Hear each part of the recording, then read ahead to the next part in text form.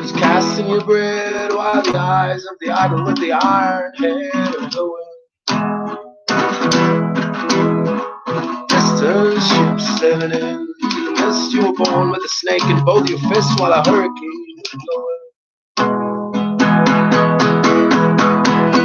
Freedom is just around the corner for you,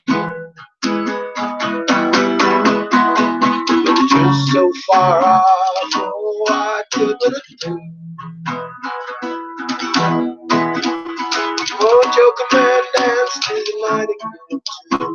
Bird fly high by the light of the moon. Oh, jokerman.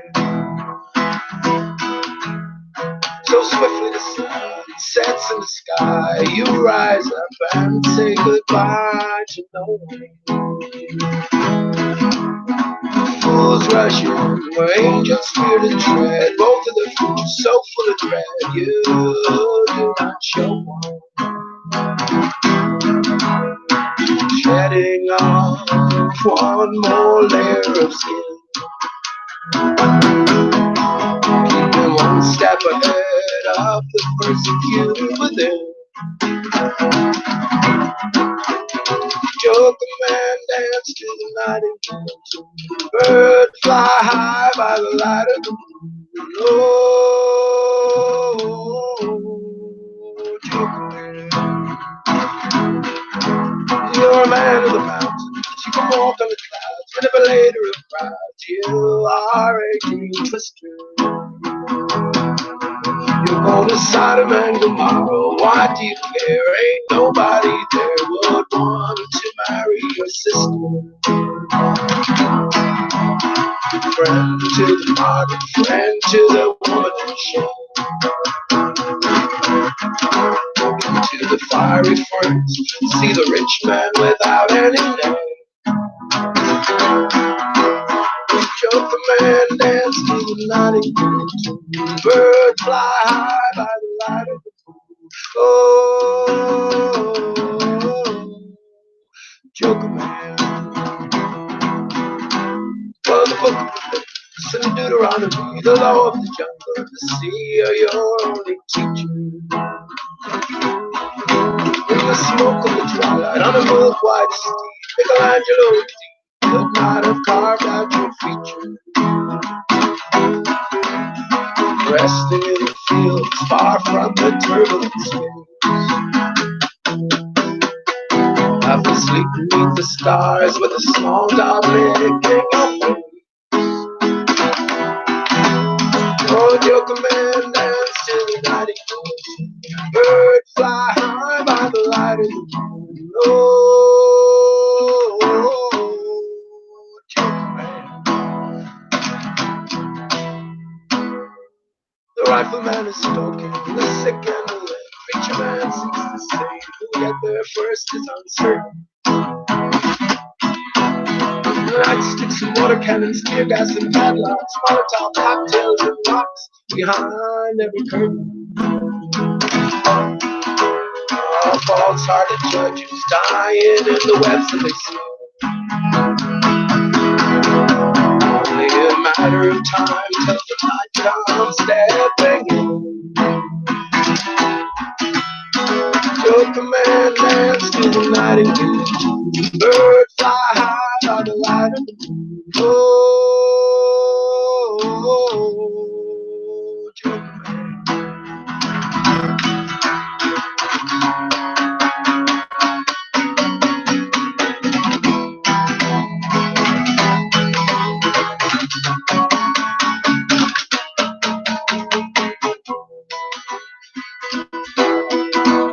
It's a shadowy world, skies are slippery gray. A woman just gave birth to a prince today, and dressed him in scarlet. He'll put the priest in his pocket, put the blade to the heat, take the mother's children off of the street, and place them at the feet of a harlot.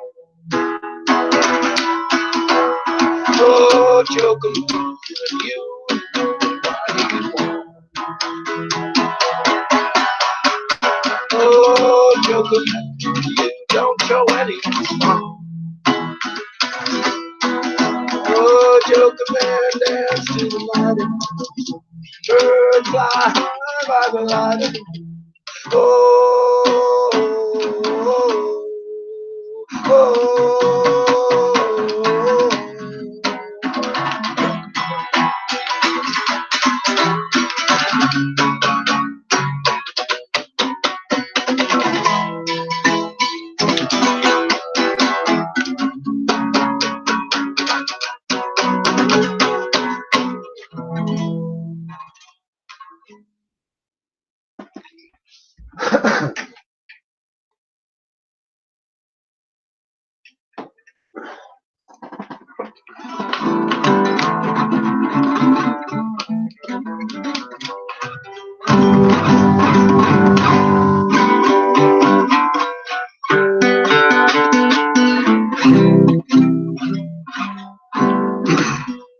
I give thee all I can, no more, though poor the offering be. My heart and lute are all the store that I can give to thee. A lute whose gentle song reveals the soul of love full well.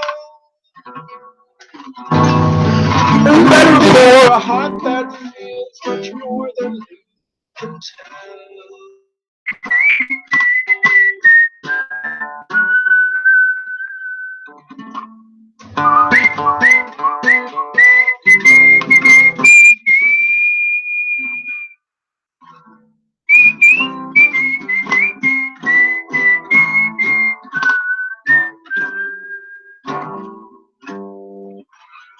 Though love and song may fail, alas, to keep life's clouds away, at least 'twill make them lighter pass, or fill them if they stay. And even if care at moments flings a discord o'er life's happy strand, oh, let love but gently touch the string, 'twill all be sweet again. Oh, let love but gently touch the string, 'twill all be sweet again.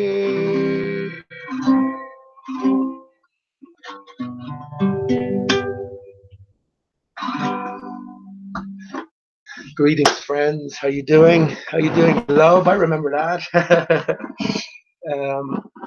No, love is always in the air. It's always that potential or possibility, even if we've lost all love. And I think no better times to have that feeling, right? The genuine ones out there, I think, have to feel this way because everything is so corrupted, everything is so distorted, everything is so wrong, right? And I guess ultimately this is what we're all here for, to figure out some sort of answers. We thought as a collective, but I think myself anyway, speaking for myself as always, I think in one sense you have to sort of give up that hope. And that was never the purpose of all of this anyway. It was always the individual's journey. Any sort of collective that gets going gets co-opted and soon led into the dirt. What's going to be is going to be. The best that you can do is control your own heart and your own feelings. Of course, we object vehemently to all of this deception, and we do what we can, but ultimately, I suppose we have to ask ourselves, what can we do? What's the most we can do? I guess what's the least we can do? And yeah, have love always in the foreground, in the forefront. That's a very encoded song. What the heck is his name? Sorry, because there's loads of names. If you read Alice in Wonderland and follow the story of the song, you'll understand there was loads of names given for it. My Heart and Lute, of course. My Heart and Lute. And yeah, if you follow the words and the sentiment, it's very applicable to our life and times. But more than that, then there's a deeper message encoded within it. And that's a different story, but a lovely poem. I was led there from Alice in Wonderland and Alice's final encounter along the chessboard, almost final encounter along the chessboard with the knight, who moves in an L, always kept flipping off his horse and tumbling on his head. So we've been reminded constantly to turn things upside down. When you turn an L upside down, of course, you get an R. So Eleanor, in one sense, can be interchange, whenever it needs be. So if we're looking at clues and if we're trying to decode it, especially in terms of any stories fed us, so any of the NASA stories fed us, we know it's nonsense. So it's not just nonsense for the sake of it. I'm winding you up, and it's a stupid silly, because it would be a stupid, silly joke at this stage. We saw through it so long ago. No, no, there's a greater story being told, and if you're paying attention, you gather the clues, and the place to look for the clues are in the names chosen, especially the prominent names, name the characters involved, name the destinations or whatever. Yeah, and just take the story as a whole and try apply it to, well, some of the questions you have within this flat Earth mindset, right? Because that's what it is ultimately, a mindset. And yeah, as I thought, the Starman was the copyright claim against that. So the last video, Hallelujah, didn't go up immediately. So I had to sort of struggle to figure out how to cut it out, and I just cut it out so the video went back up. But yeah, very encoded, but everything's copyrighted, so I'm not surprised that that happened, and I'm glad that I know now how to trim it out after a bit of difficulty and just reposting. But yeah, the point is that that's the reason I put it up there, because it's so valuable within the words chosen and within the video crafted, the visuals crafted. There are so many different clues, and ultimately it's up to the individual to see. If I said something that was the absolute truth, right, and I just knew it, all clues pointed to it, and I said it to you, you wouldn't believe it, because you wouldn't be thinking in the same terms. First of all, you'd register it, and you wouldn't write it off, but you wouldn't be able to relate to it. And the point is, you have to follow your own pathway. And I think when you do that, all of these things become simple enough anyway, because it's all the same story that's been told, just in a myriad of different ways. So yeah, that was just, well, let love conquers all. Love conquers all, and well, hope springs eternal, whatever eternal means. But yeah, I opened up with Jokerman, and I wouldn't say I'm running out of songs to sing, but I'm just happy enough to sing that out loud, and hopefully that came. My voice is a bit hoarse for that. Hopefully, it came across okay. And Bob Dylan, a major clue giver in all of this. Been 3 or 4 Bob Dylans. Oh, I was thinking of a song that I was going to sing, so I'm going to sing that a bit later on. But yeah, Bob Dylan, 3 or 4 Bob Dylans, right? So you just get the card or switch around, and you don't know what level of technologies or training are possible for these roles, which are influential on a I was going to say global and earthwide scale. Let me turn on the light here, because it looks darker than what it is actually. So it's an illusion. We can't always trust our eyes, especially when we're not there ourselves, because we can't sort of take stock of the situation. And once we understand what we're dealing with, then we're very good at taking stock of the situation. This is what ballers and all the returning antagonists don't like, because they can't handle it. And this is why none of them have ever budged 1 inch. We'll never know anyone to budge, maybe occasionally, but in general, 1 inch they've never budged, because you see things, if they budge 1 inch, then they have to budge a mile. They have no choice about it. And I'll be going through something that I went through today briefly with Rumpus. Rumpus, that's all you know him by, this character, educated, intelligent character, puts loads of time into debunking flat Earth, and according to accepted science, accepted physics, this the body of science. All the clever people are behind me and my model. This is the point of view. But again, if they give 1 inch, then they have to give a mile and 1,000,000 miles. They have to give it all up. And I'll be proven. And I knew that years ago, because I've been in this arena long enough, too long. I've been wondering as well, what the fuck? Where is it getting me? What's my life doing? And all this. So yeah, these are bigger questions, but all associated. But let's stick to that. Yeah, I wondered that 3 years ago when I came by this thought, and I wondered why all the ballers, over Earth discussions channels, if anyone remembers them, or even flat Earth debates and flat Earth discussions, and even on different forums as well. But it was the same sort of argument style, like the debate shows that are up at the minute. But I was wondering why none of them would budge 1 inch on this. You're looking at a reflected image. And now I understand why none of them could budge 1 inch from their stance, that when you're looking out at the beach, sorry, out of the open ocean, calm waters, sun's just about to come up at eye level. They can't budge 1 inch from that horizon being at 2.98 miles, according to the mathematics. So just as I destroyed that 3 years ago, and I've done it a few times in this hangout, I'll go through it again because for the most part, I've left thinking about ball Earth versus flat Earth, spinning ball Earth versus, because I know that's fantasy. It's nonsense. Once the Earth isn't moving, the ball doesn't enter the equation based on everyone's universal experience of water. At similar temperatures and pressures, it behaves exactly the same. And we know that there are similar temperature and pressure systems throughout the Earth's oceans. Very similar. I mean, a little range from here to there, but within all reasonable bounds. So on that basis, if the Earth isn't moving, even considering the ball would never, any ball, it would be just the most stupidest thing ever. We'd never go down that path. It's only because we've been set and led down a certain path for maybe the best of reasons, but who knows? Living it, it doesn't feel like that. But maybe ultimately it is the best of reasons because we're not this body. We're not in the human form, HU man. We are the eight, right? Because we've been twisted from the zero. And here we find ourselves in this human form, HU man. H is the eighth letter. So think about it in terms of yourself. This is why dodo, we have the H, the O below, and we have the line through the center and the D along each side. Now you can rotate that around as you like, but that's what the dodo represents, this divided state of us. So yeah, we are in this human form, which entails the material, obviously the vast majority of our body, but the immaterial is the driver, the driving force, the thought, which is dimensionless. So we have the dimensions, things that can be divided and counted. This is what the theta represents, which is the one, all things material, and the zero, no beginning and no end, the immaterial. And this is what we are. It's the immaterial core to us, not core down here. Everything as humans must go through the heart, because the heart is the bridge between the immaterial center and the material center, and most especially the groin, the regenerative center, right? And this is what everything comes back to as well. Everything is all about you because you represent your kind. Everything. And I've said this numerous times before. You think of all of the fantastical or unbelievable achievements man can undertake, even including all of the paranormal things. Everything that anyone can do is within the capabilities of you. Everything.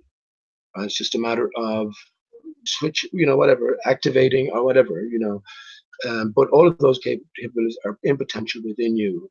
And should we should we learn to operate, I guess, transform the material, then they all become available.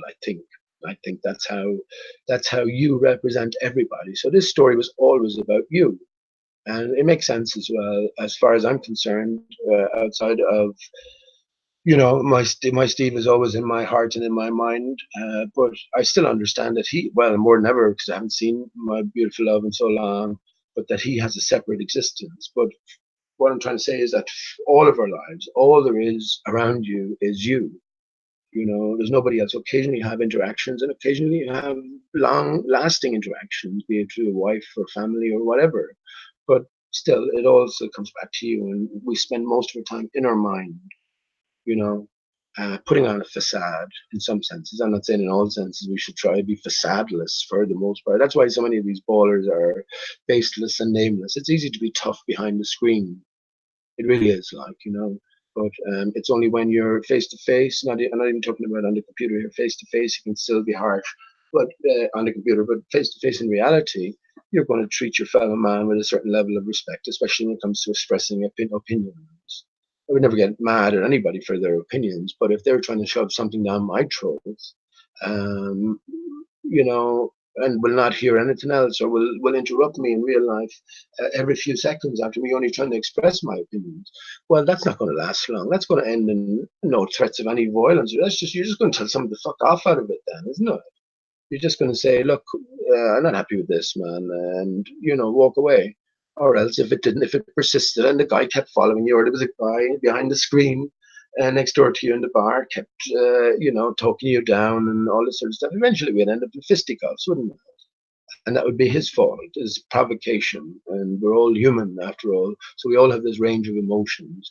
But yeah, this is why these people remain behind the screen and remain faceless. They can be tough. The internet has made warriors out of wimps, right? I don't mean that in the judgmental sense as well. I think everyone is playing their part, and the people who are these consistent returnees to the same retarded argument are maybe playing a necessary part, all for the purposes of contrast. It's only by us being immersed in um, the material, all things material. This is what the heliocentric, hell is the material. That's why the devil has reigned over the material, and he offered Jesus the material world if only he'd bow down to the material king, the Lord God. That's what I think. It's a distinction between God and Lord God from Genesis 1 and Genesis 2. And as I say, or as I've said before, what I think happens when you quit this existence, I was going to say reality, because it's unreality. Then you go back to real reality in the true form, whatever that takes. I know for certain we're in a divided form here. I also know for certain we're not the body. You know, I think we're something all the more wonderful and united. Yeah. So that's a different story. But I was back to Bob Dylan and Jokerman. Yeah, very encoded song, and I'll read it, and yeah, let those with ears hear. And we're looking at everything in light of. I am anyway. This is what I am, looking everything in light of a fabricated history, a relatively recent beginning, Genesis to Genesis 2. We're in Genesis 2, so following destruction. Remember I say everything goes back to Aristarchus? Well, we were crafted, we were made, by the way, as opposed to created. In Genesis 1, we were made. Genesis 2 by Lord God, where it suddenly changes from God, capital G, O, small o, and D, or Godo. You can get a dodo in there somewhere, right? Dodoism, waiting for God dodo, right? But yeah, it suddenly goes from God with a capital G, small o, small d, or lowercase, to Genesis 2. And you'll notice, I have book of Revelations up, actually. I'm going to read the last chapter, but I should nearly read Genesis 1 and 2, just to point out where these distinctions are, and let you rethink about it maybe. Remember that the Bible literalists were waiting at the door of flat earth for us, and they're an organized bunch. Now, I have nothing against my fellow man, but when there are groups operating in cahoots, playing a deceptive role, well, I'm going to call it the groups and the participants within that groups, right? But the Bible literalists were waiting for you at the door of flat earth with their book in hand, waiting for you to continue to externalize everything. This is what it's all about: externalization versus internalization. And one is intimately connected with the other. I pointed out numerous times that soul is you, Sol. Jesus is the Son, is within us, right? So everything is a package. There's no separate. Well, even though we are in the realm of separation, we are separated from self. Yeah, ultimately there is no separating the external to the internal. This is what we have to combine. So as well as combining internally, we have to combine the external to this complete internal. And especially in our mind, in our thinking, in our understanding, then you can move mountains. So this is what knowledge is. And this is what I think we're being born again here, right? This is what I was just thinking, to go off on a little bit of a tangent before I read Jokerman. We've been born again here. Someone said to me recently, I said, how do you be born again? And he said, give yourself up to Jesus and ask for forgiveness of sins, and then you are born again. And I'm going fine, but he's thinking of a literal Jesus, isn't he? And you can't give yourself up to any other man. You can't do it. You can't do it. This is a story, and when someone is telling you that, they're telling you to give yourself up to their idea of something. Now, you can't do that because you can't picture what their picture is. So you have to formulate your own picture.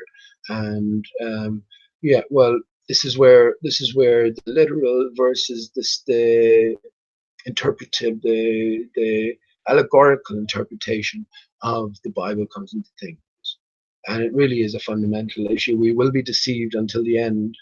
So I'm just telling you where I'm coming from, and these are my true. I try to be true and honest at all times. I really do, no matter what. So you can take it if you want, but these are just my opinions, my thoughts on the matter, and yeah, I can get pissed off at organized groups, and call out the deception, especially when you're being called a deceiver for calling out a deception. So it's not my intent to offend any decent person out there. We're all looking for the same thing, but yeah, each individual builds up their own picture of whatever they choose to follow or whatever interpretation they choose to put on stories, which the greater meaning is within the symbolism, right? Within the metaphor, within the parable, within the allegory, right? Rather than just a literal. You can't tell anyone the truth. You have to glean it yourself. And I think ultimately this is what it's all about. Um, but yeah, we're told we're from stardust. So this is where I sort of connecting again. So Genesis 2, we're made from the dust, right? What dust? The dust of the earth. It seems like there's some sort of destruction. Everything is started again or restarted somewhere else from Genesis 1 to Genesis 2. And another clue for us is the run over from Genesis. They're two different stories.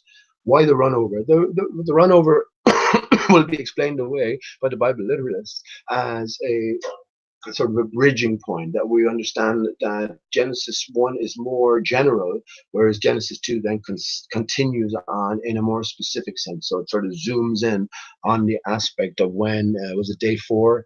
Was it day 4 actually? When was man created in Genesis 1?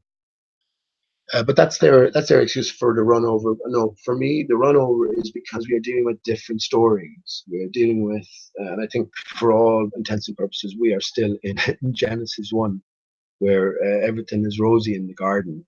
And in a literal sense as well, I think as the picture goes, Aristarchus is decapitated above. There's only one tree. They talk about giant crystalline trees. Only one tree in that's the tree of life. So that encapsulates everything, the tree of life, right? There's only one tree and all its tributaries, this is where all the mountains come into things, and this is where all the deserts come into things as well. Sand is the sawdust of the giant tree, the giant decapitated tree. And yeah, so we're made of stardust, we're told, right? Or the dust of the ground. So yeah, when the crystalline, oh yeah, all matter is a decayed form of the original crystalline, right? So when that was decapitated, we had this division. Aristarchus is still intact. The tree of life is still intact below, divided above. We are still intact below Genesis 1, and we're divided above, living in Genesis 2. 9/11 was an inside job. I was happy when I really got the meaning behind it, because all of these terms are given to us, you see, like the 9/11 conspiracy was given to us, and all the different conspiracies are handed to us on a plate. But if we just go, well, I know that Sandy Hook is a hoax, but you don't look, and then you discard it. That's all. I want to get these hoaxes. I want to tell everyone about the hoax. Well, do that. But also, you have to think in terms of a greater story being told through the crafted, fabricated story. Remember, it's storyboarded. So all of the names are. Think if you were to write a book yourself, what would you do? You'd craft, well, you wouldn't just pick any old name. You'd craft some sort of hidden uh, um, significance within any and all names chosen, right? Because you have the free choice. So when you're talking about the hidden hand here, or the same hand that's behind pretty much everything, well, then we can look at everything given to us in a much more serious sense. That's all I'm saying. You're free to do that or not, but I've certainly found a lot of clues from there. Mark Sargent himself, I've said this so many times, Mark Sargent himself, um, he comes out with his clues, September clues. We're told that in an interview. Remember the interview Mark Sargent did? If I could bring it up, I might might do that in a few minutes. He tells you himself. Your man asks him. So there's three of them there, the astrophysicist or whatever he was, Mark Sargent, and they interview a black guy in the middle, Sammy Davis Jr. like character. And I think he asked him, what was the question? Why would a god, why would a creator do all of this with all of the death, disease, famines, wars, etc.? Why would he do that? I'll have to get that up now, because I don't think that was the exact question. But Mark Sargent's answer anyway was, Well, maybe it's all a game. Maybe it's a puzzle you have to follow. Something along those lines is what he said, and indeed it is. So when you look at Mark Sargent himself with his clues, remember he's I was going to say king. He's not king. He's Mister Flat Earth, and Patricia Steere is Mrs. Flat Earth. So Mark Sargent, Patricia Steere, Mr. and Mrs. Flat Earth. Robbie Davidson has been elevated to King of Flat Earth.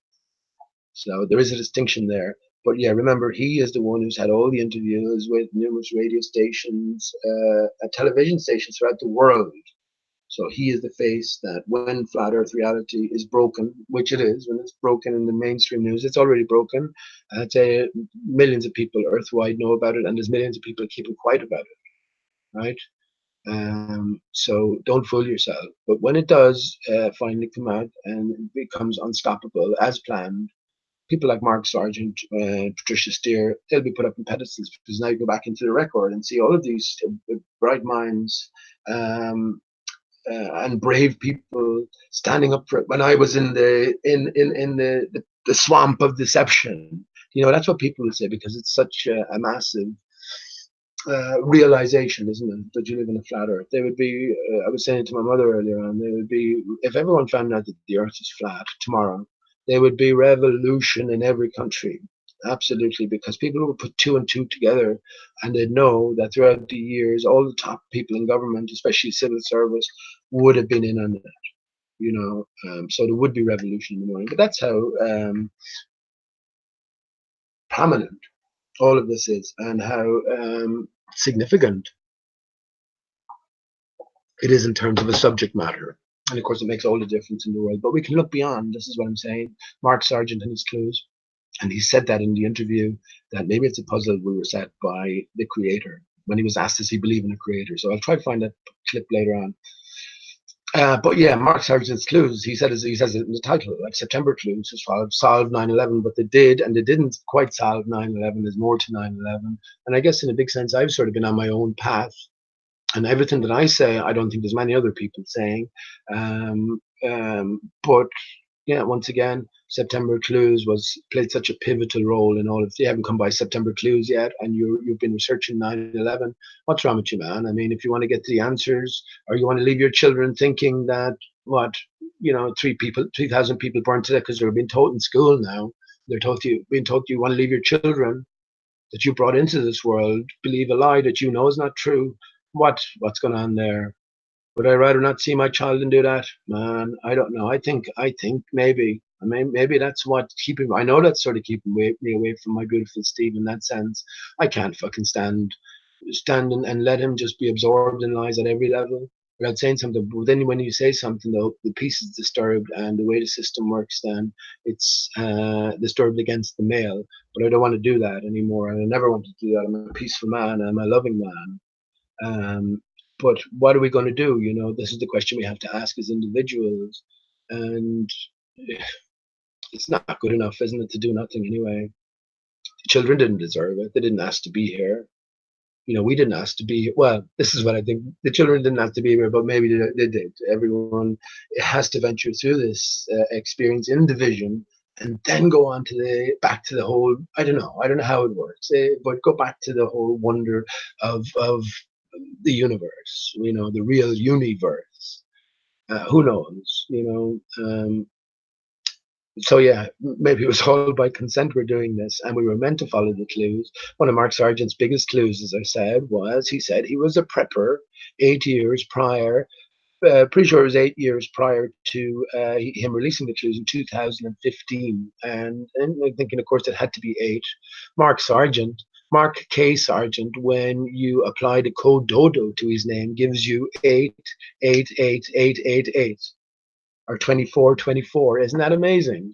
No, it's not, because it was written that way. But Mark's real clues were much deeper than the superficial clues. And that was one of these clues. Mark Sargent Prepper, right? Mark Sargent Prepper, Sergeant Pepper's Lonely Hearts Club Band. And then we have Patricia Steere, Miss Steere, she says is her email. So Patricia Magical Mystery Tour, another Beatles reference. So then we can pick up the baton from there.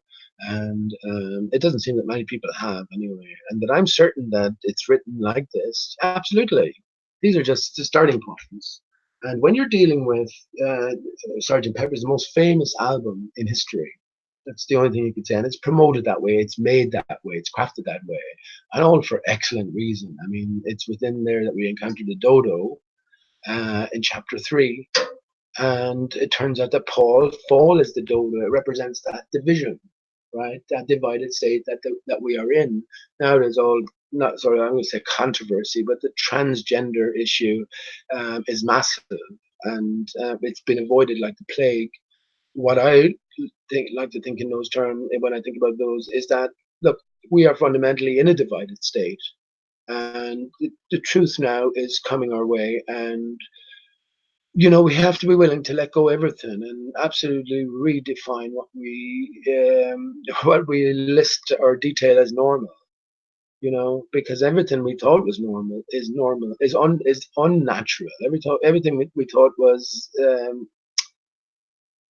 yeah natural is completely unnormal. So we have to really be capable or be willing to flip everything, to let go of everything, but hang on to love, right? So said love but gently touch the strings.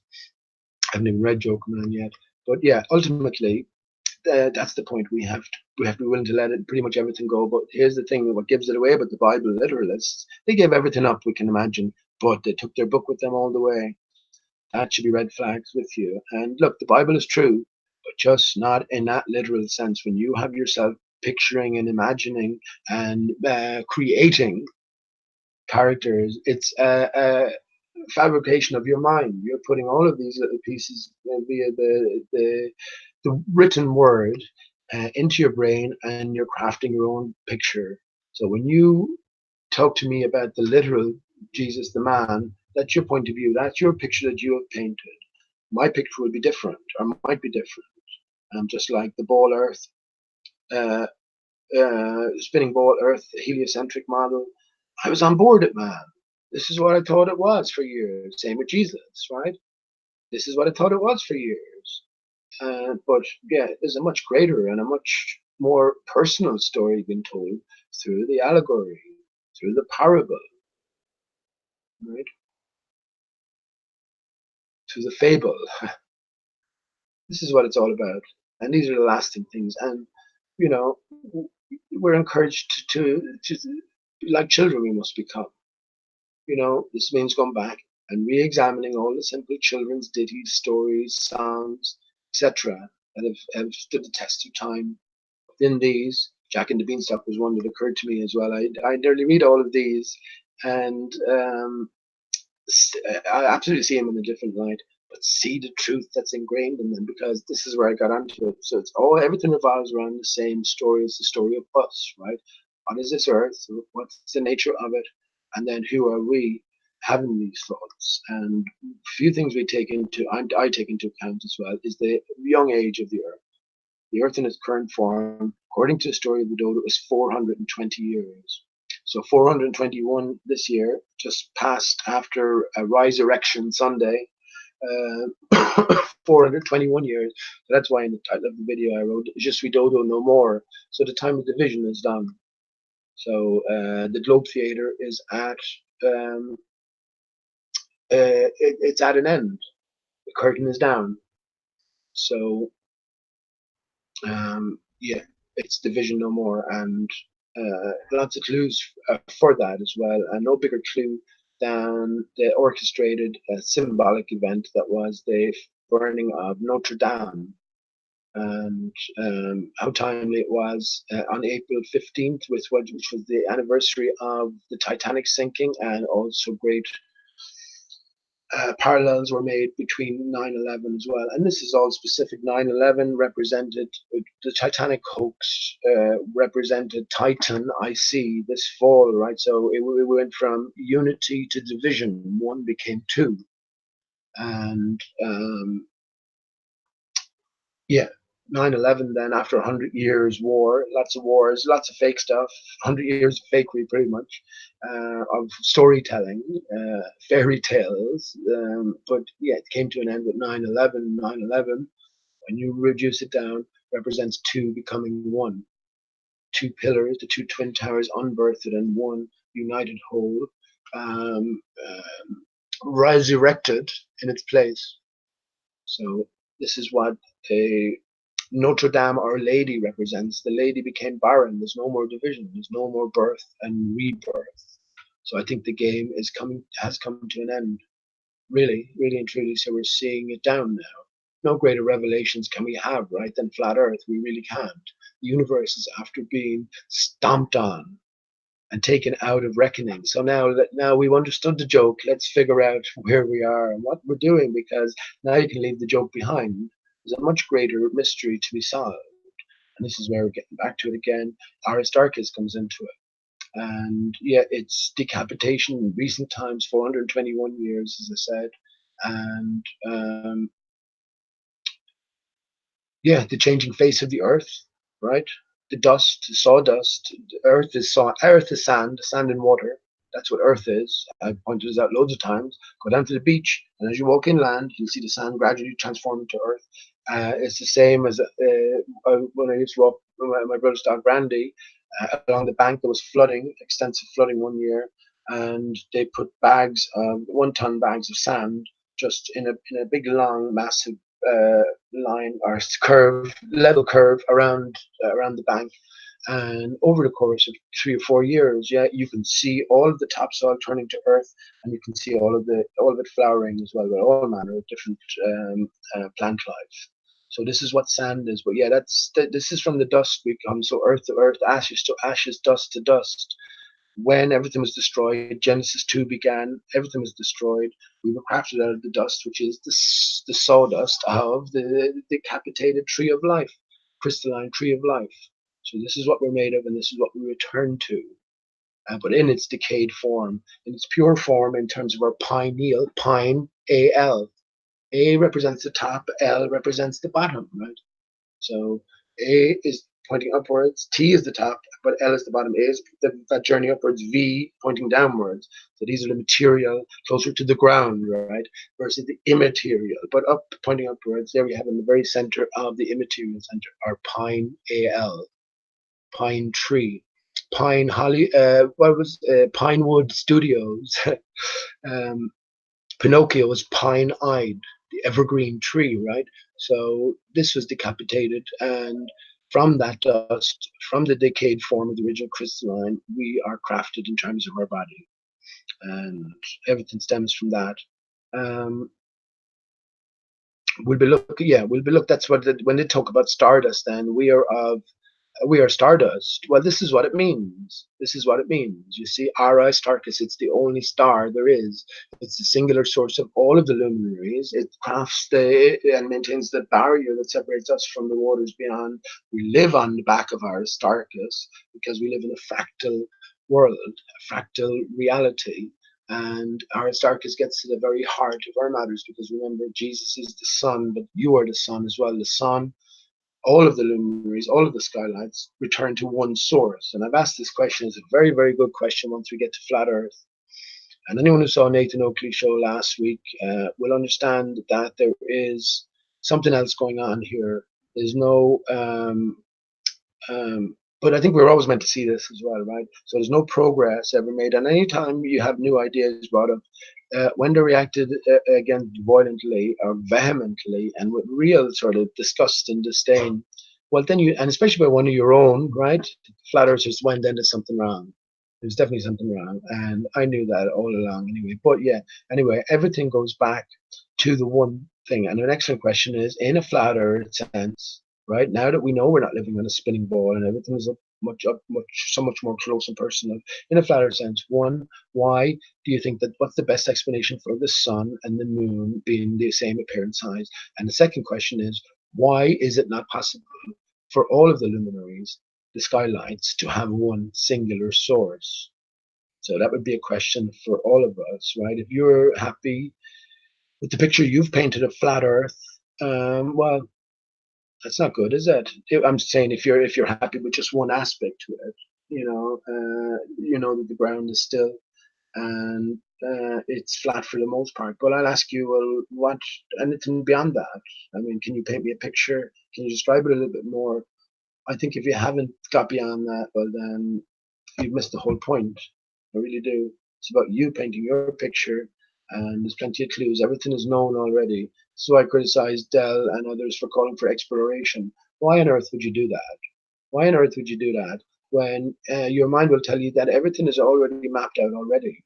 We are getting the fictional, the fabricated version of events.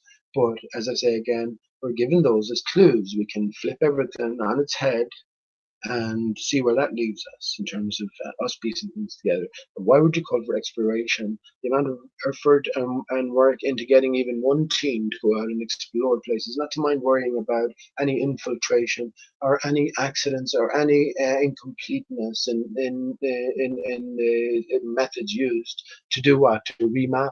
Well, you know, and also, yeah, big deal was placed on the south. Everyone, let's go south. Admiral Byrd went south, and a few mumbles about north as well.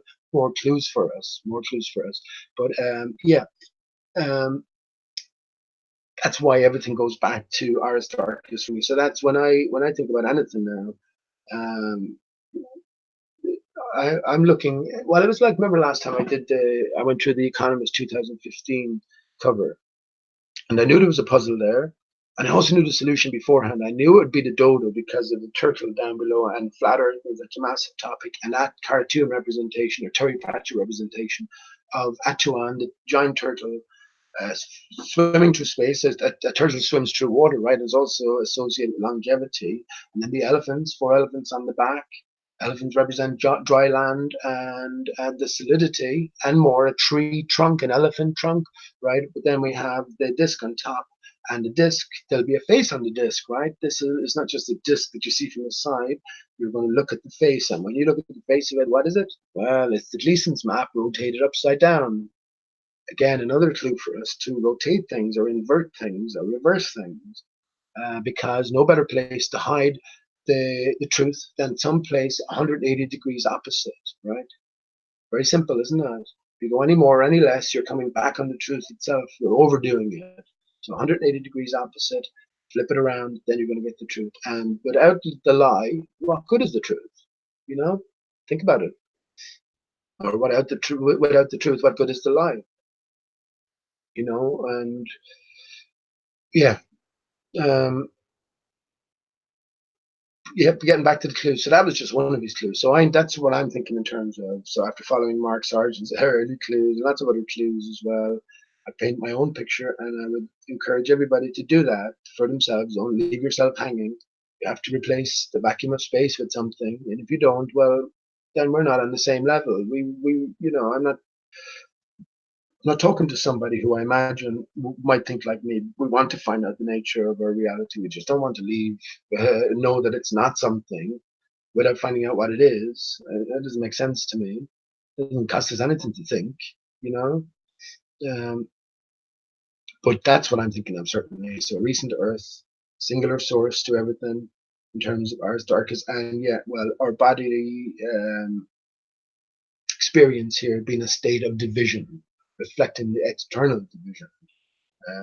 So when I read the lyrics here of Jokerman, I go into chat then just in case there's any arseholes around. And if you want to wrench, just let me know. And yeah, let me go on. Let me read Jokerman. Tim is the Jokerman, of course. Tim Osman is the Joker with the two faces. So Tim is the middleman. All sort of inquiries are catered for, and you'll have your favorite ball or antagonist. You'll also have people then who will meet you somewhat on this side, but for the most part, they'll stay on that side on a consistent level. And then you'll have the absolute fakers, right? The people who are put in on the flat earth side, but they're completely acting their part, which is a lot of them, by the way. They won't move beyond a certain bounds, and they'll never call out other actors. There's another way you can judge it. I'm not judging any man, and I can't judge any man. For the most part, they all seem like nice guys to me. The best I can hope for is very best is that they are playing their part, deceptive part as it is on both sides. but ultimately for the best of intentions, right? They are in on a secret or a greater secret anyway that we're not in on, and they are playing their part. And sometimes the role of the villain, right, is the best part, the most interesting part to play. I think I've handled all the villains in, like I handled Rumpus today. He'd be one of the villains, you know.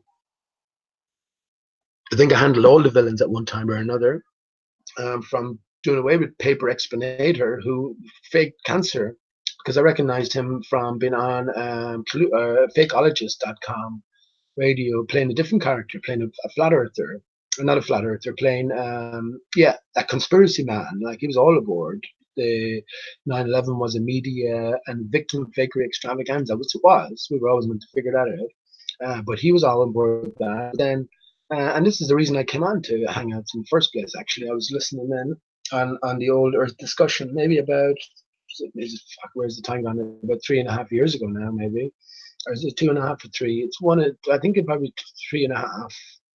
2015, when Mark Sargent brought out his clues. So not long after that, well, we were talking about flat Earth over Fakeologist, maybe 2013. Definitely thinking about it before that as well.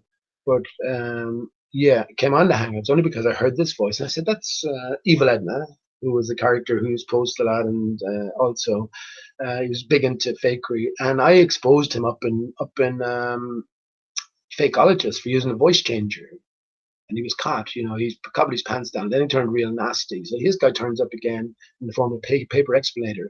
So the night I came on, I uploaded Google Hangouts. I said I'm going in there to confront that guy because now he was an anti-conspiracy crew guy, and also he was an ardent ball clinger. So I said he's fucking. I exposed him already. I'm going to expose him again. So as I went in, he didn't expect me. Although I probably had left a few messages and chats here and there. This guy's Evil Edna. As I went in and confronted him, um, he got all nervous, and I think he slipped up. He said, "Well, he to take, you know, it's such a devastating accusation. He knows it's true as well. That to take focus and attention off of it, he claimed there and then he was diagnosed with terminal cancer and he had 8 months to live." And suddenly the whole tone changes because, of course, the man could be serious. I knew he was just fucking. He's a liar, right? But he just did it because he was cornered. And the other people in the panel, then, you know, when I started calling him a bullshitter, it's nonsense. Of course, you get attacked. So before you know it, then you're kicked out. You're kicked out for being so insensitive because you denied stories. But before I was kicked out, uh, went in to ask him about the details, and there he was drinking whiskey and fucking spending all hours on these hangouts as well. So if the man just terminal cancer, he's not going to do that, right? But anyway, he slipped up and he said later on, instead of 8 months to live, 4 months to live, or 5 months to live, something like that. He changed the number anyway. And when I pointed that out to him, more lying and more deception and all that. So yeah, I've faced all of these characters and faced them down. Paper Explainer had to concede intellectually to me. So these are all the villains in one sense that you have to face. You know, the people who will argue their way out of a paper bag. You know, but once you're sure of yourself, and that's why it's a tough gig being a baller these days because they've lost. They have nothing. They're so transparent, you know. And we learn more by what people won't talk about, what positions they'll hold. All of these bowlers to the man are almost anti-conspiracy. You know, Sandy Hook happened, went down as it occurred. NASA is real in spite of all the obviousness of the fakery. So yeah, this is a little clue for us, isn't it? It's made too obvious. So we can understand that they're all playing a game. They're united under a common um, cause, whatever that may be, and to a big degree, they're in the secret. Now they will know. You can be sure that every one of them will know the story about 9/11, that it was a media hoax. So they would have been left in on the greater symbolism behind 9/11. Would have been recruited onto that side. So this is what I mean when they're in on the secrets, and they are in on some secrets, and whatever to whatever extent, I don't know. I don't know. I've been accused this week and last week of being a shill from the Flat Earth Society. Yeah, I've talked about that the last time as well. Fuck that, man. The last time I went to, I have no affiliations to anyone or anything. If I was a shill of any form, I would never be able to talk about Aristarchus. I know that now. I'd never be able to talk about it. It's that significant because there's clues everywhere. You guarantee you go into any Masonic lodge, anywhere or any building, I've realized recently every time you go into a church, you're going to a walk through the human body, right? But yeah, I know anytime now you go into a lodge, I don't think I've ever been in one. But yeah, you'll see all of these different symbols, and I'll be able to relate it back to Aristarchus. If I was a shill in any way, shape, or form, I definitely would not be given that knowledge. I don't know who, to what degree, at what degree you might be told this, but it's definitely encoded within their works. And that reminds me of a story I told before. I was walking Brandy, my brother's dog, and it was just next to the castle here in Limerick. King John's Castle is the Masonic Lodge.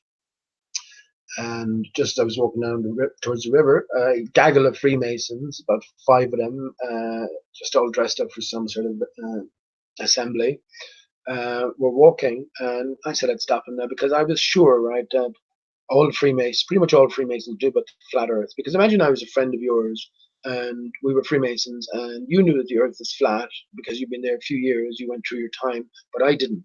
But we were friends outside and inside Freemasonry. Imagine, you not telling me something like that. I'd never speak to you again. But maybe it depends on what I found out afterwards, then, right? And then once you find out something afterwards, you go, okay, now I get why you didn't tell me.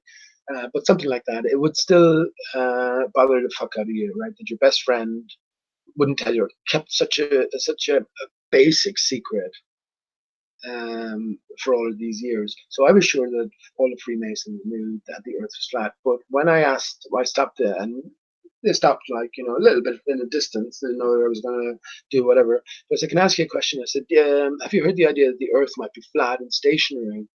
And the guy I was talking to, he showed interest. He said, no, I've never. I said, go away out of that.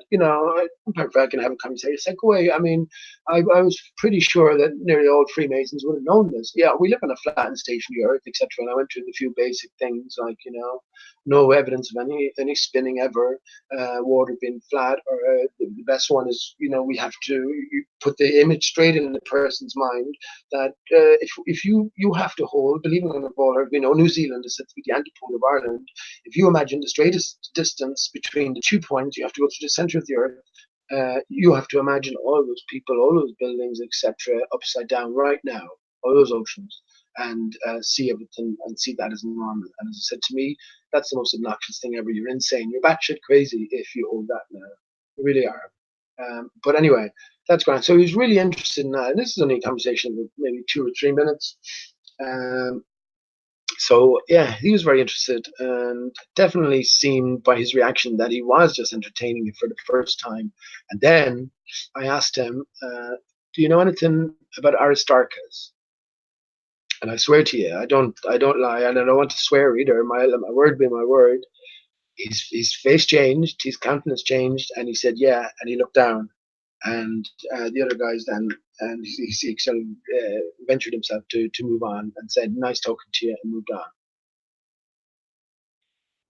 So make of that what you will, but again, I think there's different levels, and once you're let in on one secret, you're given greater reasons for it, which you accept and keep the secret.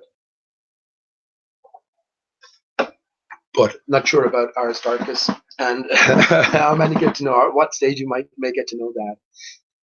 But that's the terms I'd be looking at. Um, and putting everything within that context. A relatively recent origin to Earth in its current form, a singular source to all of the luminaries. I was just thinking to myself,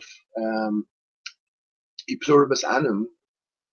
Well, we're told that there are pretty much an infinite number of stars out there. Well, what if there's just one star reflecting infinitely, like a hall of mirrors?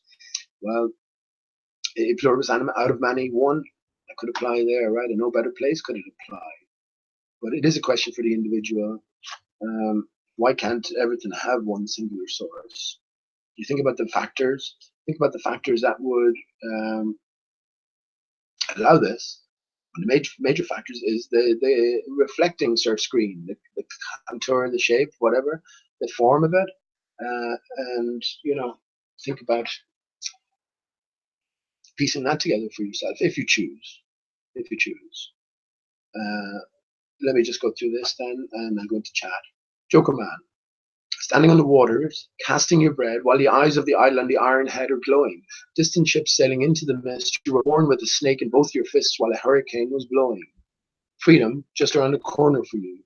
Truth so far off, what good will it do? Jokerman danced to the nightingale tune, bird fly high, by the light of the moon. Oh, oh, oh, Jokerman. So swiftly the sun sets in the sky, you rise up and say goodbye to no one. Fools rush in where angels fear to tread, both of their futures so full of dread you don't show one, shedding off one more layer of skin, keeping one step ahead of the persecutor within. Jokerman danced to the nightingale tune, bird fly high by the light of the moon. Oh, oh, oh, Jokerman. You're a man of the mountains, you can walk on the clouds, a manipulator of crowds, you're a dream twister. You're going to Sodom and Gomorrah, but what do you care? Ain't nobody there would want to marry your sister. Friend to the martyr, a friend to the woman of shame. You look into the fiery furnace and see the rich man without any name. Jokerman danced to the nightingale tune, bird fly high by the light of the moon. Oh, oh, oh, Jokerman. Well, the book of Leviticus and Deuteronomy, the law of the jungle and the sea are your only teachers. In the smoke of the twilight on a milk-white steed, Michelangelo indeed couldn't have carved out your features. Resting in the fields, far from the turbulent space, half asleep near the stars with a small dog licking your face. Jokerman danced to the nightingale tune, bird fly high by the light of the moon. Oh, oh, oh, Jokerman. While a rifleman stalking, the sick in the lane, preacher man seeks the same, who'll get there first is uncertain. Nightsticks and water cannons, tear gas and padlocks, Molotov cocktails and rocks behind every curtain. False-hearted judges dying in the webs that they spin, only a matter of time till the night comes stepping in. Jokerman danced to the nightingale tune, bird fly high by the light of the moon. Oh, oh, oh, Jokerman. It's a shadowy world, skies are slippery grey. A woman just gave birth to a prince today and dressed him in scarlet. He put the priest in his pocket, put the blade to the heat, take the motherless children off the street and placed them at the feet of a harlot. Oh, Jokerman, you know what he wants. Oh, Jokerman, you don't show any response. Jokerman danced to the nightingale tune, bird fly high by the light of the moon. Oh, oh, oh, Jokerman. By Bob Dylan, the corporation. Bob Dylan's a corporation. And well, as I said, Tim is Jokerman. Tim is one of the main antagonists who has been around from the very start. He's Jokerman, but he also chose the name Tim Osman. So Tim Osman, if you know anything about conspiracies, association with Osama bin Laden, was of course associated with 9/11. Everything will come back to 9/11, which was 400 years in the making, and preparing for. So Tim Osman knows, but when you question further the whole 9/11 narrative, you look into Osama bin Laden, is a man who doesn't exist, right? Very little information on him. So a very crafty character from the beginning, but you get then this Obama arriving on the scene, and this conspiracy is put out there. Obama, Osama. This was handed to us on the plate, like Flat Earth as well. So we can make that connection, and we find I did my own analysis of this back 2011 or 12 or something, and yeah, absolutely found it to be the case. You had too many different matching points that it would be impossible otherwise.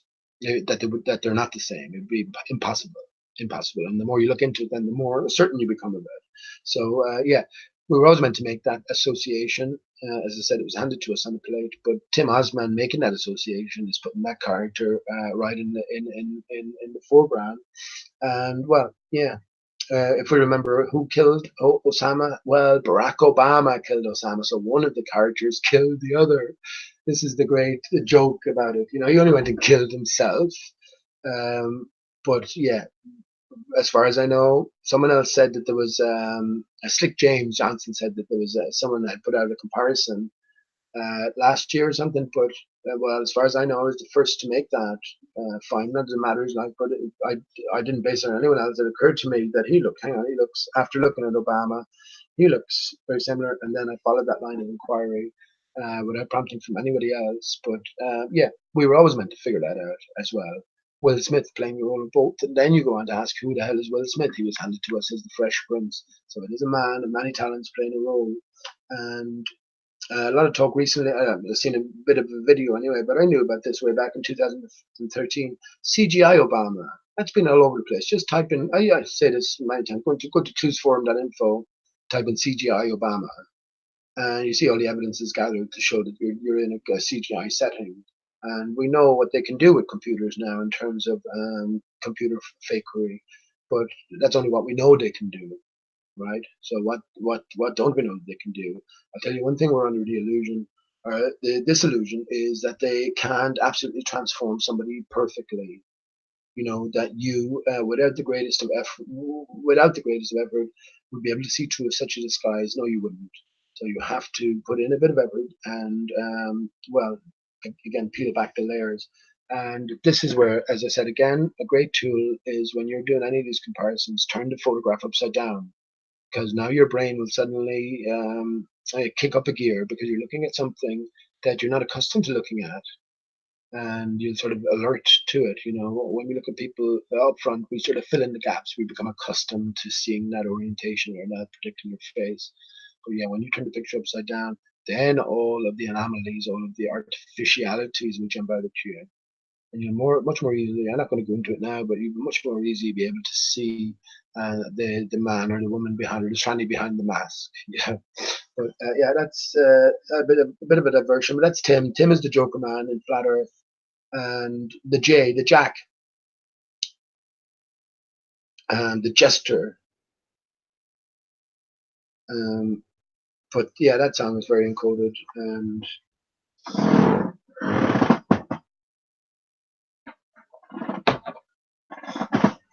it's one I learned years ago. I'm not going to go into what I think of it now. A few things jumped out.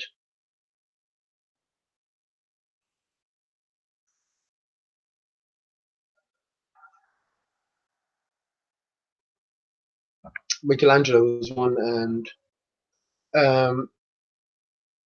Smoke at the Twilight, the shadowy figure, you know, the silhouette, Michelangelo, maybe the man who didn't exist as well, was crafted from whole cloth. Yeah, absolutely. For me, all the same hands are behind everything. It's like the works of Shakespeare, the same hands that wrote the works of Shakespeare wrote the Bible in around the same time. The works of Michelangelo, Leonardo da Vinci, a crafted character, Galileo, Copernicus, etc. Throughout this relatively new history, I think there's a completely different story before pre-destruction, if it even ever existed, right? If this isn't all a construct in the first place. But there's a completely different story, and it doesn't involve any of the parts, let's just say, the constituent parts that this reality does. So everything before that is a fabricated version of events, from Aristotle to Plato to Aristarchus of Samos, all of these ancient Greeks, Romans, etc. All fabrication, all storytelling, and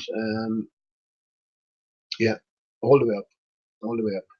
It's fantastical, isn't it? It's absolutely fantastical. But one thing about me, I don't like to get too deep into it. I read a bit of the story and then sort of piece it together myself. And yeah, everything is 421 years since the discovery of the dodo. So if the dodo represents the changing face of the land, he represents the disc on top of that representation with the turtle and the elephants. Well, um,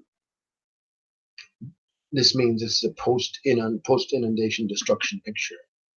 So that's what I mean with that. And the dodo then representing that divided state of us as well. And well, dodo no more. So that divided state is over. You can see how I sort of waffle around, but that's fine as well. I generally tend to come back to the same points again. But it's down to prove anything. But there's so much. Where do you start? Um,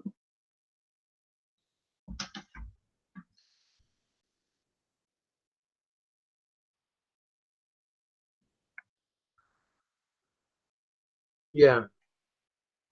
It's clearly a story about Jesus, right? Standing on the water, casting your bed with the eyes of the island and the iron head of glowing. Well,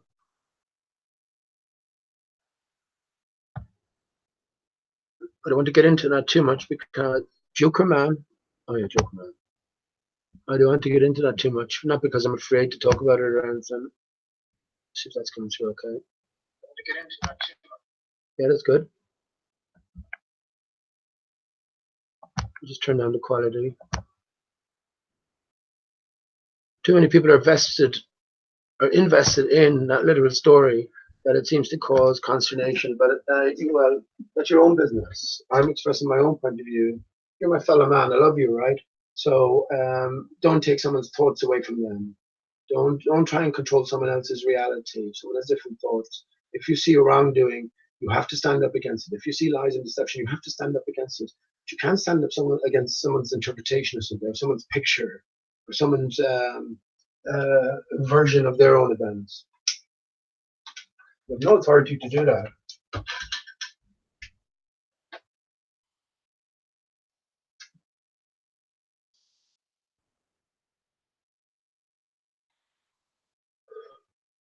That's generally what happens, right? That's generally what happens. You're met with this violent resistance, attacked from all sides, and then before you know it, the point you were trying to make get lost. And this is what I find as well.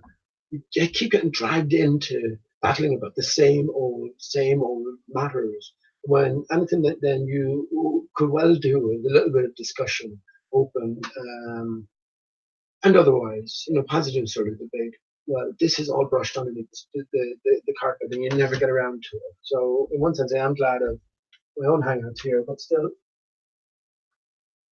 I often said it. Imagine all those great brains in the baller camp putting their mind towards putting a greater picture together of our reality for us, or helping to. Man, then you'd see movement. But you don't see that. You don't see that purposefully. And you can hate these actors, and as I've said so many times, all things as they seem, all things being equal is how I describe that. All things as it appears. These people deserve hanging by the neck until dead. And I don't like to say that lightly. I don't like to say that. But these are crimes against humanity. We're in an enslaved state that is caused untold harm, hurt, misery. That's all. And it's taken as a whole. You can't separate it into its different components. But on that side, you're supporting an officialdom, or we know the other side. You have the bridgers of both sides, but fundamentally they're on the other side. But maybe we're all pretty much on the same side as well, ultimately. This is my point of. But if all is as it seems, and they're doing this because they're part of this group, and all there is at the end of the day is just a greedy motive, a power-driven motive, well then you deserve hanging for treason to mankind, your fellow man, humanity. That's all you can say. You deserve the most stringent punishment, I think. And I wouldn't do that. It was my own personal judgment, and it did deserve hanging. I wouldn't do. I don't think I would do that, but I know it would be called for. The crimes would be worthy of it. That's all I can say about that. And I do hold that to be true. But I do think there's a different game going on as well. So if they're doing it ultimately for greater, higher motivations, well, then we have no right to judge them on. So that's why I qualify these statements with those things.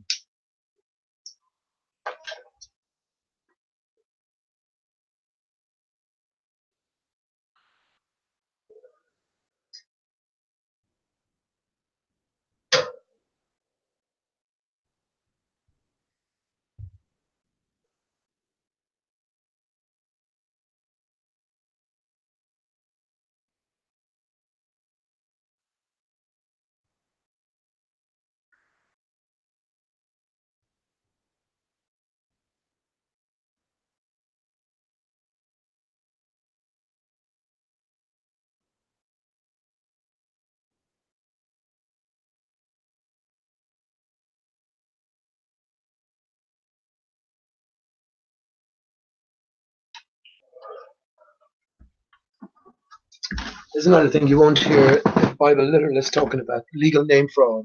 They hate the talk of giant trees. I never hear them talking about the legal name fraud. Why would they be in the church, Crown Corporation, but the church ultimately owns all of the legal names? It's their property. Their property signed away. But all, and I've gone back to using the legal name. I had to. Is that I had to? But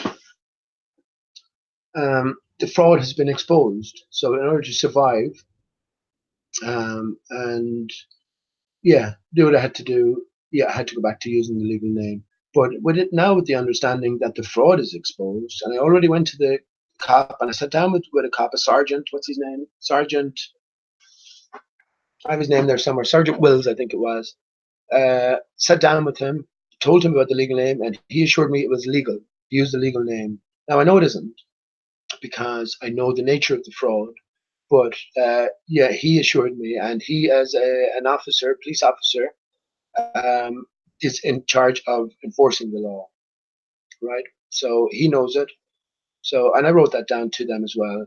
Uh, but yeah, now we know for the first time what the legal name is, right? It's a corporation. A trust is set up in the legal name, and you are unwittingly acting in the role of trustee, right? Whereas you are the living man, right? The distinction between you do give life to the legal name, but yeah, when you understand exactly what it is, well, then you understand your position in relation to it, then well, you're free. You are free. And remember, this land is our dominion. Now, we can claim dominion all we like as the legal name, the dead fiction, over the fantasy spinning ball earth, right? This could be your picture of your reality. This is the power of the word is. When you decide something is, then you have given it life.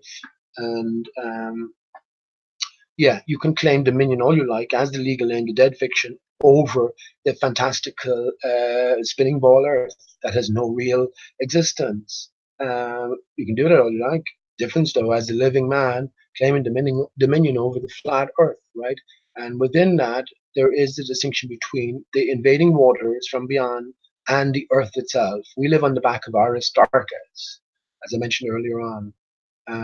This is why people have been said to the Earth on the moon, because they're all the same thing. And then we're dealing with a fractal reality. But now, yeah, Aristarchus is sticking out above the invading waters, which inundated when Aristarchus was decapitated.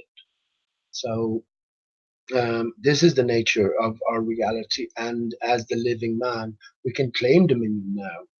They all serve you, right? They all claim to serve you. They don't claim to serve the legal name. So you can do what you like with that.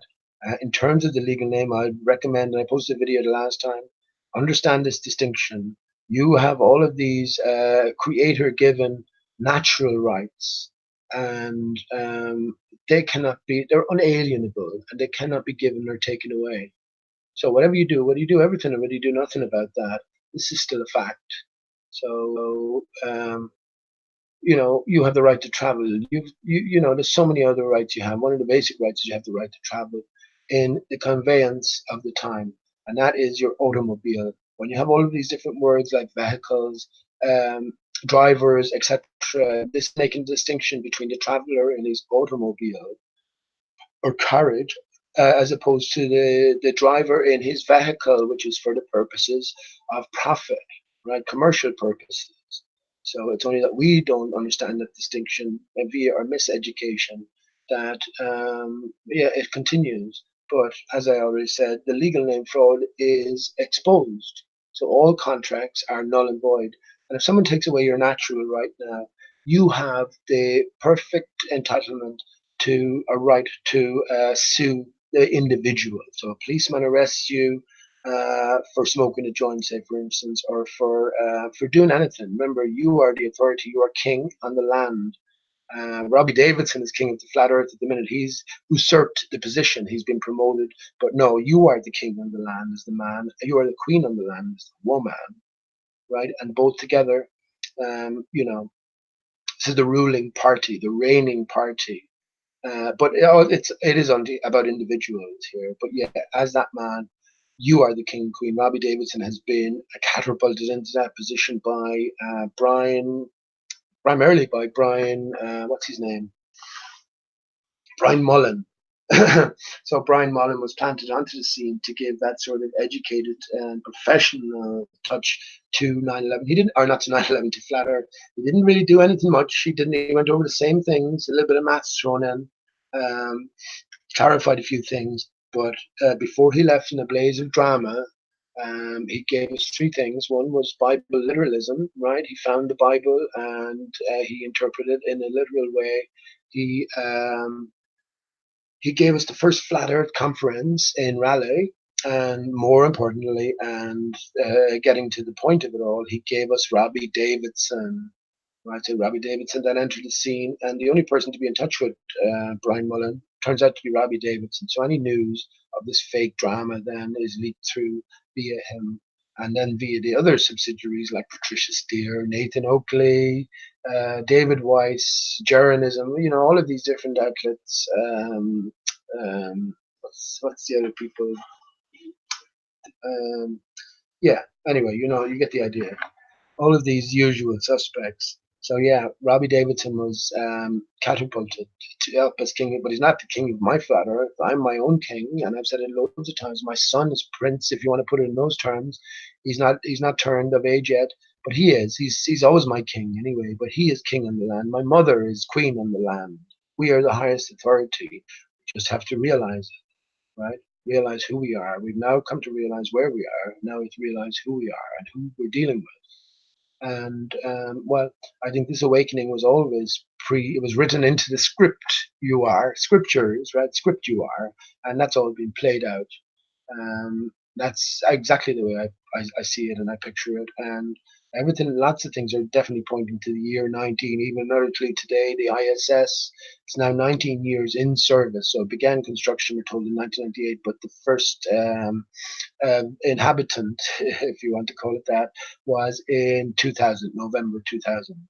So there we have another 19, which again, for me anyway, brings everything to this year. Everything's focused in on this year. And how coincidental is it that Easter Sunday, Ishtar Sunday, Istar Sunday, Aristarchus Sunday fell on April 21st this year. It coincided with the Queen's birthday, the head of the Crown Corporation. Crown as well, the top of your head. Fell on 4/21, and it turns out that it's 4/21 years since the birth, if you will, of the dodo, or the discovery of the dodo, the discovery of the dodo. So if the dodo represents that year one or year zero, whatever you want to start it, after post-destruction, decapitation of Aristarchus, if that's what the dodo represents, what an amazing coincidence that we have 4/21 there playing such a prominent role. And again, Aristarchus, the resurrection of the Son, right? The Son of Man. Jesus is the Son, and Jesus came about because of the destruction of the old ways, I guess. So Jesus isn't necessarily a positive thing. We live in a broken system, right? So when I say Jesus isn't a positive thing, I don't mean that in any disrespectful way.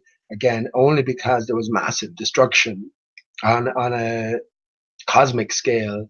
Did Jesus, the Son, come in, and our divided state of being come into being? So this is what it represents, and it's. I was thinking, the rebirth. Someone was saying to me recently, you have to be reborn through Jesus, and I can understand what that means now. But I won't be reborn through a man in the desert, not in the desert, Israel. Ancient Israel didn't exist to me, so how can I be swayed by a man who was said to be in the desert, in Israel 2,000 years ago, when in my own brain, Israel of 2,000 years ago didn't exist. So I can't do that. But I do understand the idea of Jesus in a much more personal and a much more complete sense. It representing the Son, but also because everything is a part of Aristarchus, the tree of life. Aristarchus goes to the heart of our matters. Soul is you, Saul. So, no separating us from Jesus. And Jesus is the essence of us, and that's what we must aim for. That's what we must strive for. That upward journey, and fundamentally that realization that we are not the material. There's more to us. We are in this human form, the material and the immaterial blend, but we will leave the bodies behind, and our immaterial core will be exactly the same. It will remain intact. So yeah, all of these things are in my mind when I'm thinking about it, and definitely encourage everybody to. It's not. That's just a soft drink, by the way. That's not a. Any alcohol. I definitely encourage everybody to start thinking, maybe in these terms, not the terms I think in, but recognizing that everything is much more close and personal, and by externalizing things or living someone else's story, well, you know, we can't relate to it. We can't relate to it. So it's only when you can relate it everything to yourself, and then formulate that picture based on that, that I think you can come closer to the truth, and that's the way it's written. So hope everything's going good in chat. Let me just say, no particular order from the bottom up. Lev Kung Fu Shaolin, how you doing, Lev Kung Fu? Oh, was it difficult to read your name? How you doing, man? Good to see you. Steve Watson, how you doing, Stephen? Our days are numbered. As slaves, we thought we lived forever. Years to wage slaves ratio, or sorry, years to wage slaves ratio mean nothing, right? Well, if you're paying tax, you understand that you don't need to pay tax. This is for corporation. This is the legal name. You are the living man. So there is that distinction, and it's not as difficult as you think. You can do everything above board. We ultimately remember that the fraud is exposed. So now it's a matter of being born again. So that's getting me back to being born. What do you mean to be born again? Because you see, we're born the first time around, and I can relate to this. I've told stories like, I've told on the Hangouts here, and I highly recommend everyone to try and remember back as early as you can. But I remember, I think when it's the best way I can put it, consciousness entered my body, because I just sort of snapped to, and I clearly and distinctly remember as I'm sitting here having the thought, the literal thought, where am I? What's going on? And I remember looking into a certain corner, looking across at the other corner. And when I said it to my mother, when I told her the setting, she said you couldn't remember that because that's when you were in the pram, and I knew to leave you there at a certain time, So that's a very young age, maybe few months, who knows, in and around that. But I also have another memory, and this is a very special one as well because it lingered for so long. But wherever I was put to sleep, across the way, there used to be these sort of coal yard gates. I used to think it was a coal yard gate. It's funny because it turned out not to be a coal yard gate. I think it was an electrical factory or something. But I thought it was a coal yard gate at the time. And it was grand during the daytime, right, when the gates were open, grand. But when they closed the gates at night, just the way they were constructed, and when the two of them came together, it was a little design or pattern that formulated in my brain, and it reminded me, or I thought of the devil. Now, how the fuck I would know about the devil? But going to bed, I always hoped, that the gates would be open or the devil wouldn't be there. And after a certain amount of time, then I got used to it. And one moment I realized in my own brain, and I think maybe it's everything for a reason, but the thought that strikes out at me is the devil is nothing to be scared of. That was the thought. And I can't have been more than two less. I could have been less, I could have been just a little bit more.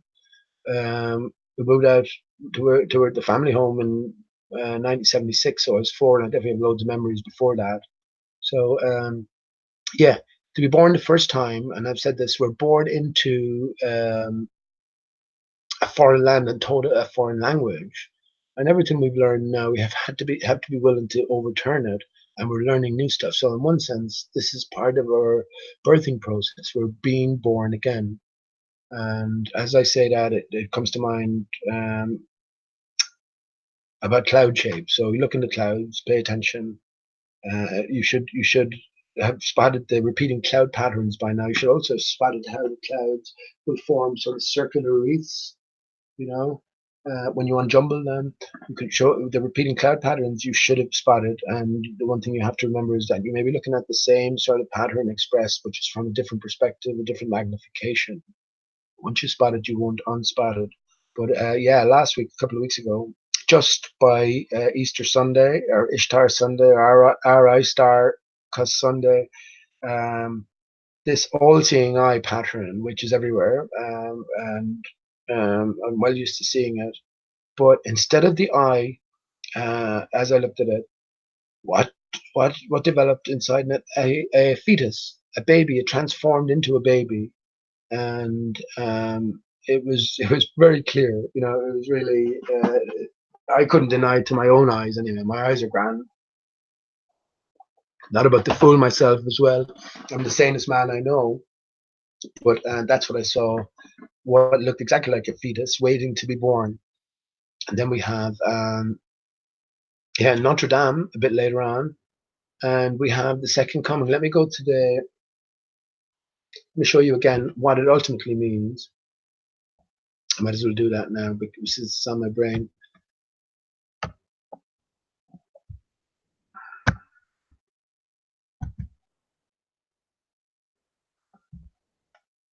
So play a song then. I have a song in mind.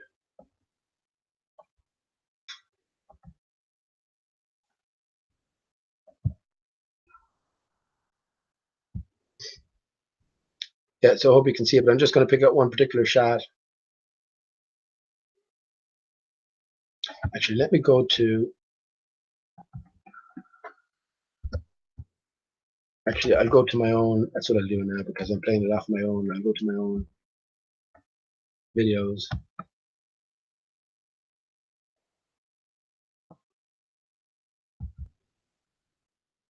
Perfect. But I will only pause on this briefly, and I'll definitely go back to chat and say hello to the rest or to everybody.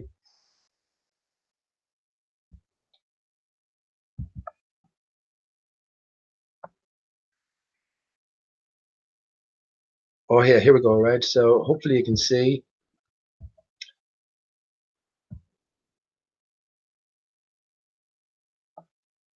Educational purposes only. But here we are. This is a journey through the Christ consciousness is making a journey through the body, and we are being separated, right?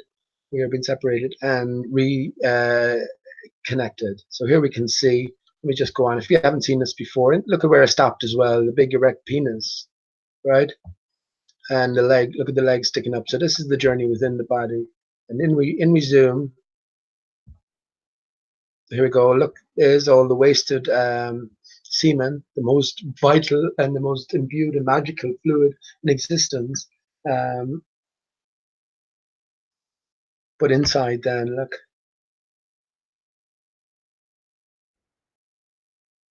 maybe it'd be better to do this without the video.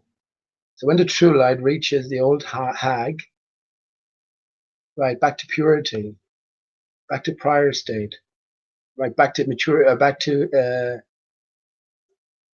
virginity almost. Everything is reversed, right? But oh yeah, and very interesting parts coming up here. So all the shadow men, all the shadows are destroyed, and now we have an awakening.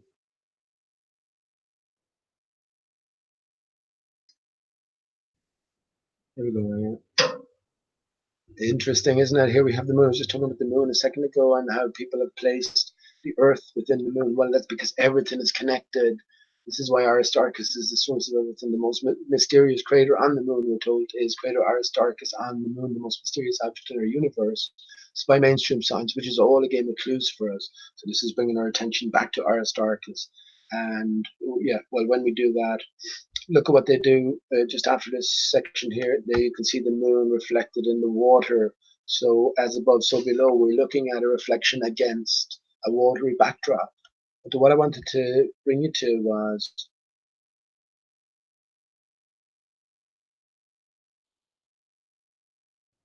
a little bit further on. I don't want to dwell too long on this. Here we go now, right? So yeah, here we go. So that's clearly a vagina. We've been born again. So the Antichrist, what's the difference between the Antichrist and the Christ, right?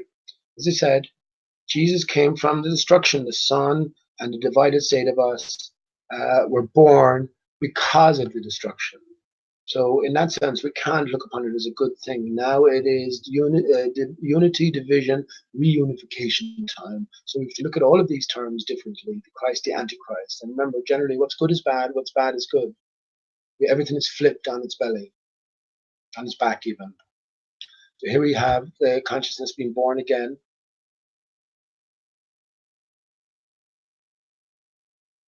And in the background, there we have Notre Dame, right?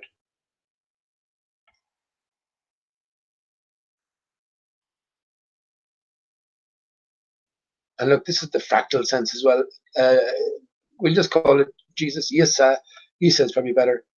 Isa emerged from this womb, but here we have a bigger version of the womb. So is it fractals all the way down? So you know what I mean? Is this, you see this vagina here? Is that vagina, and the rest then is equally scaled? I say it is fractal world. But anyway, here we'll see what happens. Look, you see the collapse of Notre Dame, Our Lady. Right? Eve is the material aspect to us, the Mother Earth, right? So that's collapsed. But watch here. Now, this is what I couldn't show last time. Watch this filling up.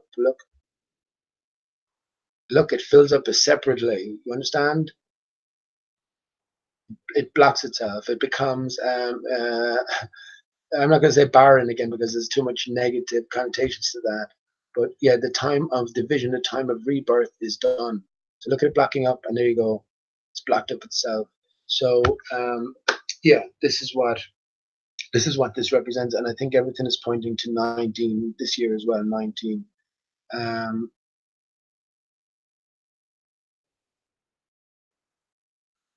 That'll do there. Fantastic. Much echoed, and I say the same hand is behind all of this. So look, all of the illusions is shattered. This is why the pyramids must go. The pyramids are a product of the last few hundred years in Egypt, like the Wailing Wall in Israel, the last few hundred years as well. And I'm fine with that. I realize that Israel is you. It's all about you. We have that material aspect to our being, we have that immaterial aspect to our being, and then we have the heart center, which is the bridge between the material and the immaterial. So everything revolves around these realizations. And well, when we realize it, we can sail off into the sunset. Uh, the logo itself is very interesting. At the top, let me just get it on. So again, the mirror, it's the mirror on the wall. We have a mirror side, we're mirrored down the center. We have a left side or right side mirror. This is where we have 5 and 5 on one hand and on the other. And when we look at letters like E and N, they have a value of 5 in code dodo. So yeah, these represent the divided state on one side versus the other. And we know that the left brain and the right side are connected, and the vice versa, the right side and the left side, right brain and the left side are connected. So sorry, we must bring the two disparate parts together, and well,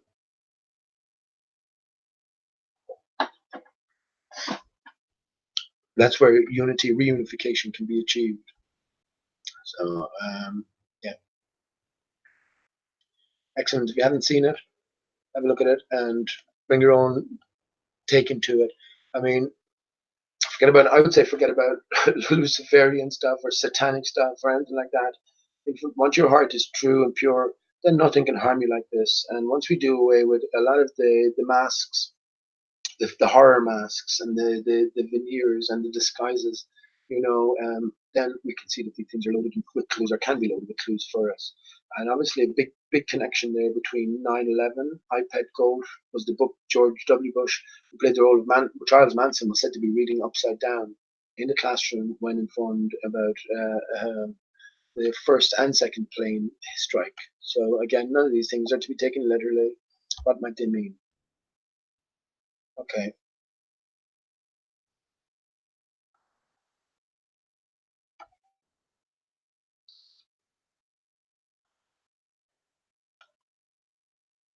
Okay.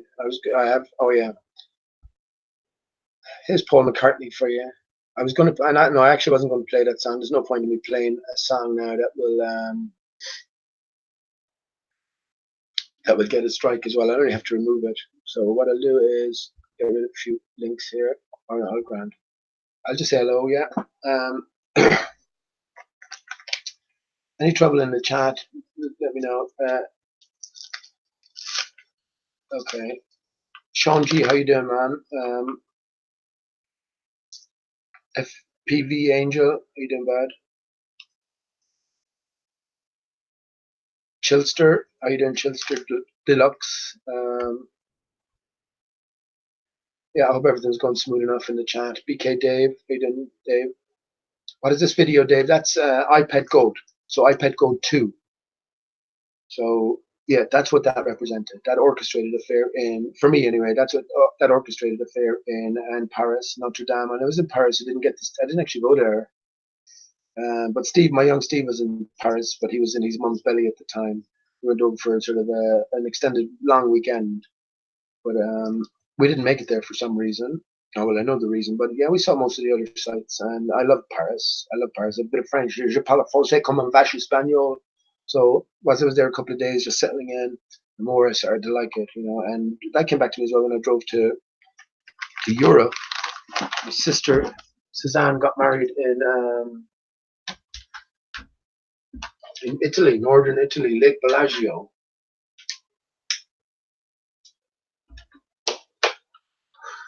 So I drove from Ireland here, got the ferry across, 24-hour ferry, and landed at Le Havre, I think, and drove sort of diagonal across France, through Switzerland, and in northern Italy. But yeah, when I went France was a pleasure, absolute pleasure all the way through. You get into different territory then when you come into Switzerland. Was the coldest place. I didn't like Switzerland the most. Italy not so bad, but not as good as France. Same with Germany. Germany was a little bit cold as well, but Belgium was a lovely place, and Holland, no, not too bad as well. But yeah, France and Belgium stuck out as just being beautiful, wonderful places. Like maybe that's because I had a little bit of the language, and you know you can sort of get by, and you'd be more encouraged to interact. But outside of that, absolutely beautiful setting and beautiful country itself, and I love the people as well. But yeah, that's iPad Gold, Dave. So if you haven't seen that, you definitely look into it. It'll blow your mind. But I guess it depends on where your mind is at. That's what I take from that. The end of the vision, the second coming has already happened. And as I say, born again, this is what we're after being born again into a flat earth reality, right? Everything that we held to be true and dear, everything we held dear has been flipped on its head and discarded, really.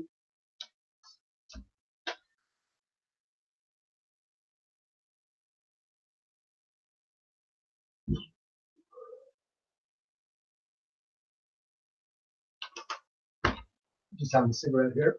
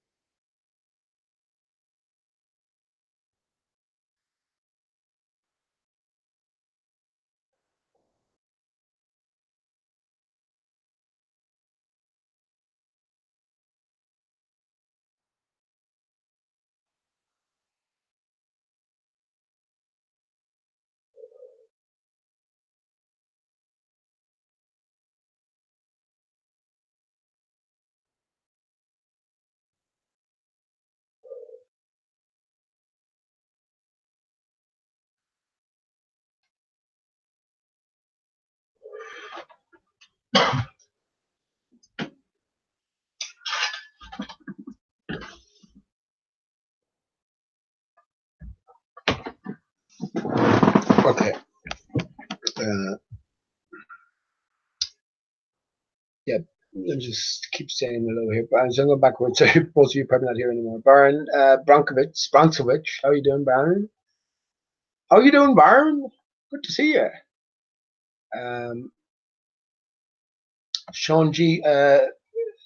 Well, just say hello to 2.88 Mile Mushroom. How you doing, bud? Good to see you. Sean G. Born again or to a new dimension? Well, yeah, yeah. Same again, isn't it? It's the same. It's the same thing. We're just born into reality this time. So we're getting a view of reality. But again, everything comes back to us and our true natures, right? I had the thought today and before, like, are the Ten Commandments um, written by us for us? You know what I mean? So if we externalize, we think of God writing these commandments on stone in the clouds, and therefore we're already after forming a picture of the ineffable, the unknowable. So we're on the wrong track straight away. But is it written by us for us? I think there might be an aspect of that to it. We are all creators in our own sense because we have the capabilities, and I think ultimately that's the purpose of our life here. If you haven't had children, I'm not going to say anything, of course, but I think ultimately that may be the purpose. And I would have loved 5 children. I miss my daughter very much, and I've never had one. So I always would have loved to have a daughter, and I think that time is true. But everything for a reason as well.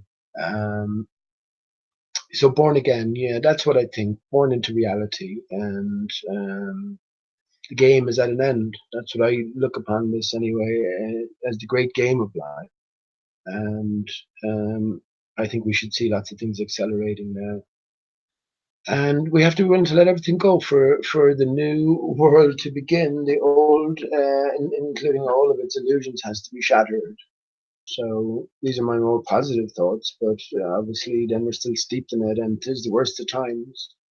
Um, RNFE wood spot is an alternative name for Aristarchus. Okay, that's interesting. I have lots of. I wonder where you got that RNFE. Wood spot. That's very interesting, isn't it? In terms of what I say Aristarchus is, but I have a big list of little factoids or little clues associated with Aristarchus, and I'll just refer you to a few of the more prominent ones. The Game of Thrones is taken. I never watched any of it. I take that back. I never followed. I never watched the whole series, but I just watched a video or two with the main character going around all of his or her main kills, so that sort of thing. But yeah, I when I learned that the leading family was the Stark family, and main character is Arya Stark, Arya Starkus, right?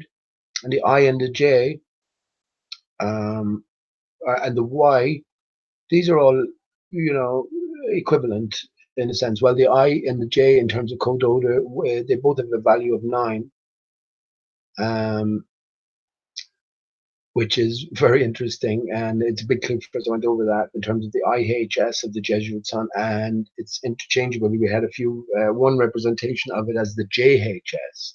We were given clues, and the J is a late addition to the English language. So where are you going to slip it in relation to the number, letter, code? Ultimately, everything comes back to number. But yeah, you slip it right in next to the I, and there is that equivalence, and both have a value of 9, along with the Z. And isn't it funny, as I've said, everything comes back to arise, tar, cus, this fluid within. What do you do with it?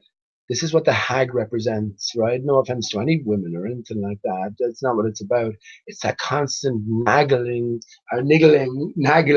nagging, um, desire, passion, or drive, or whatever, as men, to rid yourself of your semen, right? This is what that represented in that, and this is something we can all relate to. And women can relate to the women issues. You know what I mean? In one sense, it's men are from Mars, women are from Venus. There's a different world there, but it is about bridging that world. And of course, when that gap is bridged during the sexual act, then we have the Big Bang. This is what the Big Bang, when your universe came into existence. This is why Dave Bowman reverts back to the fetus within the womb or the egg at the end of 2001: A Space Odyssey. So it's that union of the sperm with the egg that the universe is created for that individual. So once again, it's all about you and your place in all of this. Every story relates to each and every one of us, so therefore it's all about you as your kind. Um, but yeah, arise, tar of Cus. Cus is a diminutive or shortened version of the name Jesus in Spanish. Tar is an archaic term for an able-bodied seaman, right? A seaman. It's all about the sound. So arise, tar of Cus. Yeah, I'll put out terms to you of the body of Christ, right? What does that represent? Communion. What does it represent? What does the holy bread represent? Bread is made from dough. I'll remind you. All of these different terms. So yeah, when we bring it back to us, this is what it points to, and it makes perfect sense, doesn't it? That's where Aristarchus connects the exterior to the interior, and I've often pointed it out. When you look at him as well, since I have actually I'll bring it up.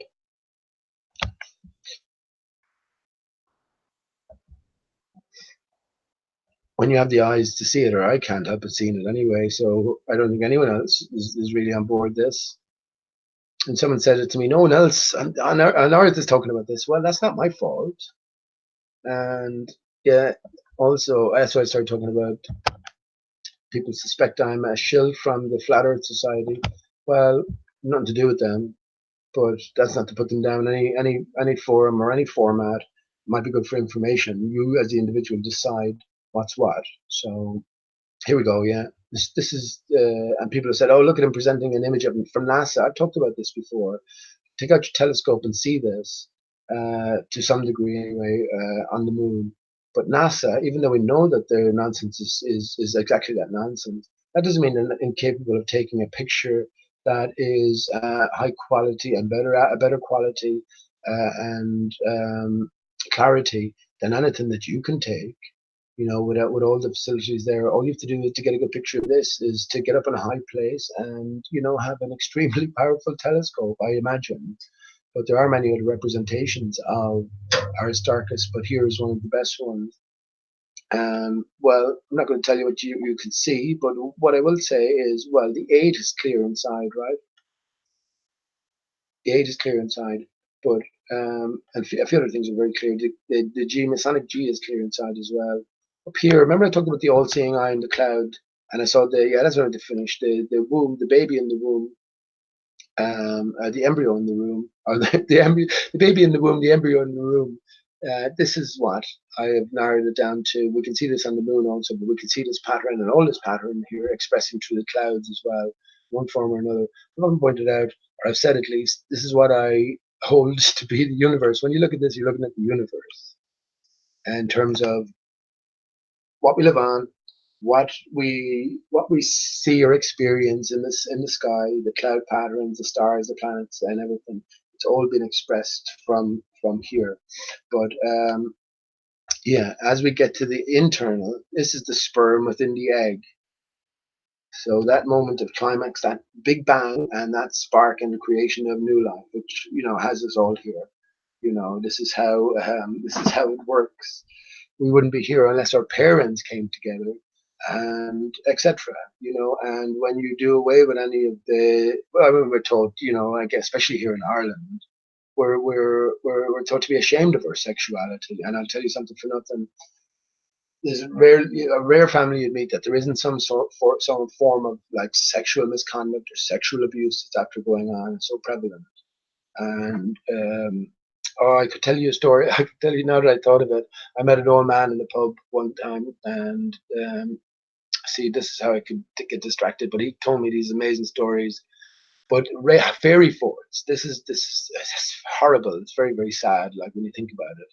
But you had in Ireland back in the 40s, I guess 50s, maybe a bit about 40s. Like he was that old. He was maybe about in his coming up to 80 at the time, so maybe 10 years ago, 70 years previous. Yeah, 1940s, that time, a bit before that. But you had loads of children packed to the room and packed into different tiny rooms. And, well, the inevitable happens, especially with growing boys and girls for that matter. And before you know it, then there's a pregnancy and everything has to be kept hush hush. No money to go off to England. So the fairy forts, and this is one of those things as well. I was trying to imagine it and go, oh, Jesus, everyone knew it, but everyone was sort of silent about it. So the fairy forest, he was telling me, was one of the places where any woman or young girl, whatever, who was pregnant, went down, and at all stages as well, from self mutilation to giving birth to children and murdering, is that all you'd say? But killing them on the spot. And this is where they were buried around fairy forts. And he was from the country that was in Clare, which would be sure the same thing around. But yeah, everybody knew it. And then this myth built up around fairy forts that they were magical, mystical places, and you don't disturb them for bad luck you will get. Well, isn't it all back to what the young pregnant girls used to do with their secret and unwanted pregnancy? But this is, yeah. Anyway, that's it. He told me other stories as well. Amazing, the fucking power the church had as well. If you couldn't pay the rent, he was saying, the father would send up the oldest daughter with an apple pie and let the priest know that, or whoever the landlord know, that the rent couldn't be paid, and the father wouldn't expect his daughter back for a couple of hours or whatever, you know. So, oh, again, all of these things just taken for granted. This is the level of sort of oppression and horror attached to, I guess, some realities anyway. And I'm sure there's similar stories everywhere. But anyway, getting back to this is where the egg meets the sperm and everything, life propagates, right? Life begins. That's what I see anyway. And it is in its broken form. We are in a divided state. And, but there's much more to be seen. That's why I want to bring this up, because I could talk for ages about this. But I do encourage everybody to get a copy of it and just study it. Just look at it. Don't try to figure it out. Just look at it and see what you see what you make of it after a while. Everything's about context, but I'll tell you, when you do see it, you won't be able to believe. You'll hardly be able to believe it. I can see it now, right? Looking at it. But let me just basically ruin the surprise. But it won't be a surprise for you, because when you see it, you won't have built up to it too much. You just remember I said something was there. I even described it somewhat. But yeah, every layer is the same as every layer before. But as we look at it like this, you would say we're looking into a creator, right? There's only one creator, right? But you're looking into a creator, and you're looking down at the central. This is called the central peak. So that's what they tell us. They give us fixed distances for this as well, etc. But yeah, when we look at it now, we can think of it in terms of every layer being the same as every other layer all the way down, all the way down, right? This is the fractaling I'm talking about. But that's one way. That represents the vagina, right? And as we rotate it around, and we've every right to do that as well, because the moon rotates around as it rolls around the night sky like the rest of the luminaries or skylights. Now we swear that it is penetrating up, it's extending upwards. So again, we can picture every layer being the same as every other layer before. And when we do that, yeah, you will, when you see it, as I said, you'll see it. But that is what it represents. So yeah, that's why Aristarchus is the external, is everything external, but again, it extends all the way to the heart of our matters, as I see things anyway. No one has told me any of this. I don't know anyone else who's talking about it. But one thing I do see is that the different pieces have to be put in place, and one of those basic foundational pieces is the flat Earth, right? So does anyone come to flat Earth reality, that we can view everything in a different light? Once again, my thoughts on matters. I'm here talking to myself. You know, I'm not in cahoots or chatting or, you know, researching with anybody else. I don't even research myself. I'm a shit researcher. I won't spend ages on any one particular thing, but I think that's fine as well. But yeah, get back to the Flat Earth Society, because they apparently said that the moon is a reflection I'm not sure what they said it was a reflection of, but I know nothing about what they said it was a reflection of. But I said, well, if it is a reflection, well, then I agree with them. And then suddenly I said that in Nathan Oakley's last week, but then I'm a flat Earth society shill. So that's fine. You can think what you like, but if someone agrees with someone else and says it, well, you know, that's just the way it is. Why do you need to be a part of something? And as I said, if I was a shill anyway, not that I'm trying to prove anything here. If I was, I'd go into much greater detail defending myself, I think. But if I was a shill, I wouldn't be able to mention Aristarchus. So, lonesome fair. But yeah, Sean G, that's what I think. Well, what dimension do you think you're in already? I mean, Einstein or one stone, married to a butch man. Elsa what's his name? Somebody Elsa Einstein, and Einstein's brain goes missing, and he has no tombstone because he was cremated. So yeah, Robin pointed out Einstein, the older Einstein, is not the same as the younger Einstein. It's all theatre. So we look to the clues that they might present us. Lonesome farewell lyrics. I'm going to sing a song now before it gets too late. Sorry, not lonesome, restless. Restless farewell.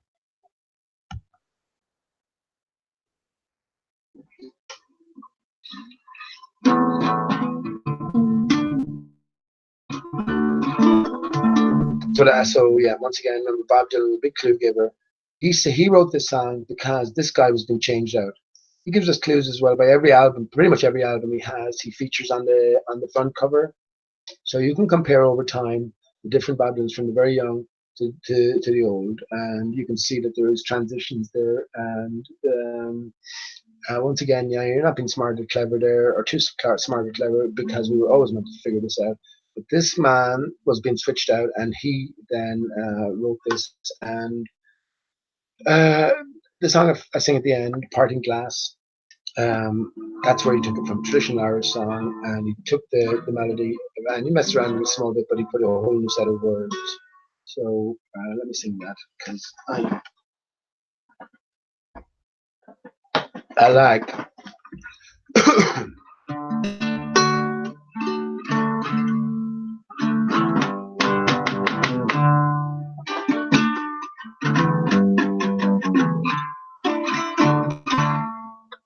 Oh, the money that in my whole life I did spend, being mine right or wrongfully,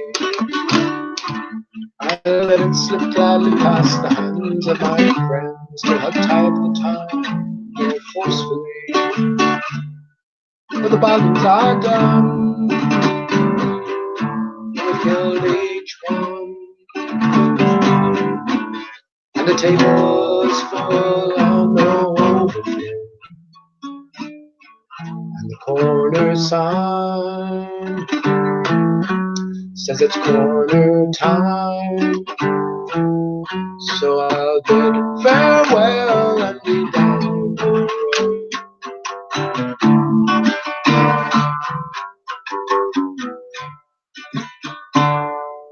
Oh, every girl that ever I've touched, I did not do it artfully. Every girl that ever I've heard, I did not do it knowingly. To remain as friends and make amends, you need the time and stay behind. Since my feet are now fast, point away from the past, I will bid farewell and be down the line.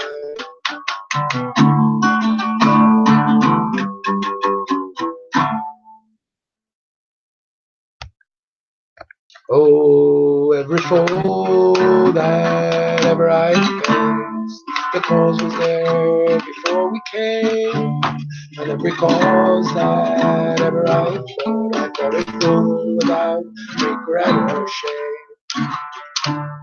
And the dark does die, and the curtain is drawn, and somebody's eyes must make you gone. You have to stay and see the day. So I'll bid farewell and take on.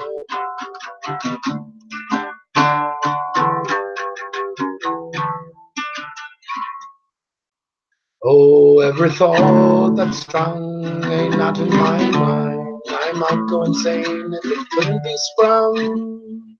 But it's not to stand naked under unknowing eyes. It's for myself and my friends that my stories are sung. But the time ain't told, but I'm time to depend. And no word is possessed by no special. The line is cut, it ain't quite the end. So I'll bid farewell till we meet again.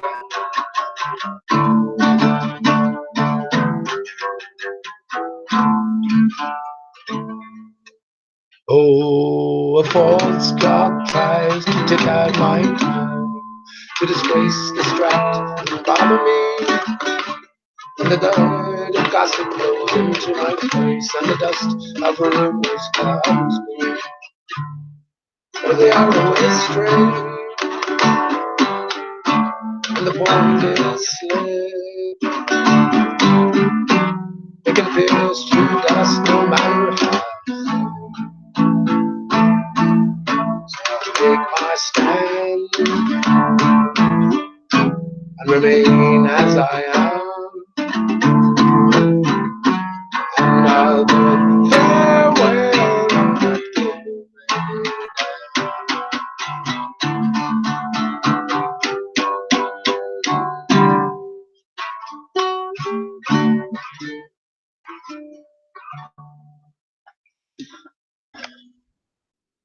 Nice, isn't that an excellent parting farewell glass?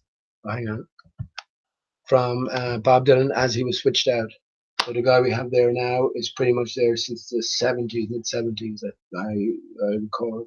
But yeah, once again, all of these songs are productions, right? Groups of people have worked on them, and within all of these cryptic lyrics, especially in relation to Bob Dylan, yeah, there's core truths being transmitted. That's my thoughts on matters, and he's not the only one. There's clues everywhere for us. But yeah, some of the clues, yeah, Aristarchus, Arya Stark, the main character of the Game of Thrones, the Game of Life here, Throne is North, and Thor, Arthur, yeah, Iron Man is Tony Stark, F.E. Man, Iron, F.E.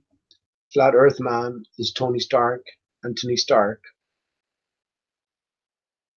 There's so many different clues there for us around the same thing. But yeah, I'm not going to go into the interpretation of the lyrics, but yeah, fundamentally that's what it was for me anyway.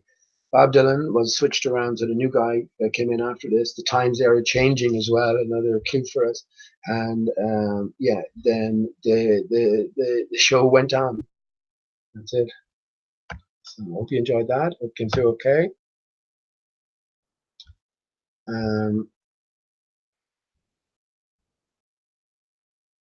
Okay.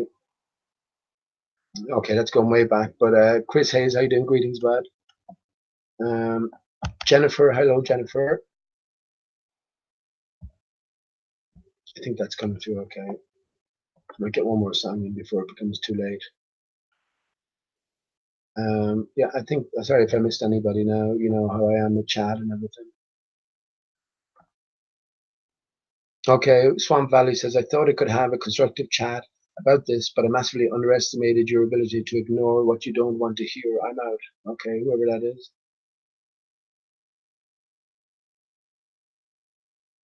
All right, well, that's an argument he's probably having with you, FPV, but we have no tolerance for these guys pretty much anymore, which is a nice little segue into what I was going to go on to anyway. But yeah, we have no tolerance really. There's no point in getting into arguments with these people when we know what the outcome is going to be. It'll be the same tired arguments.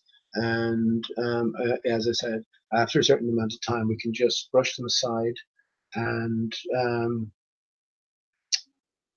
um, yeah, move on in our own thinking and leave them to someone else. They won't go away and feel bad about themselves and sit in the corner somewhere, the lights out. Why won't no one talk to me or argue with me? No, no, no. They won't do that. They'll just look out for some other victim, if you want to call it that, some other target, some other mark.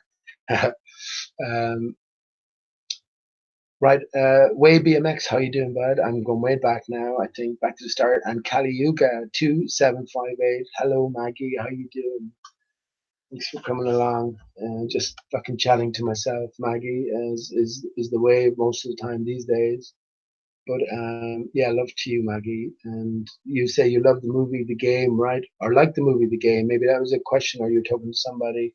Well, I definitely recommend that movie with Michael. What's his name? Martin Douglas. Michael Douglas. Michael Douglas. And well, you know, what are the chances? I mean, everyone is acting their part, and it all revolves around the central character. And then only at the very end, when all seems hopeless, is all revealed. All of these movies were in the wings, waiting to come out. I think everything's timed. I've often talked about the Truman Show and how uh, Truman's awakening occurred on day 9/11 when Sirius fell from the sky. So, I mean, that's all written into a script, but we must remember that life is a script as well. So it was scripted when that movie would come out and what would come after it and what it came after. So it's all scripted. Don't I guess you can't sort of feel awakened until you realize this. And the more you look into it, the more you see that that's exactly the case. What do people cling to? This is what I'm saying about the Bible literalists. You, as now the vulnerable, sort of impressionable, honest flat earther, will have thrown out so much.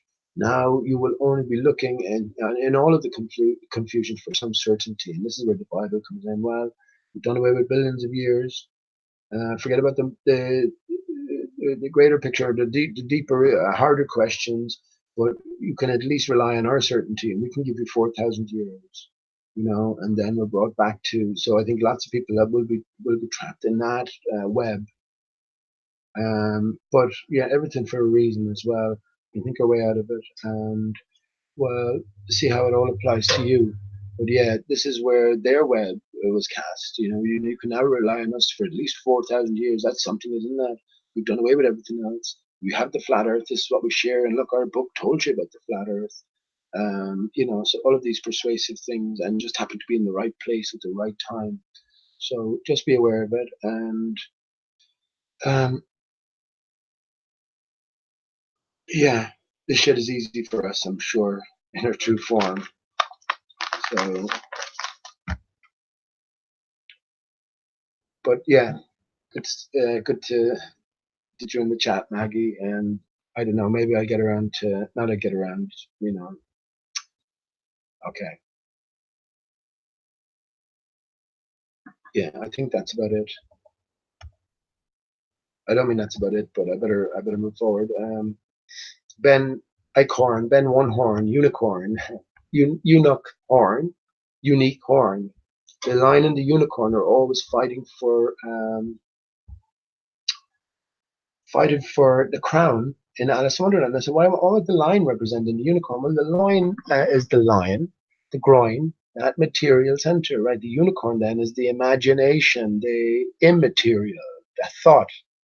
So they're always fighting for the crown. And Alice is forced into dividing a plum cake, 2/3 to 1/3, or 66.6 to 33.3, between the lion and the unicorn. I won't tell you. I'll probably guess who got the greater share, right? But yeah, how you doing, Ben? I'll move back now to main chat, and I'll continue on with what I'm about. Mm, okay.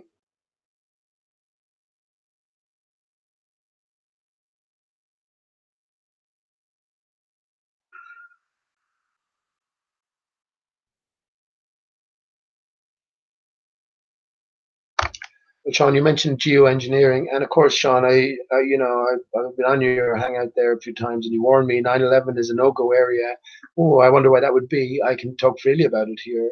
No, I wonder why that would be because, well, yeah, I think everybody has to come to the realization regarding 9/11 themselves, right? And that's why it's sort of protected so much. Because when you do come to the realization that you see it as about you, and it has all the more meaning then and significance when you see through the layers of illusion and the layers of I guess blind alleyways. We're led by the nose into 9/11 conspiracy, but also there's a million and one different pathways you can go down.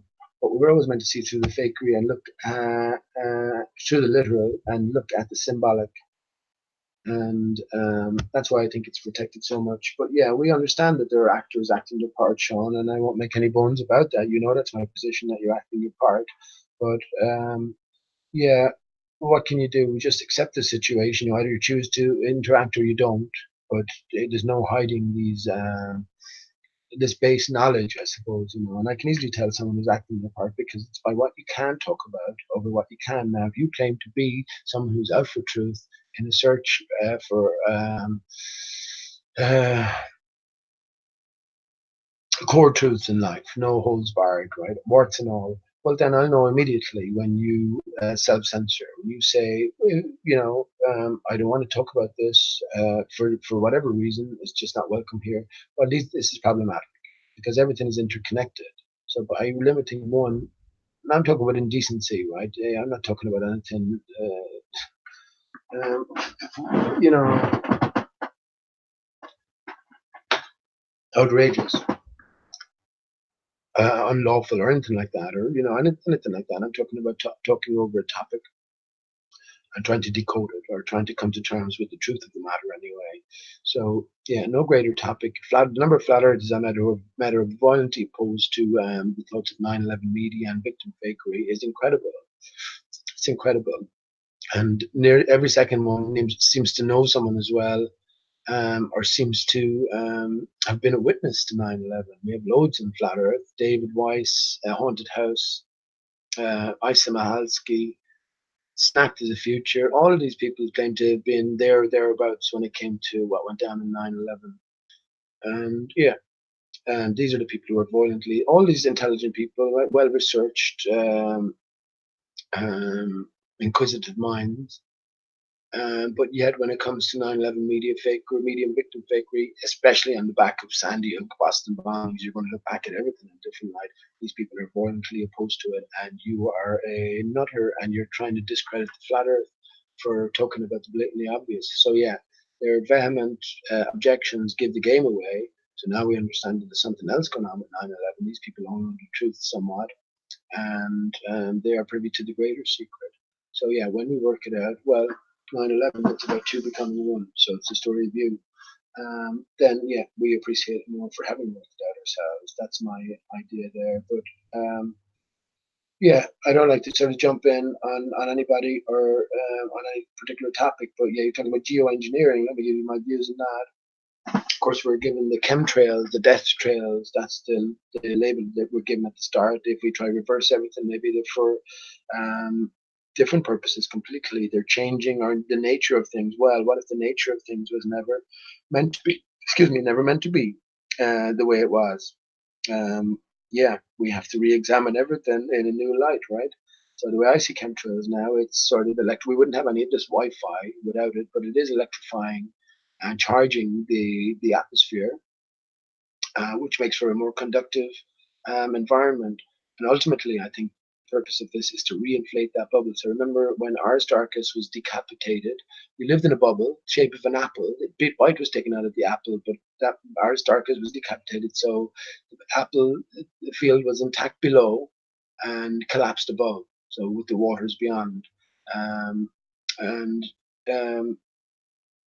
yeah, this force, this field now we're under, it's what I call gravity. Gravity is not a pushing force from or a pulling force from below, it's a pushing force from above, but it is associated with this collapsed barrier and the energies that are holding it back, force field like. When Aristarchus was decapitated, we had massive destruction and burning by fire. This is where I think the phoenix come rising out of the ashes, kind of things. The earth was destroyed by fire. Um, what was I going to say? Oh yeah, yeah. Sorry, one. Yeah, we had the inundation of the saline waters. Maybe put out the fires as well. We definitely had the collapse of the barrier, and now gravity has a pushing force from above associated with this force, holding back the waters beyond. And we were never it was never meant for us, right? So now what you have, I think, in all the desert areas, all the high buildings are going to be used as ray guns or something along similar lines, and used to sort of reinflate the bubble, push back the barrier, and then as the load will be taken by them. We won't be under these influences then, and who knows then? Gravity-less, if you want to call it that, gravity-less environment, and all this is a pushing force from above, right, which keeps this level. And I've said this before: flat earthers are quick to write off gravity. Well, you can do that, but at least have a more complete picture in your brain of the component parts to Earth before you write it off so willy-nilly or so nonchalantly, because everything is layered and everything is formulated for particular reasons. Um, so, what I think of geoengineering, yeah, it's all connected with this rebuilding. All the scare tactics were attached to it, and I was the very one who went around for years. I still don't like them. I still pointed out to people. I pointed out to a cop in the police station a few weeks ago. You don't care about that, yeah. Well, we're too busy. We have to worry about other things like what's going on the ground. We all know about chemtrails, but yeah, no one will do anything. You can't go to anyone who's going to do something because it's all sanctioned from above. All countries internationally are cooperating at the highest levels. So yeah, again, this evil facade is attached to it, and I used to hate it, man. I used to hate it. All my son knew all about it. Of course, they spotted them themselves. We never lived when I was in Ennis. In Clare, never lived over, and I was there for maybe good 15 years anyway, from 1998 pretty much to 2014. And as my son was growing up there, never saw a plane. On the rare occasion we saw a plane, I make sure and pointed out to him. When I suddenly came back from York in 2010, then you could see him everywhere, and there was plane after plane, and suddenly we had a very busy sky, usually with these long trails. I have loads of video evidence for it. But yeah, I was in that mindset. We're being poisoned. Everything is dire. Police will say, look up, or else it'll be the death of all of us. But I no longer think like that now. I put everything into a different context because I understand that nothing is natural. We're in a completely unnatural, divided state. So getting back to a prior state would be considered getting back to normality or to the natural world as it was meant to be. So that's what I think chemtrails are a part of. And yeah, I no longer have a fear of them. And I've also mentioned this, that maybe they're for the good in one sense. I've certainly, clouds are a lot more crisper, and I've seen these different patterns all the more clearly. I think sometimes for the chemtrails. I also know that the Aristarchus is increased in frequency as the Schumann frequency of Earth has increased massively. So something massive is happening. And, I've said this myself. If you go out now and look at the stars on a dark night, they look all the more intense and all the nearer. They absolutely do. And I'm sure you can relate to that experience with the stars or with the moon or with the planets as well. So again, the frequency has just been turned up. And that gives the illusion then of proximity. But everything is pretty proximal anyway, especially in relation to the infinite universe. I mean, when I talk about this barrier collapse bubble, we in the outer barrier, if you take the distance from, say, the north center to the southern peripheral, that might be, I'm trying to think, maybe 8,000 miles. Let's just pick 8,000 miles. So the barrier that we're under, spanning from the north to the south. So it's low in the north. It rises to its highest at the equatorial center, which applies to the curvature on the barrier, to the lowest again at the southern peripherals. That is 60 miles high at its highest point. So you have the gradual curvature then into ground, pretty much ground zero or ground level at the north and the south, and this is the external barrier. So that's how much up close and personal it is. But as we look at the sky, we have a different perspective. You see, we don't know what we're dealing with. The picture was put in our brain. This is what you're looking at. And now when you wipe that away, then we can entertain these possibilities a little bit easier anyway. So that's what I encourage everyone to do. And once again, I'm just expressing my thoughts on the matter. And these are thoughts that have been built up over a good period of time, taking lots of things into consideration. If I ever I could write loads of books, I think, and um, there I could lay it all out in some sort of easy format. But when it comes to any sort of proof, there's no way I could do that easily anyway. All I could do is offer up loads of different pieces of evidence which point, or at least pointed me towards the same thing. Um, but yeah, that's how up close and personal it is. And when these energies then have been increased, for whatever reason, I say we're in a state of repair, the time has ended, um, then yeah, they'll appear all the brighter and all the nearer, all the more nearer, and that's what we experience. So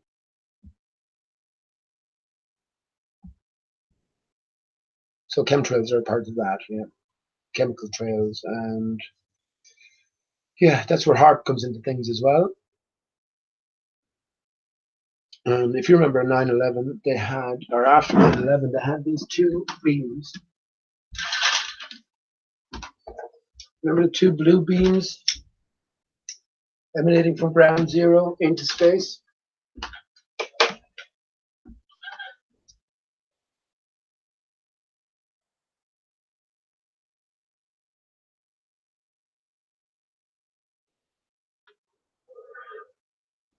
Imagine somewhat electromagnetic energy, whatever you want to call it. And that's what I mean by ray guns. These will project upwards, and depending on what sort of cloud or wallet they have, depending on what the nature of this barrier may be, they could add and they could assist in extending that barrier or strengthening it, right? So this is what I think all of the tall steel structure towers Earth-wide will be. Sounds fantastical, doesn't it? Honest to God, but will be participating in. So there's lots of clues for that as well. One massive clue was loads of clues on the Economist 2015 magazine cover.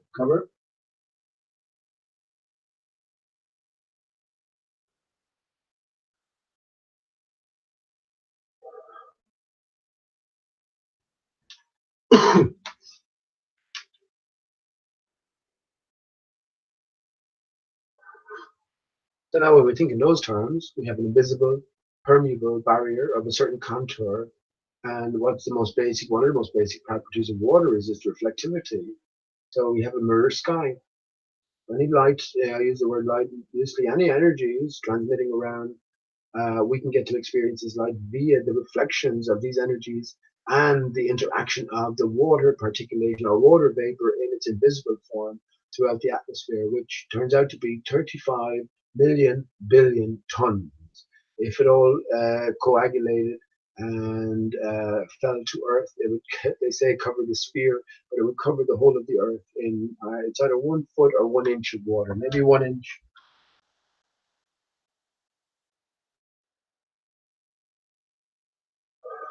That's a whole hell of a lot, especially when we think in terms of now this new setting, this flat and level Earth with the inundating waters, with the tree stumps sticking out above it, which we're living on top of, which is also to be found at the North Center, this fractal reality.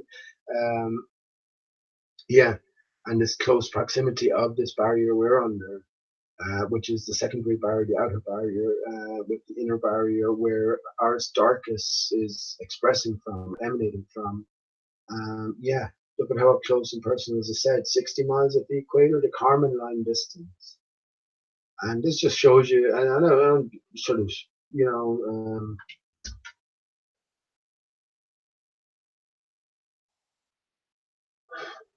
expressed any hopes or much hopes on interpretations like this. But when we're told that the sun is 93 million miles, miles can be written MLS. If you wrote that down, 93 million MLS, people will understand you mean miles. Well, what if that meant millimeters, right? So when you work out how many millimeters that is, that comes out to be 58 and 7/8 miles, which is pretty close to the Kármán line distance, which we're told represents the vague distance, give or take a few miles either way. So it's a transitionary state.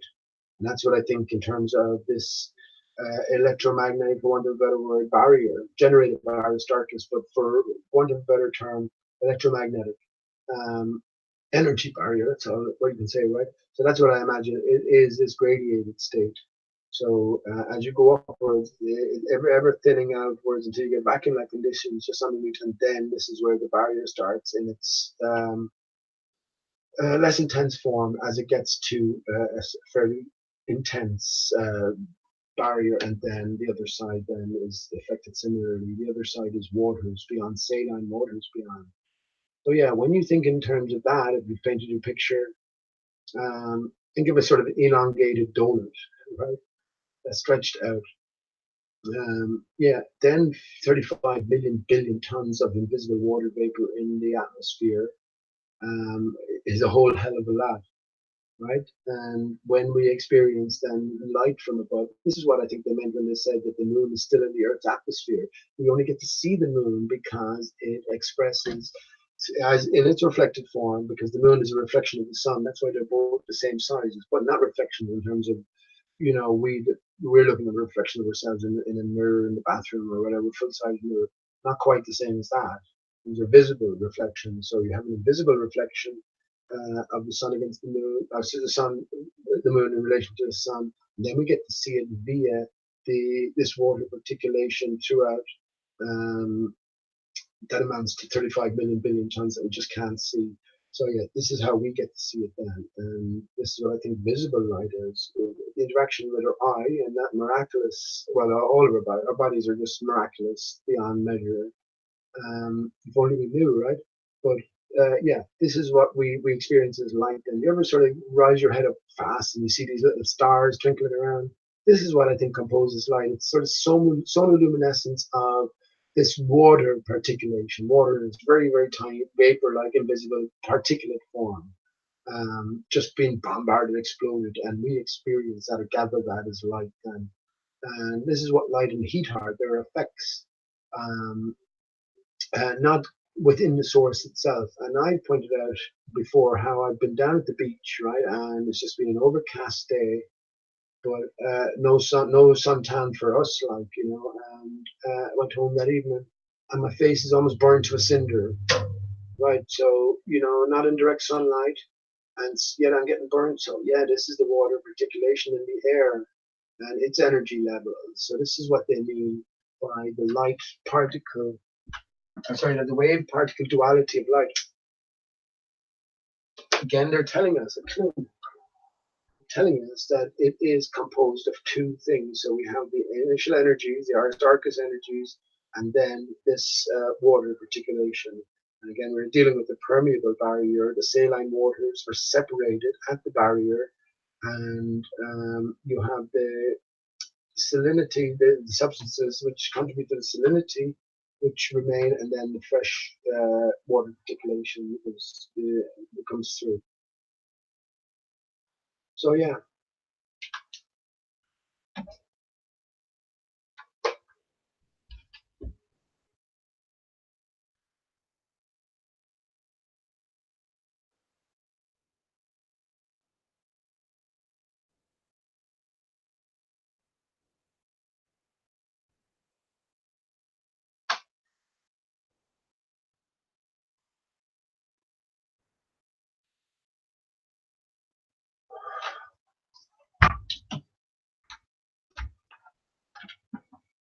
Yeah. Okay.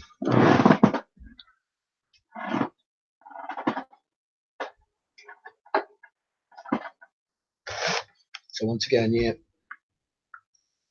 I'm just speaking the picture that I have crafted with many clues everywhere, and of course many different contributors to my thought process. I've watched lots of videos, I've entertained lots of ideas, come up with some of my own, piece together ideas of others or whatever, suggestions of others or things that stuck with me. You know what I mean? This is how we collate information. But we do put it together in our own individual way because it's our own picture that we're painting here. So yeah, that's getting back to Sean G, and he's talking about chemtrails. Well, talk about 9/11 media fakery, Sean. Talk about the important things. Everybody knows about chemtrails, and everyone has an idea or a conspiracy that they get attached to. So there's no sort of resolving that. Well, one thing we can realize that it is a practice. They've given it a big scary name, yet the plants seem to be growing extraordinarily well. Maybe there's a different purpose behind all of this. This is all you have to consider at this stage, or not all you have to consider, of course, but you can at least consider it at this stage.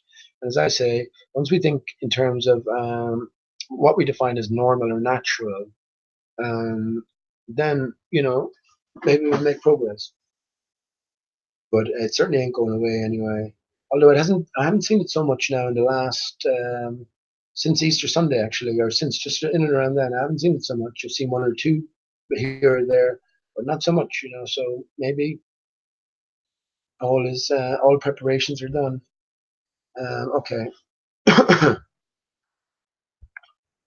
I think I'll move on. So what I was going to do, just because you probably think I don't speak about flat Earth. I do. I've done it for years.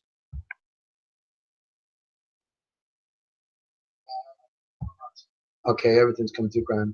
So you can still see my screen. So I'm going to go through this again for educational purposes. So I went through today with Rumpus, and I went through this 3 years ago.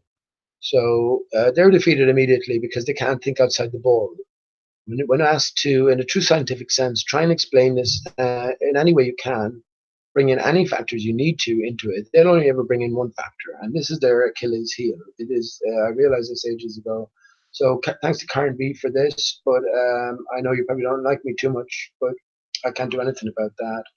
Um, I have to say what I have to say, right? There are different groupings within Flat Earth. The biggest groupings are the Potato Crew, Patricia Steer, etc., Mark Sargent, Robbie Davidson, and then we have the Nathan Oakley crew on this side of the divide. Nathan Oakley, Antonio Subrats, who are best friends, but now they're worst of enemies apparently because Antonio found out that Patricia was a man pretending to be a woman with a false vagina. So I'm not saying that, but I'm a bollocks for keep saying that. You keep saying that. Well, I mean, I'm not satisfied as to the explanation given. Someone is lying. Someone is, let's take everything as we see it. Someone is a dastardly liar, and they have no place in flat Earth truth, right? So it's either Antonio, or it's Patricia, or in a third option, it's both of them, right? It's all an act. So this is what we must continue or take into consideration as well. I've often asked Martin Liedtke, another leader in this side, is an Oakley crew member, and I've said they're both amalgamated now, and they were always sort of joined at the hip from the start. So I've coined the term Potokli crew. So they're the Potokli crew. But Martin Liedtke still remains friends with both of them to this day, Antonio Suberts and Patricia Steer. So as I said to Martin, and when Jamie Brown had these hangouts, and Jamie Brown, I think you took down all your hangouts, but I don't know why you did that. I didn't know why you did that. I've always been upfront and honest with you, and when it came then to suspecting you of, look at the number of views. Look, 1611, unbelievable. I didn't know that now. If you can see, can you just see my screen? You can. Isn't that amazing? Just talking about the Bible, I have the Book of Revelations up, and I've been saying for the longest time, same hands that wrote the works of Shakespeare. I mentioned Michelangelo earlier on, Leonardo da Vinci, all the rest of them. It's the same hands involved with us, but the same hands that wrote the works of Shakespeare wrote the Bible in and around the same time, 1611. There we have that 9/11 encoded reference within. But isn't that amazing now that Karen B has her views tally to 1611? It's pretty cool. But anyway, yeah, sorry, Jamie. Yeah, so that's it. So when you told me, because I realized that Dell and his limitations, because of what he wouldn't talk about, and was happy to talk about the same things again and again and again, over and over and over, with infinite patience, without venturing up his own thoughts on these deeper matters, which he surely is well accustomed to considering anyway. Something wrong here. But when I started to say that, and how I decoded his name as well, Del and Gav. Gav is vagina, right backwards. This is the heart of the material, and Del is D space EL, right? The material, matter IL. Remember, these are the big distinctions: the immaterial, the immaterial centers, and then the heart center, which is the bridge between the material and the immaterial. But Del was rooted in the material, beyond the basic properties of water and a few other things. He wasn't venturing. Anything else outside that was into the world of speculation, and that was no good for an objective reality. But as I often pointed out, we can say that the objective reality applies to all of us. The sun, the moon, the stars, whatever's going on above us is part of our objective reality. We can find out things about them, but yet, no, that's outside the remit. As is, like I mentioned this loads of times, Nathan Oakley, very good at what he does. And of course, the ball is long since defeated. But when you ask Nathan something like, "What do you think the moon is?" I don't know. But he's well capable of laughing and ridiculing and putting me down and insulting me because I'm just expressing my points of view. Yeah, there's something wrong there somewhere. It's a bit of overacting, But yeah, when I pointed out this about Dell, the material, right? So remember we were talking about L and versus A earlier on, and L representing that lower aspect, and lower only in the sense that we are not the material. When the material goes, we still be the immaterial, right? We won't be the body, but not it doesn't work vice versa. When the immaterial goes, which it never does, we won't just be the material. Although maybe that's what it means to be in hell, right? It's just to be stuck forever in the material. Maybe the same hands here who are playing the role of devils are stuck in the material all along. But who knows? Maybe talk about that in a bit when I read Revelations. But yeah, let me just finish up in that. When then I started saying that about Dell, you don't make any judgment against the man. It's just you have to say these people are acting their part, and you can take what you need and then move on, as with anybody. Realize the limitations and see where you need to go in terms of your own questioning and your own search. But yeah, Jamie then said he was spoken to by Beyond Belief at one of his meetups that Jamie organized, and yeah, he was spoken to, and then he gave out to me when I was chatting to him, just like I need to bit, I should be providing more information, more proof that that is what I say he is. And then I got it out of him that he was spoken to about it. But shortly after that, Jamie then does a U-turn on Flat Earth and is sort of vocal about it. And then he shuts his channel down completely. And then apparently now, unless he's put it back up, and I'm not even sure if he has taken it down, but I believe he's taken down all the videos. And now he spoke to Jamie for many, many hours, and always with due respect. So I'm very disappointed as well. So I can say that. But yeah, um, let's just hope all is for the best. That's all I can say. But there is a duty or an onus on me to, if I think someone has been deceptive, I have to say it, right? If I'm being deceptive, you can be deceptive, and clearly so, you can, or even unclearly so, whatever form, you're free to say it. Anybody's free to come on here and say what they think. I don't mind. I don't mind. I know my own heart. I know where I'm at here. So as I say, I have to call out deception when I see it. Like I called it out with Rumpus today. I asked him how much he's on, 100 grand a year. I should think he's on about 100 grand a year for doing what he does.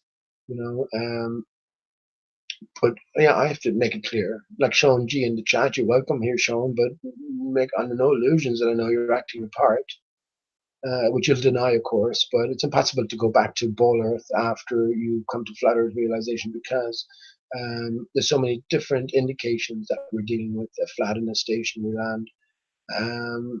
And there's absolutely none that we're dealing with the spinning spherical ball Earth in the form that it's given.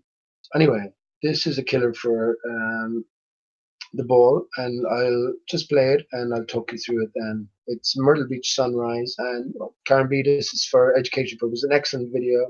No intention of making any money, but I do appreciate your footage. And we started off as friends as well, Karen B, and well, everything changes, isn't it?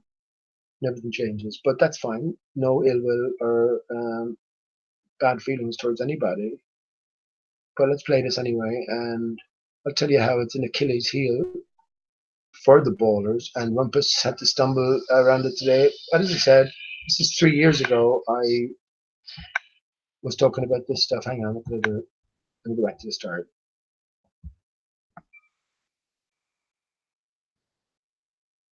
Let me get it up in the highest quality, 720. Hope this computer can manage it here. So I put it on full screen and let you. I'll ask you. I might stop it in between a few times. So yeah, I might go back to the start here. I get you to consider now what I have been saying, right, or the picture I've been trying to paint, and now try sort of explain to yourself or reason with yourself what might be going on, and I'll spin and maybe occasionally and tell you about yeah, how the bowlers just they're stone dead in the water. They have no way out of it. It's a killer for them, for their argument. But anyway, they won't give up. So let's just play it. And it's Sunrise, Myrtle Beach, July 27, 2017.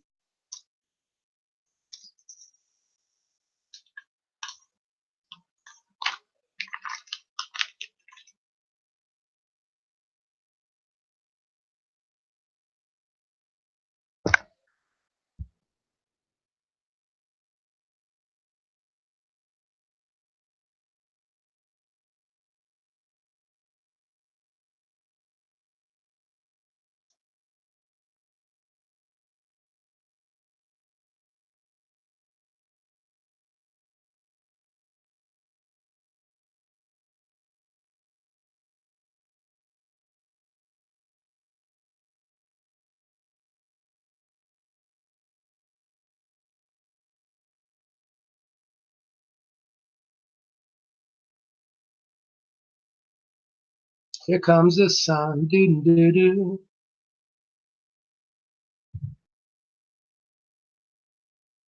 Notice the sort of unevenness of it. Perfect sphere, is it? Is it really a perfect sphere? Ask yourself about the color as well. Why might it be that color?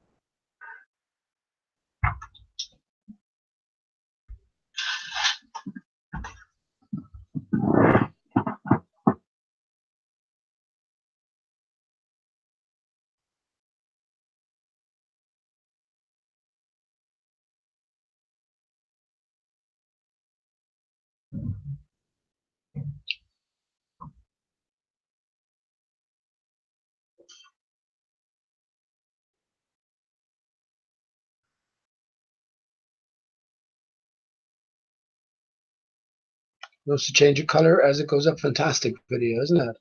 Absolutely fantastic. And I think we can work out what's going on here, right? So how this is, let me just pause it here a second. Okay. How, because it's a killer for the ball, right? They understand that according to their mathematics and according to the geometrical model, that they're living on a sphere, any point or any observer can be viewed as being at the top of the sphere. So when they're looking out over the horizon, which is an apparent thing by definition anyway, is where they land apparently, the scene apparently meets the sky. But they have to be and take with them into all reckoning that when they look at the horizon, if I asked, and I did ask Rumpus to identify the horizon here today, they would have to do the same thing as I would do, right? So first of all, on the one hand, we can trust our eyes when we're identifying something as pivotal as this, but in all other senses, we can trust our senses. That's why you can notice the various movements of the Earth in their different directions and their different momentums and accelerations from 1,000 miles an hour around itself to whatever, all these stupid figures that we're told 60,000 miles an hour around the sun to 600,000 miles an hour around the center of the Milky Way, etc. This is nonsense, but this is why they're killed every time. And we don't even have to go into curvature anyway, because when you understand that the Earth isn't moving beneath us, the solid ground, then the ball, as I mentioned earlier, I think that the ball doesn't enter the equation based on our universal experience of water at similar temperatures and pressures, and that is flat when still. I pointed out before, in reality, the biggest variation in water levels Earth-wide in terms of the oceans or anything else from level is the highest coastal tidal variation to be found, which is about 100 feet or 30 odd meters. I think somewhere up in northern Canada or Alaska. I can't think exactly where it is. This is the highest variation earthwide throughout all of the Earth's oceans, invading oceans. The highest variation aside from massive swells and storms, etc. And this is a massive realization and goes completely against the pole. So once we understand that the Earth and all water is flat at similar temperatures and pressures when still, then we would not even entertain any idea of living on a ball in that sense. We would not. So the ball wouldn't even enter reckoning, and everything based on the ball or everything based on Earth's movement then can be discarded because the foundational stone was made of sand, absolutely incapable of supporting anything. Fantasy, not true. As I said before, there's only one thing in existence, that's the truth. Even the lie is based off of the truth, and the lies that we have been told are certainly based off in direct and meaningful way off the truth. The polar opposite we have been taught as truth. And well, once again, it's only via this contrast that we can come to appreciate or find and appreciate the truth. And just to finish off with Dell there, yeah, again, I'm not making any comment. He's tasked with the material realm. This is why he promotes the book of Satanic Bible. This is what it's all about, the self, right? How do we conduct ourselves within that material realm? Okay, but there's much more to that, as you say. There's the immaterial, the greater aspect to ourselves, and in the heart center, then this is where we have to bridge between the two, and why, as the human, man, everything must go through the heart. But yeah, once you realize those limitations, then we can move on, and we can still entertain what has been said, because a lot of truth has been spoken, but it is that limited truth and that sectioned off truth. You know what I mean? Whereas you have to take everything as a whole. Yeah, will I turn that off? Will I turn that off? Yeah, I'll do that. Yeah, that's closed.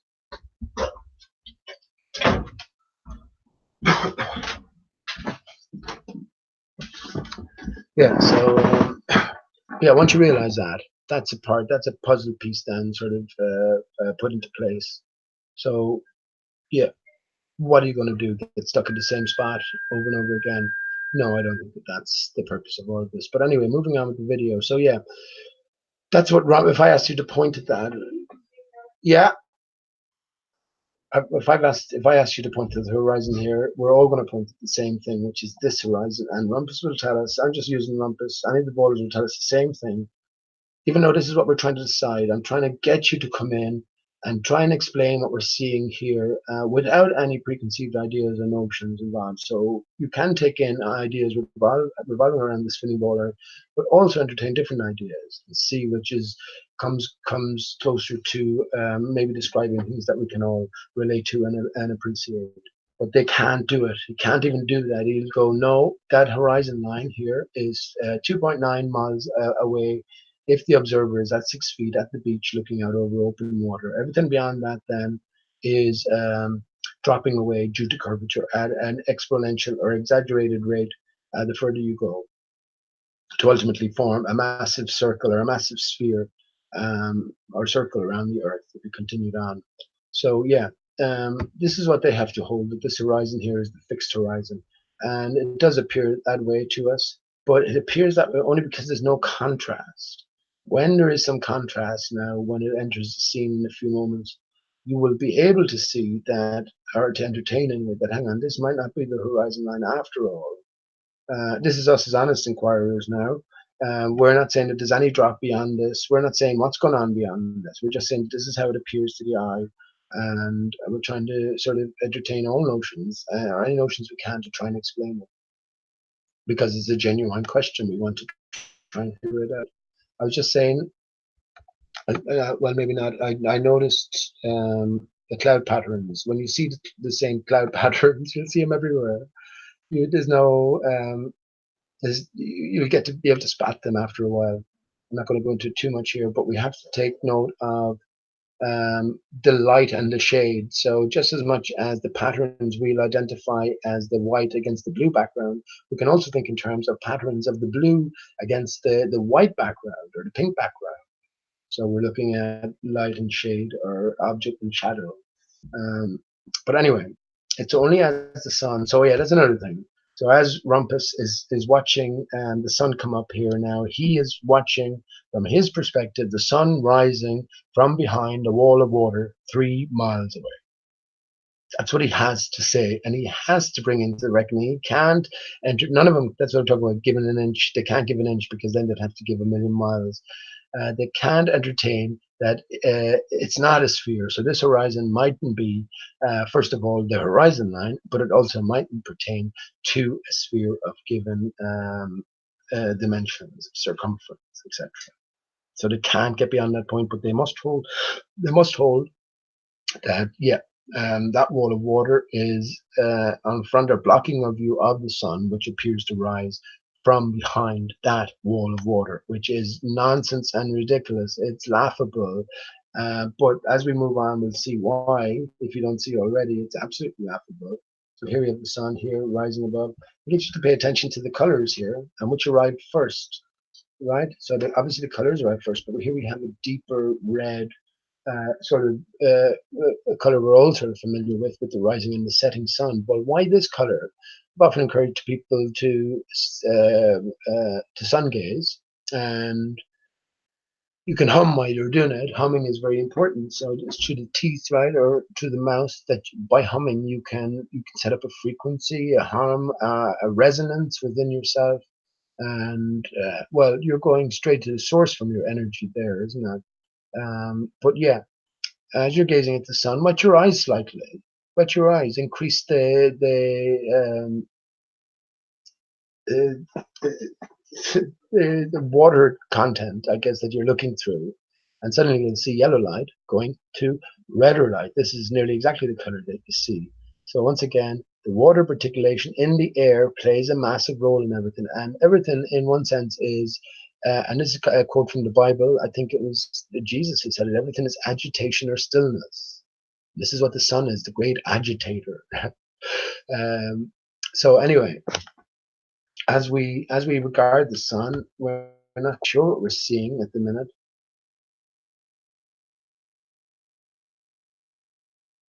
And as Karen zooms in, we have something very peculiar that comes into view. So what the fuck is that? That's far from spherical or circular. So there's something else going on. And this is in real time as well.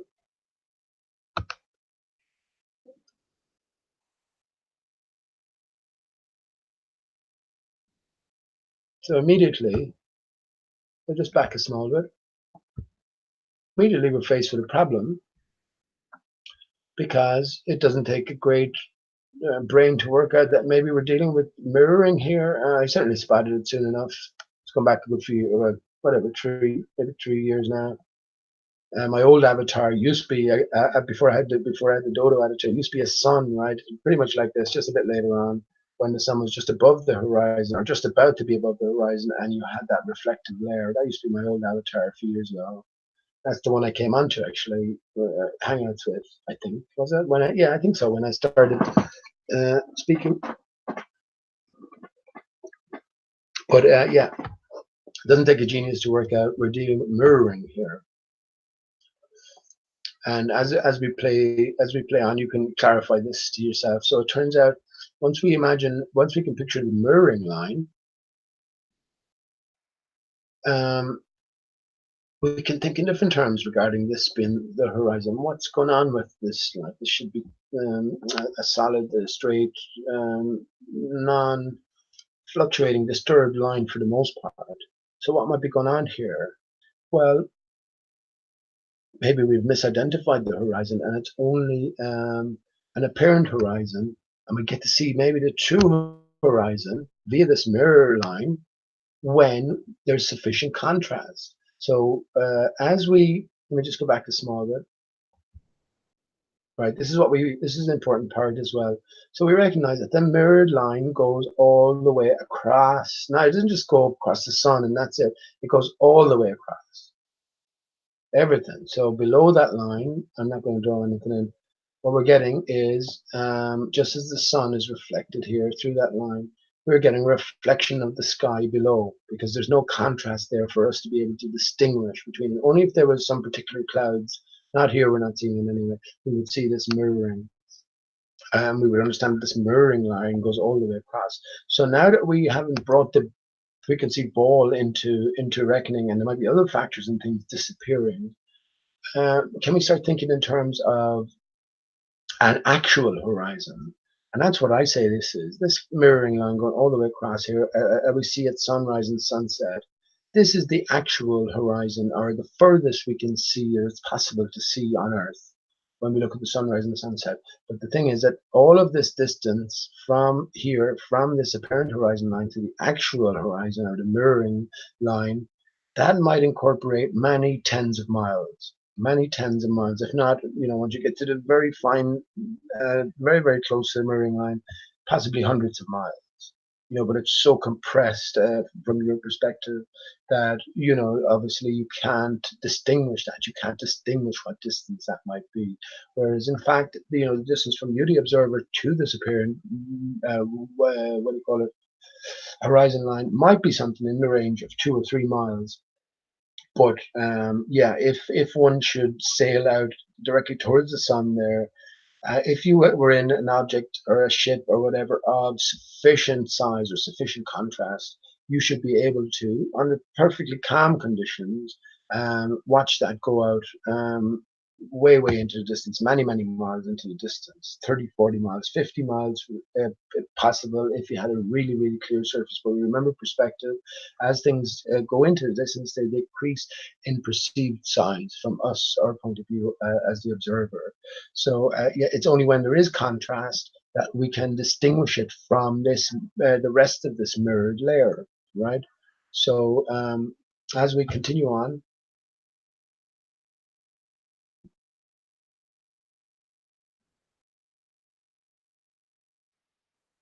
it becomes easier and easier to identify this mirroring, and you can see that it's transformative. It's changing to our view based on the approaching sun, and what sort of reflection we're seeing. Think in terms of a puddle. Now you can see, look at these waves here. Look, can see him jumping out. This is, you know, look at this. Look at that snake-like wave. This is, you're not seeing what you think you're seeing. You're looking into the distance, and you have much, especially as you get up to this visible or a visible apparent horizon line. In this last millimeter, say from here to the, that might be 500 meters, right? You know, or it might be a mile. You don't know. You don't know. But there is a transition point, and this transition point might, just like the barrier above, you might have a gradient, a gradual transition. But yeah, eventually, then the angle of viewing becomes so acute that much water is compressed into from her perspective, a little distance. And this is where water takes on its reflective properties. And what's happening is this reflective layer is reflecting the sun behind it as it is coming closer, as it is approaching and appearing to rise. And again, look, we notice, look at the jaggedness of the sun here. Now, you might say this is down to um, um, persistent clouds, but no, this is again remains consistent as the sun is rising or as the sun is coming in. So as we play it on, yeah, we're looking in real time at a reflection. Rumpus, because he is an antagonist, someone who's paid to stick to the ball at every dire emergency, even, you know, we'll just go down with the ball. Well, again, he's finished because all he can say is this is the hard horizon line and it is 3 miles away, and nothing, we can't say anything beyond that. Everything beyond that, we are we are explaining in terms of magic, looming, super looming. But he still can't explain it. He still can't explain the mirror layer. He calls it the fold layer, but he still can't explain why the reflections. He doesn't call them reflections; they're refractions. They're tricks of light, you know, and they're not something we'd normally see, even though you can see them normally. You know, all you do is get your camera, go down to the beach, and look at sunrise over water on a clear enough day, and you'll see this reflection setting up. And it's, you know, back to flat Earth. I've often equated it to a puddle, right? And you sort of walking away or walking towards a puddle, especially the bigger the puddle, you're going to see different things reflected in it, right? And that will, a few factors would be the day itself, the atmosphere, what kind of conditions you have. For instance, if it was a massive foggy day without any sun, you wouldn't see any reflection until you went close to it. Then you might see a vague reflection, but because of lack of sunlight and lack of these energizing influences, you're not going to see much of a reflection. Whereas if you have a bright sunny day and you look into a puddle, you're going to see your face in the puddle, right? Because the lighting conditions are correct and atmospheric conditions are correct. So imagine a big puddle and you're just walking away from it backwards and you're looking at the puddle and there's a setting behind you, different objects at different distances, people, etc., houses, buildings, mountains even. You can see how the view would vary as you are looking into that reflection as you back up, right? So this is all we have to think in terms of here, just on a much grander scale. And when you do, well, it makes a lot more sense. But we also have to incorporate what we think maybe the sun is, and where is that coming from? What it may or may not be reflecting against. And yeah, look at it here. So keep an eye on this pattern going around the sun, far from circular, far from crisp, right? But yeah, also remember that we have this mirroring line, and everything here, just like the sun again, everything here in this band from here to here is being reflected down here. So anything of insufficient contrast, when it sails into that direction, will be lost in this mirroring layer. So everything comes back to us, the observer, and we wouldn't be able to distinguish it. Only if it was of sufficient size, we'd be able to follow it until eventually we would still lose it. But we do remember as well, different sense of perspective applies along the ground, where we have to take everything between us and the target into consideration, and what's through the air, or you know, through the sky, if you will, because there's no obstruction. We're seeing it directly. And this is why there's a different sense of perspective when we're looking up at the skylights, right? Because there is nothing between us and the target. And this is why I can comfortably now picture a very, very close barrier indeed. Again, 60 miles in relation, 60 miles at its highest point of the equator in relation to, what did I say, 8,000 miles? That's tiny, isn't it? And it would seem far and away out of proportion for us to wrap our brains around. But if we do understand that there's a different sense of perspective that applies to the sky than along the ground, where we're constantly taking different things into consideration for the sake of contrast, our brain is sort of overawed, if you will, with everything we have to take into consideration. But yeah, once you get beyond that and all there is a clear view between you and the object, then a different sense of perspective applies. So as we play it on, you can look at a few things. Look at these waves rippling across. Again, yeah, illusion, compression. But you can see the mirroring continues. It's not some magical effect. We know that water is um, reflective. So as you go beyond this point, the acuteness of the viewing angle is compressing so much water that it takes on its basic property, its reflective property, especially when there's light involved in the positioning of the light. But again, look at the jaggedness of the sun.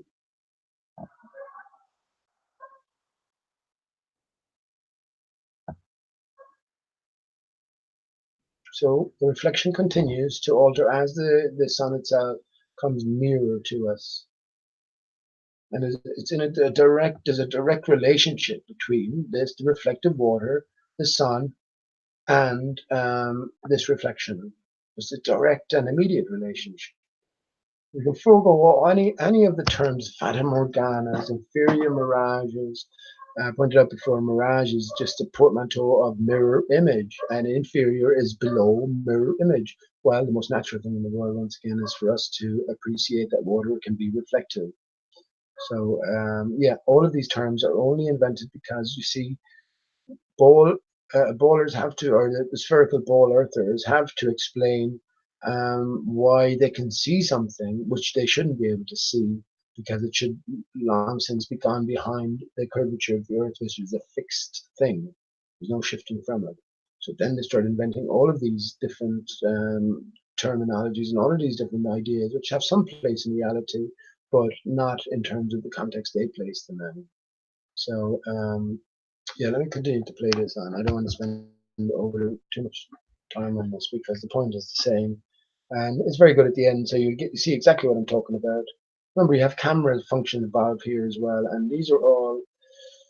Remember, I talked about the color of the sun. Why it is that color? You're looking at through more of this water particulation, or invisible water vapor in the air, and it's turning that different shade, that deeper shade. But yeah, when the camera is actually looking through that atmosphere as well, that is what is affecting it. You're seeing magnification above, right, where there is no contrast. So this air perspective or sky perspective, and yeah, that's perfect there. Look at that. Let me put on the music here. The music of the ocean. Let me just go back to this a small bit. This is in real time. Come on, this is in real time. So let's not invoke all manner of magical and mystical phenomena when we can much more simply explain it via this well-known and established property of water.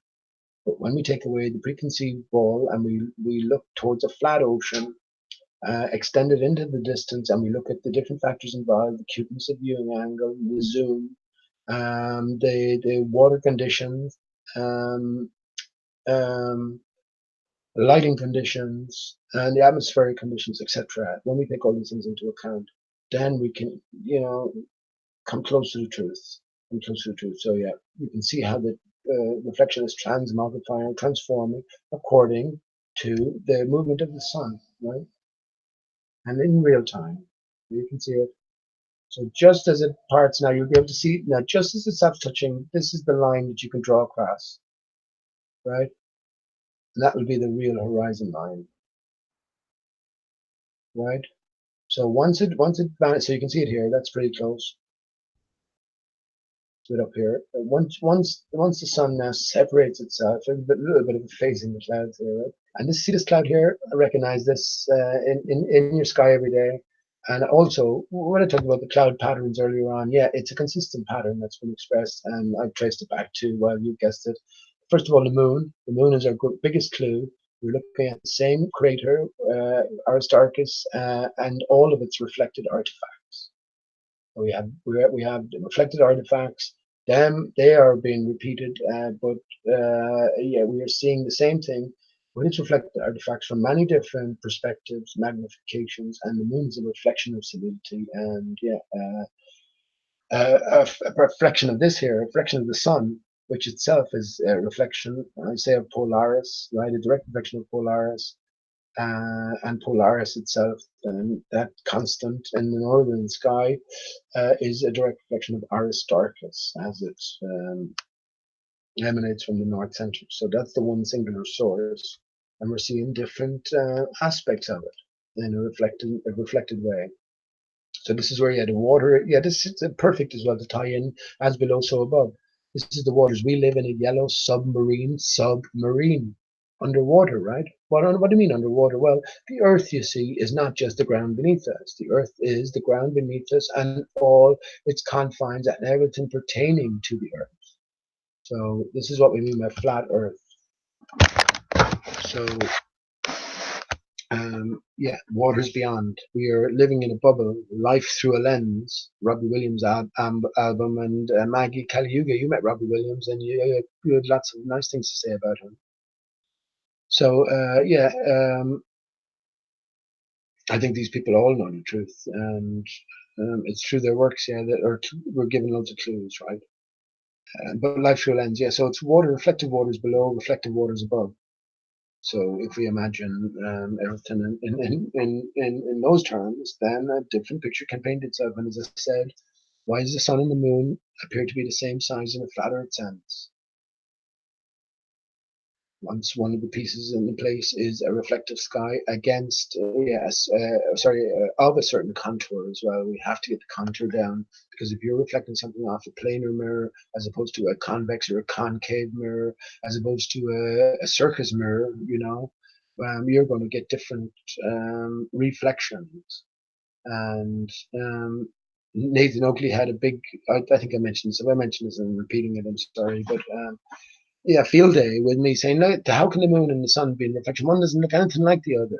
Well, if it just depends on the lighting conditions, but if light itself is not what we think it is, and light and heat are not within the sun, right? These are effects, well, then we can look at it in a different sense. And the best way of sort of putting it is, imagine your reflection in the daylight, or when the light is on. Now turn down or dim the light. You will get a vague hint of your reflection. Maybe the more shinier things might stick out in your person, but you'll still know it's a reflection of you, but you won't be able to make that sort of equation immediately. But of course, on Earth there, all you have to do is turn on the light and go, oh yeah, now I recognize me. But it's the same sort of thing with the sun and the moon. And yeah, water everywhere. Mirror, mirror in the sky. The veil it lifts, revealing pie. But yeah, as we play it on, then, so we'll remember this mirrored layer all the way across, right? 360. If you're on a boat, if you're on a boat in the middle of the ocean and you were looking all around you, as a 360, this mirrored layer would be all around you, right? So as we lift up, you can see it separating, and you can see where, yeah, just right in the center, close enough to the center here. This is mirrored down here. And once again, if we had sufficient contrast, we'd be able to see the clouds here, maybe at this level, are mirrored as well, just as well. We can't forget that. But now we go back to a certain point and we ask Rumpus again. So let's just say we brought Rumpus in and ask him the question again. Hang on now, let me just want to get the thing off screen.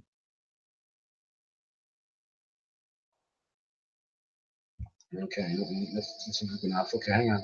We ask him again. There we go. Yeah, perfect. We ask him again. Now identify the horizon, and he go, there you go. There it is here. Bring your theodolite out and point it at this and tell me if it's level, if it has risen to your eye level.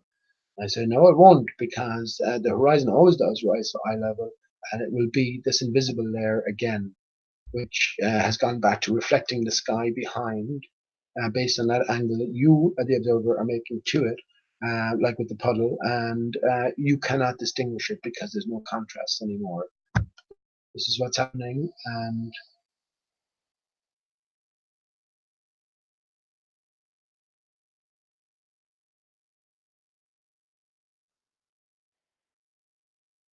Here's the sun now, and as the angle increases, as it comes closer, the angle increases. Look at that redness. Look at that.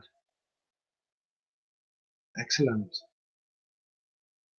Yeah, as the angle between you and the sun then increases, the amount of water particulation or visible water vapor in the air that you are viewing it through will decrease. And yeah, you get a different impression in terms of the colors and the hues that you see. Sun's going back to yellow now. Here we go again. Look. So it's water everywhere. And I mean, that term doesn't come up, water particulation, but that for me is a great term, and because, um, or it's an adequate term anyway, because we can all imagine a puddle evaporating. But I mean, how can you imagine, like, then that's been a big debate, isn't it? I mean, whether water is hydrogen and oxygen. No, I think it's one of the basic elements, right? And it's indivisible. So how much can you keep dividing a drop of water with the finest razor blade you can devise until it stops becoming water? I say you can't, right? So it is water particulation. That's, water vapor is already but we sort of tend to think in terms of a kettle or something like that boiling, and that water vapor, which is far too thick, you know. So yeah, that's the term water particulation. But yeah, that's excellent, and thank you, Karen, for taking that. Excellent, and there's so many other examples of this as well. So at some point, we're going to have to, as flat earthers anyway, fill in that bigger picture and see where that takes us.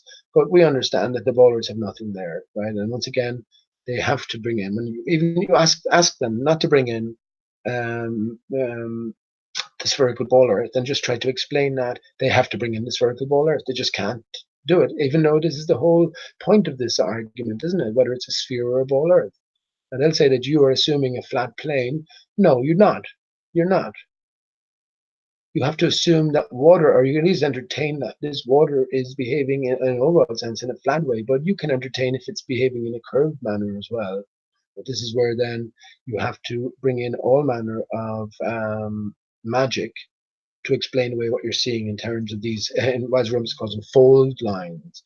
Now, in that band as well, if you had things of sufficient contrast, that would set up its own um, um, horizon line, a parent horizon line, where you'll have its mirror layer and its reflection, whatever you could see of it. So this band acts like a local mirror.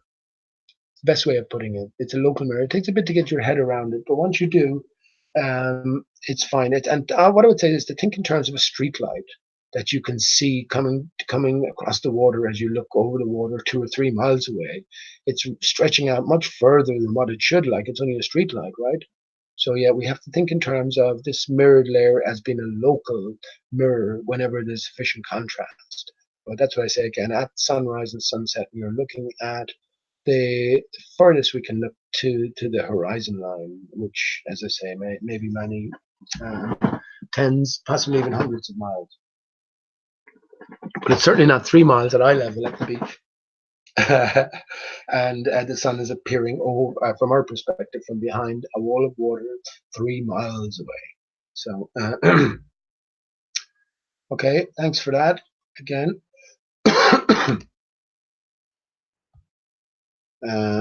And jump back to, just jump back to the screen, did you see it switching from 33 to 32? Amazing.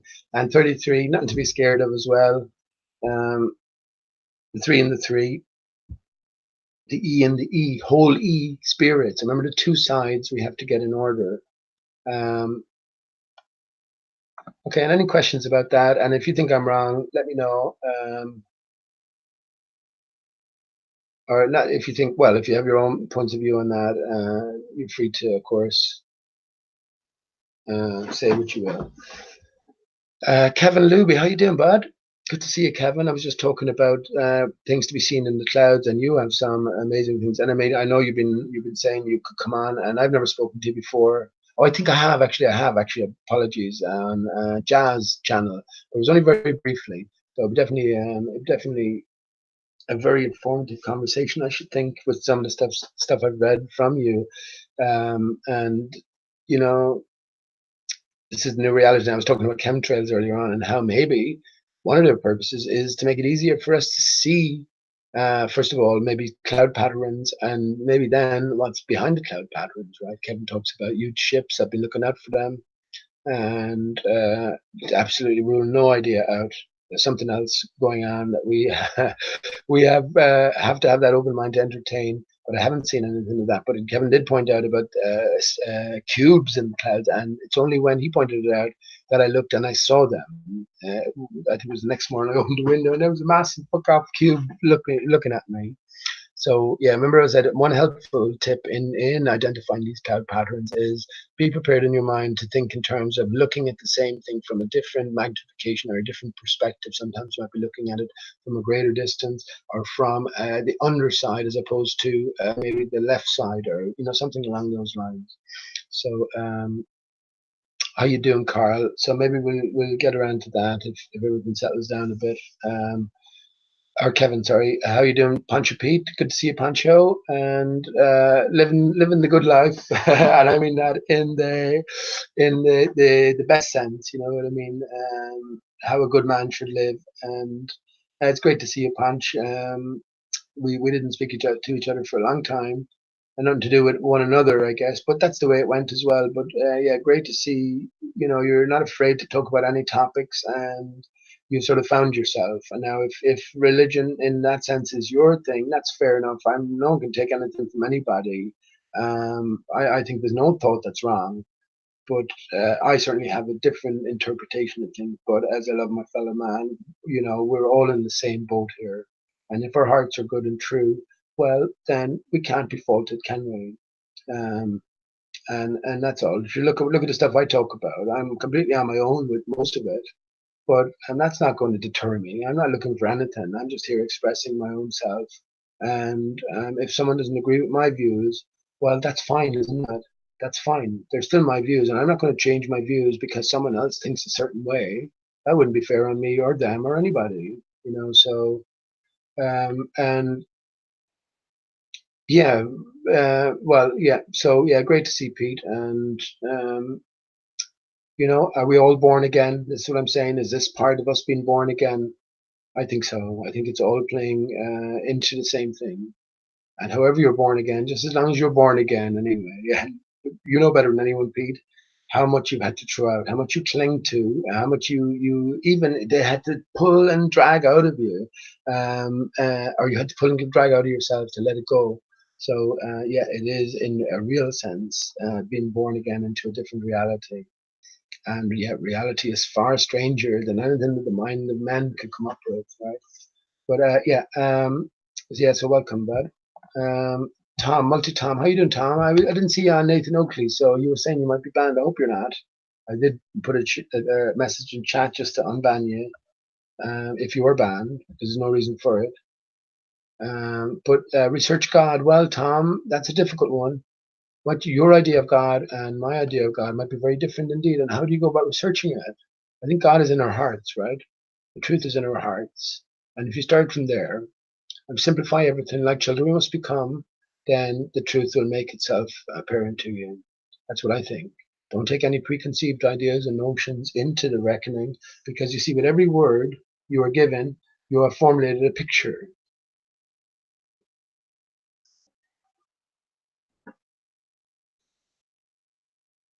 in your imagination. Um, so we have to be able to resist the spell, because we don't know whether that picture is true or not, right? It's generally the picture and description of others. So yeah, when you say research God, absolutely I have, man, in my own brain, but not what, and that's not particularly what other people have had to say about it. Where, but at the same time, I can use other things as maybe clues for me or just aids for me, to think about my own thinking on these things. So yeah, I've already pointed out, and I might read it just to show you. Actually, what time are we? 12:10. I think I'll be okay for a while. I might read it. Just to show you what I'm talking about. When I say that Genesis 1 and Genesis 2 are different stories, and we are in Genesis 1, but we have ventured into Genesis 2, into this divided state. So I talked about 9/11, and the phrase 9/11 is an inside job. Yeah, it only hit me a few weeks ago that, well, this is telling us that it's all internal, it's all about us, right? And then the job part is that the book of Job, right? The book of Job from the Bible, where Job is put through all these trials and tribulations, test his faith, and no matter what he was put through, he resisted, and he kept the faith, right? Um, I think this is the point, isn't it? And maybe this explains perfectly what we're going through here. Um, I think that's the secret message inside it, but I'm not going to dwell on 9/11 and how it pertains to you, only that it does fundamentally. And yeah, I'll move on now because I don't want to keep this going for a hell of a lot. Per usual, I never get to anything in particular, but I mean, Jesus, I sort of don't want to as well because I could spend ages on any one thing. Um, I'll just read out a few comments. 2.8 mile mushroom makes perfect sense if the sun was more like a laser beam hitting an eye-shaped dome. Doesn't really make sense as a round ball of burning, floating nukes in the sky. Yeah, exactly. Exactly. Exactly.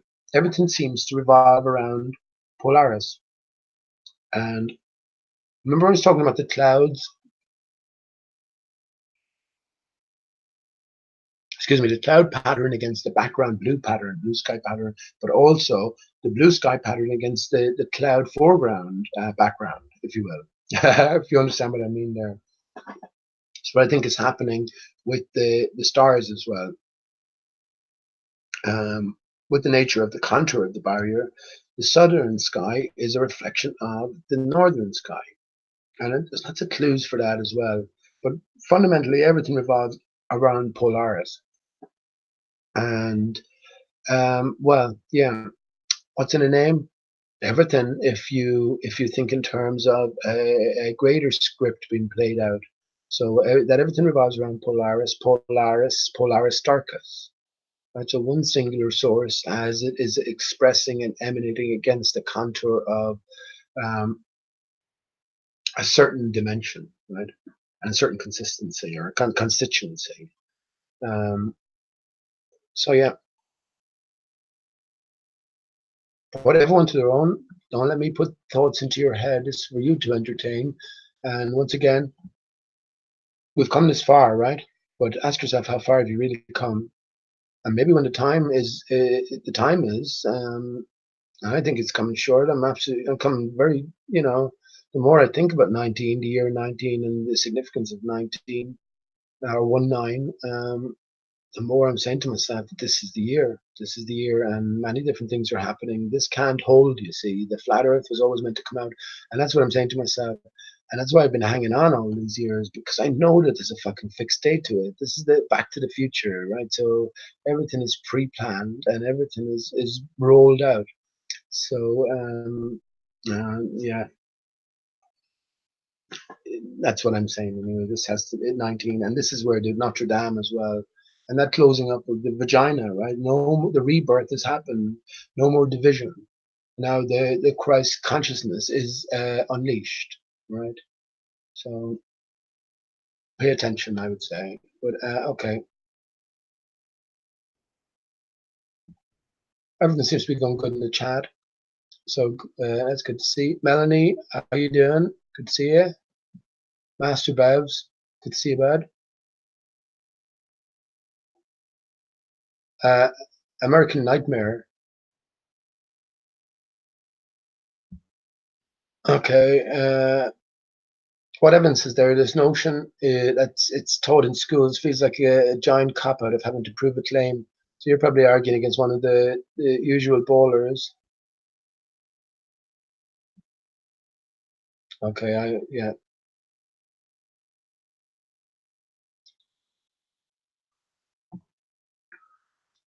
Yeah, I think we can all spot it at this stage, right? Our sort of education is over. That's why we shouldn't spend too much time or effort. battling these same antagonists who, if it's not you, it will be someone else. And that needs must be the case as well, because there are always new people entering into the arena.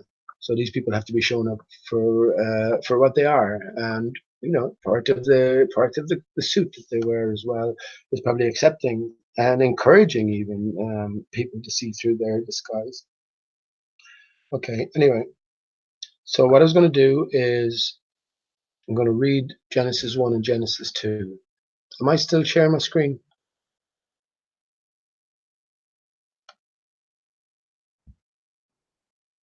Yeah, I am actually. All I have to do is look at the screen.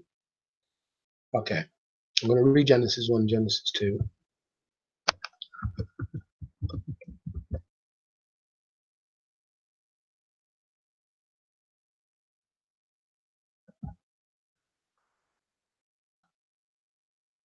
Okay.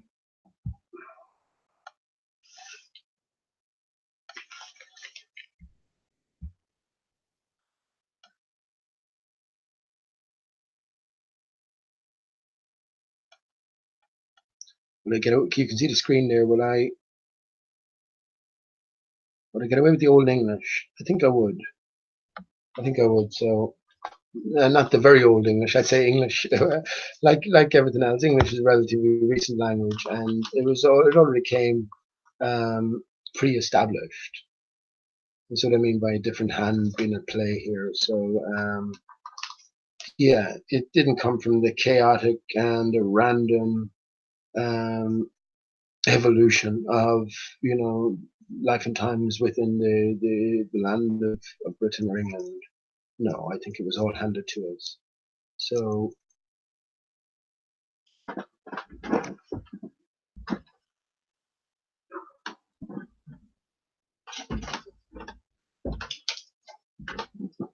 just have that cigarette and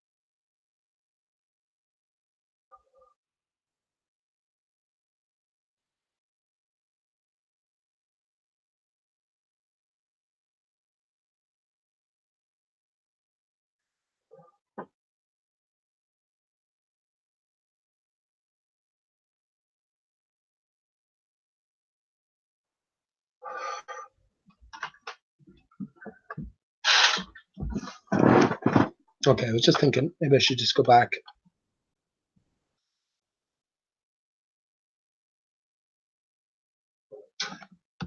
Yeah, I'll go back and just get the updated version.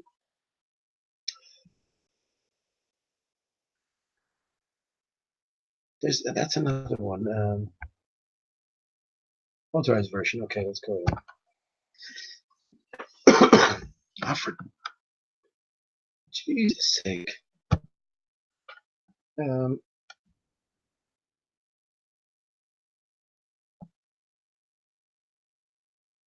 Here we go. Yeah. Okay.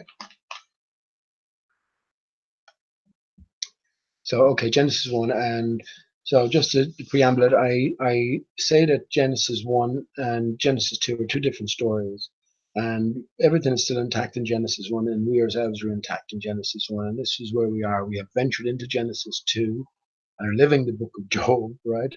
Um, and we were always meant to come out of it. And maybe at the end, I'll read the book of Revelations, because a few things definitely occurred to me when reading that, and it's very meaningful in terms of the picture that I have painted as well.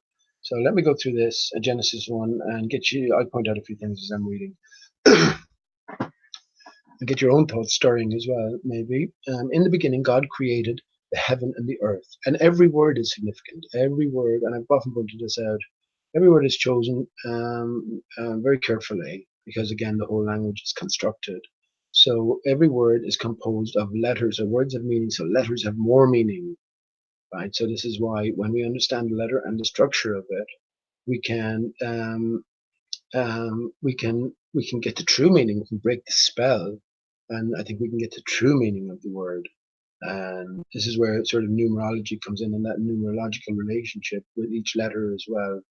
And of course, we have 26 letters and only 9 numbers, so each letter will have a value. Three letters will have, for the most part, a value, the same numerical value, and two, well, in code dodo anyway, two A and R have they're the only two with the value of 1. So U R A Ra. Um, anyway, in the beginning, God created the heaven and the earth was without form and void, and darkness was upon the face of the deep. And the Spirit of God moved upon the face of the waters. And God said, "Let there be light," and there was light. And God saw the light, that it was good, and God divided the light from the darkness. And God called the light day, and the darkness he called night. And the evening and the morning were the first day. And God said, "Let there be a firmament in the midst of the waters, and let it divide the waters from the waters." And God made the firmament, and divided the waters which were under the firmament from the waters which were above the firmament, and so it was. Or it was so, right? Make it so. Remember that from Picard? Make it so. It was so. So that's significant in itself, and that's another thing I definitely need to put aside a few hours to talk about all of this. Like, what might that mean? Our Holy Spirit is another good one. But yeah, remember what I was saying in terms of with the confines of the earth and what this earth realm is in relation to.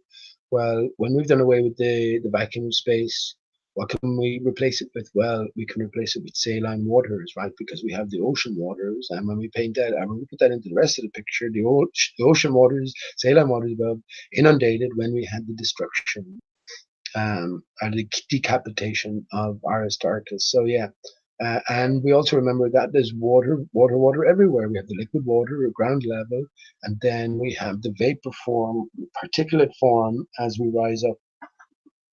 So these waters are separated from the waters as well. Anyway, and it was so. And God called the firmament heaven. And you notice, if I have my cursor here, you notice it's a capital H here, and then it's a small h here. So that's significant. And the evening and the morning were the second day. And God said, "Let the waters under the heaven," this small h again, "be gathered together unto one place, and let the dry land appear." And it was so. So what I think happened beforehand was that all these waters gathered together. First of all, the atmosphere, but then the freshwater lakes and etc. Just a completely different place to the land. And the saline waters were alien. So this is where we have the invading saline waters. But let the dry land appear, and it was so. And God called the dry land earth. So again, capital E, and down here, up here, at the very opening line, it's a small e. So this is significant, or a lowercase e. And the gathering together of the waters called he seas. And God saw that it was good. And God said, "Let the earth bring forth grass, the herb yielding seed, and the fruit tree yielding fruit after his kind, whose seed is in itself upon the earth." And it was so. And the earth brought forth grass, and herb yielding seed after its kind, and a tree yielding fruit, whose seed was in itself after his kind. And God saw that it was good. And the evening and the morning were the third day. God said, "Let there be lights in the firmament of the heaven to divide the day from the night, and let them be for signs and for seasons and for days and years. And let them be for and let them be for lights in the firmament of the heaven to give light upon the earth." And it was so. And God made two great lights, the greater light to rule the day, and the lesser light to rule the night. He made the stars also, and God set them in the firmament of the heaven to give light upon the earth, and to rule over the day. And to rule over the day and over the night, and to divide the light from the darkness. And God saw that it was good. This sort of conflicts with my, but not quite as well. We're not told exactly what the lights are in the heavens. I mean, we are to assume that it's the moon and the sun, right? But I think this is a what do you call it? A rash sort of assumption There was a system in place beforehand, and I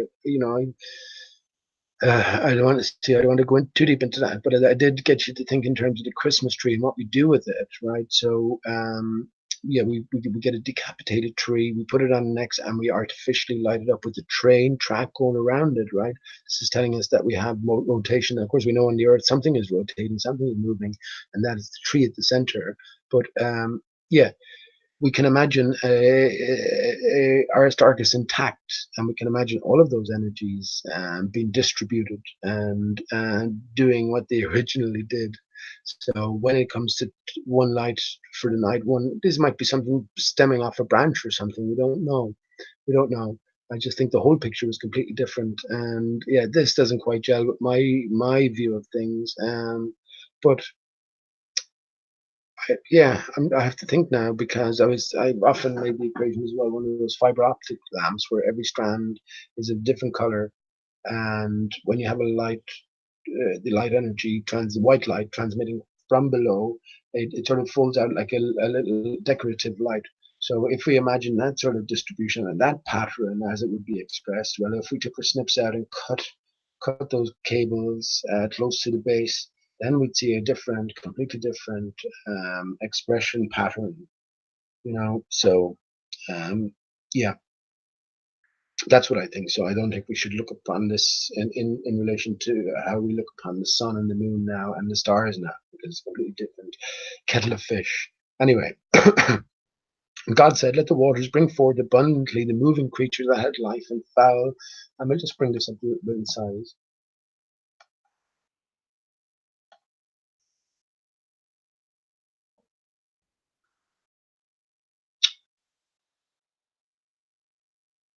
Okay. Okay, sorry, let me just go there again. And God said, "Let the waters bring forth abundantly the moving creature that had life, and fowl that may fly above the earth in the open firmament of heaven." Again with the small h. And God created great whales, which was a shock to me. Great. So yeah, there's the King James version, the Catholic version, which the one I was reading from never mentioned whales. It just mentioned sea creatures. So that's what I thought was this is a Mandela effect or an insurgent. No, it's just being varied and changed from place to place. Even though I thought you were supposed to not fucking change any word. Um, but maybe another clue for us. Yeah. And God created great whales and every living creature that moveth, with the water brought forth abundantly after their kind, and every winged fowl after his kind. And God saw that it was good. And God blessed them, saying, "Be fruitful and multiply, and fill the waters in the seas, and let fowl multiply in the earth." And the evening and the morning were the fifth day. Oh, so it was the sixth day that God. Okay, yeah. Okay. God said, "Let the earth bring forth the living creature after his kind, cattle and the creeping thing, and beast of the earth after his kind."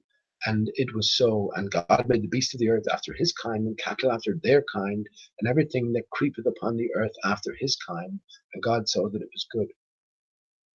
God said, "Let us make man in our image, after our likeness, and let them have dominion over the fish of the sea, and over the fowl of the air, and over the cattle, and over all the earth, and over every creeping thing that creepeth upon the earth." So God created man in his own image. In the image of God created he him. Male and female created he them. So this is the pivotal point here. So my take on this is God is indivisible as male and female in one. So when God says something, he speaks in the royal we, the male and female in one. And what other term would you use but let us, right? So where is it? God said, "Let us make man in our image," because God is male and female in one. So when male and female, he created them in commas, in brackets, because we were made in the image of God, indivisible, male and female in one. So the in one in brackets there, it goes on said. But of course, if this was overt, that would put a whole different take on things, isn't it? So we are once again equating, like we equate the sun and the moon with the two great lights that God created on day three. Was that? Um, yeah, we are equating man here, male and female, with Adam and Eve, but that's not the case. That's what I take. It's not the case here. Everything is intact, and as we read down, we'll see that a different system was in play, and it's made quite clear. And we'll also see about the transition and why the transition is so strange. Um, Anyway, and God blessed them, and God said unto them, Be fruitful and multiply, and replenish the earth and subdue it, and have dominion over the fish of the sea, and over the fowl of the air, and over every living thing that moveth upon the earth.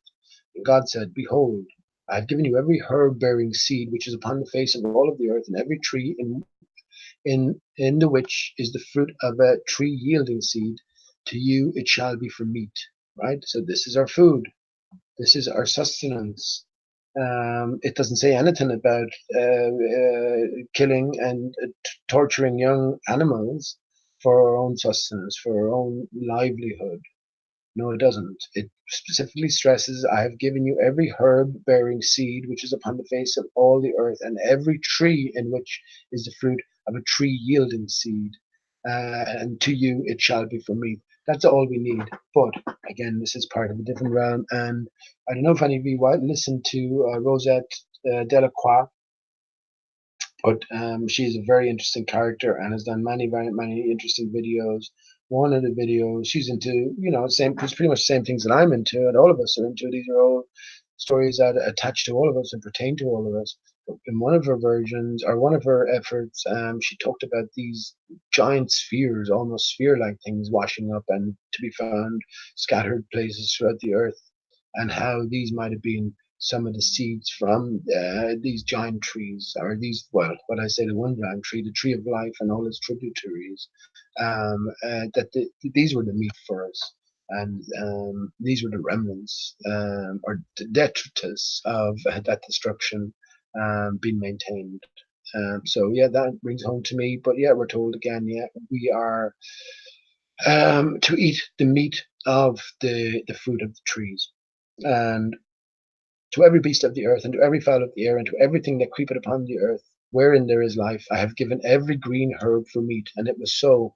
So yeah, even all the animals and all the creeping things, a complete vegetarian diet. I'm happy with that. I'm vegetarian now, and I don't think I'll ever, in spite of the temptation, I mean, Jesus, what am I going to do? But I don't think I'll ever go back to meat again. Not because I wouldn't love a beautiful crispy steak, or a juicy burger or something. But no, we understand what it takes to get. And actually, talking about that, isn't there this? I saw a few videos on it. This Impossible burger that's after coming from again, maybe preparing the way Burger King. I don't think there's any meat in it, but from all accounts, it's supposed to taste pretty damn close with its own sort of unique character, but pretty damn close to the actual thing, the actual Whopper or the actual beef burger. So yeah, that's what we're given to eat. This is what's laid down for us, and I think this is still intact. We're still in Genesis 1 below, where everything is in working order. And God saw everything that He'd made, and behold, it was very good. And the evening and the morning were the sixth day. So here we have a carryover, Genesis 1 to Genesis 2, right? And I say that Genesis 2 should end, or so Genesis 1 should end. Let me just continue reading, and I'll tell you where I think it should end. Thus the heavens and the earth were finished, and all the host of them. And on the seventh day God ended His work which He had made. And He rested on the seventh day from all His work which He had made. And God blessed the seventh day and sanctified it, because that in it He had rested from all His work which God created and made. These are the generations of the heavens and the earth when they were created, in the day that the Lord God made the earth and the heavens. So I think here, halfway through 4, this is where Genesis 2 should begin. And it should have ended here. These are the generations of the heavens and the earth when they were created. We have a comma here. I'm not sure if this is the same in every text, but this is the King James version anyway. But yeah, that's where it should have ended. So why the carryover? Why the carryover? Why didn't it just continue on? If we were told they're from two separate books or two separate accounts, also heard the explanation that one is sort of a deeper view into day 6 here. So we're sort of going back, picking up that, or turning the microscope on day 6, and this is the transition point, and this is how the transition. So yeah, that could be true, but for me, yeah, there's something else going on. And let me just read on here to show you how this could be the start. In the day that the Lord God made the earth and the heavens, and every plant of the field before it was in the earth, and every herb of the green field before it grew, for the Lord God had not caused it to rain upon the earth, and there was not a man to till the ground. That's strange. Now let me try read that sentence again. So these are the generation of the heavens and of the earth when they were created, in the day that the Lord God made the earth and the heavens, and every plant of the field before it was in the earth, and every herb of the field before it grew. For the Lord God had not caused it to rain upon the earth, and there was not a man to till the ground. It's not very coherent, is it? It's not very easy to serve. It's not very continuous. It's a little bit difficult to sort of. It's like it doesn't get to the point. It doesn't. Um,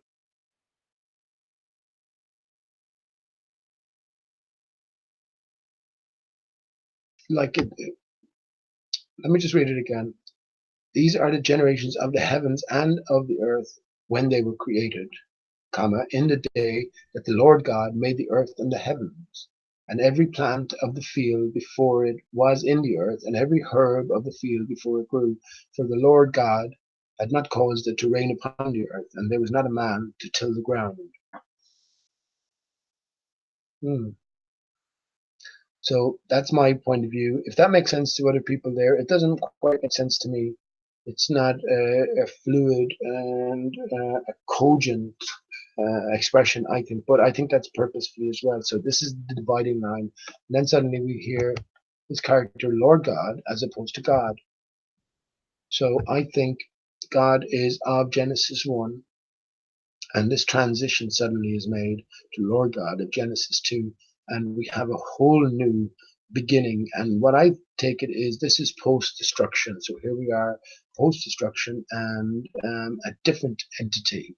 I use these terms sort of lightly, but a different entity then is in play with Lord God character, as is written here. But there went up a mist from the earth, and watered the whole face of the ground. The Lord God formed man of the dust of the ground, and breathed into his nostrils the breath of life, and man became a living soul. Soul is you, soul. So the Son, or Jesus, is the Son is within us ourselves in our divided state, only came into being, after the destruction or decapitation of Aristarchus. So the dust of the ground. This is, as I say, sand is the sawdust of the giant crystalline felled trees, and earth then comes from sand, as I pointed out. Along the beachfront where you have the transition, and also along the walk where they had those bags of sand, where you can see the top good few inches are now transformed into what you'd call earth, right? So we were formed from that, and all matter then, our carbon-like form, is a decayed form of the original crystalline. So this is where we're sort of getting that from. And yet we became a living soul because we are in this divided state, and we are intimately connected with the sun, right? And once again, everything is connected. Everything goes back to Aristarchus. And the Lord God planted a garden eastward in Eden, and there he put the man. I better just read it now, but I didn't mean to go on to this part. But the thing I mentioned here was this transition point, right? So a different story is now unfolding, and this is where we find ourselves in this divided state.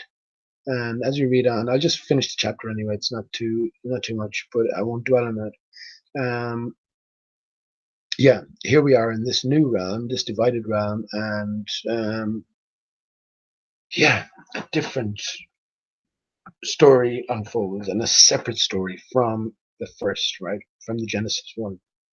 And the Lord God planted a garden eastwards in Eden, and there he put the man whom he had formed out of the dust, dust to dust, ashes to ashes. Well, ashes come from fire. So again, that destruction by fire of Aristarchus after it was decapitated.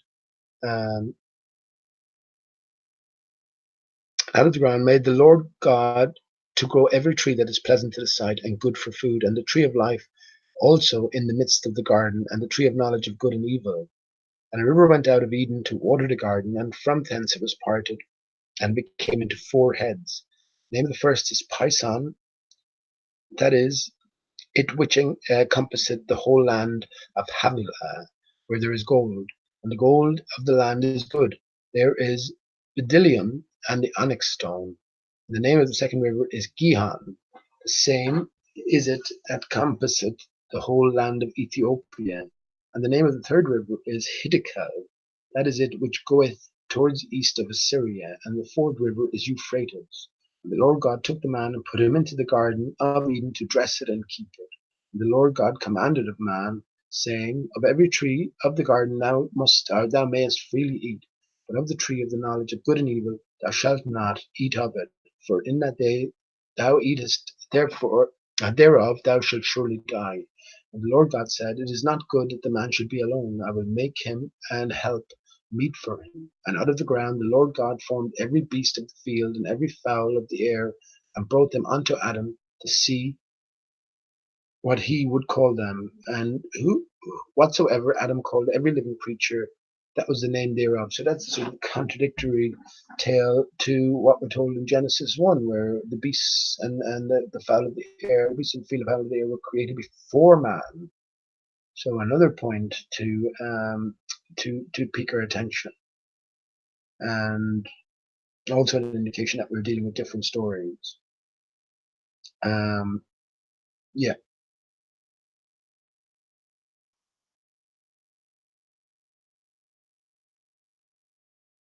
Right, I'm just looking. When he created man, did he say, and I should call him Adam? So we're just given that the name is Adam. But anyway, yeah. Am-A-D. Uh, okay, so, and the Lord God caused a deep sleep to fall upon Adam, and he slept. And he took one of his ribs and closed up the flesh instead thereof. And the rib which the Lord God had taken from man made he a woman, and brought her unto the man. And Adam said, This is now bone of your bones and flesh of my flesh. She shall be called woman, because she was taken out of man. And I've often talked about the genitalia, man and woman being divided from one another, right? The male and female. Um, been taken out of one another. I've often talked about the genital part, the genitalia of both. One is like the jigsaw piece, and the other is the hole that the jigsaw piece fits into. One is no good without the other, and one has been pulled from the other. One is the inversion of the other.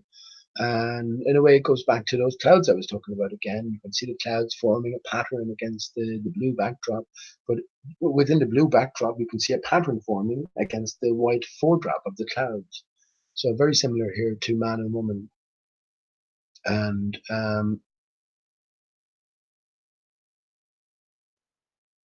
therefore shall a man leave his father and his mother, and shall cleave unto his wife, and they shall be one flesh. And they were both naked, the man and his wife, and were not ashamed.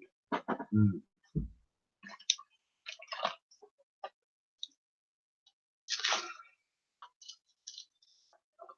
Yeah. So yeah, I just wanted to point out that don't they read like different stories? Don't they read? And are we supposed to read them in that sense then, and not be told what we're reading? You know, that's in my brain, and I've pointed it out as well regarding. I'm not going to look it up now. Maybe I should actually. Hang on.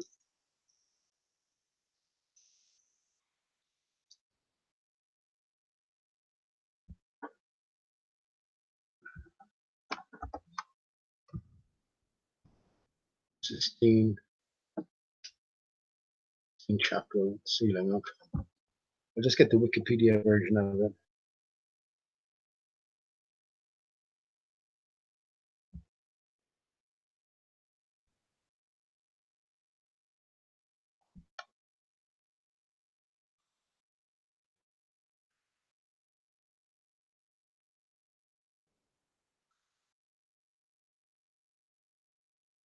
No, that's not. Hang on now.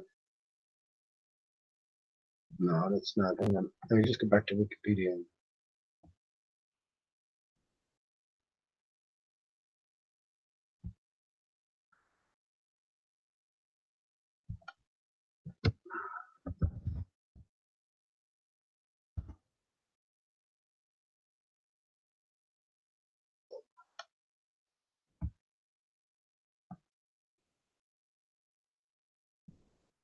Oh, here we go. Perfect. If I can see it from here. Yeah.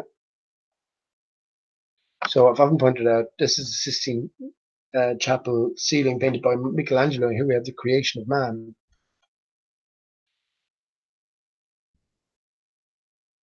Okay, here we go. And so we can zoom in here.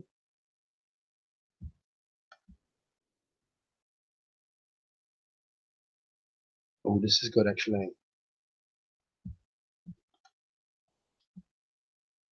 Yeah, so I've often pointed out that this, yeah, okay, I don't want to dwell too much here, but here we have this innocent setting. On the left, we have this peaceful, calm, and relaxed setting. On the right, we have this very sort of violent and red and um, tempestuous setting with lots of different horrific sort of visages caught inside here. So, yeah, I've pointed out that one of the interpretations of this that we're told Michelangelo encoded is that this is the cross section of the human brain, and the idea being that he didn't really believe in God. There's no such thing as God, and it's just a creation or a formulation of the mind, of the human mind, of the mind of man. Well, I disagree. I say this is one layer, or right, something to consider, but on a more fundamental level, I have compared this cross section with the cross section of a reptile, a viper, and the match is extraordinary. Even as we zoom in, we can see reptile-like creatures on the face of. I don't know if it holds its quality now. Not really. When you zoom right in, you can see these bumps and ridges all over the face of the god here. Um, you talked about six toes, Pete. You talked about six toes. God has six toes. Um, and the hand. Look at the hand here. That's very reptile-like, isn't it? It's like a snake bite coming down on top of the young innocent. But more interesting was this hand in relation to this cross section of the reptile skull. This hand represents the fang, and here we have the extended fang just about to touch. So we have this fiery influence reaching out, just touch my finger, right? But Adam in his innocence, we call him Adam anyway, but in his innocence, he's curious, he's okay. You want me to touch your finger? Okay, what's gonna happen, right? But anyway, getting down to these two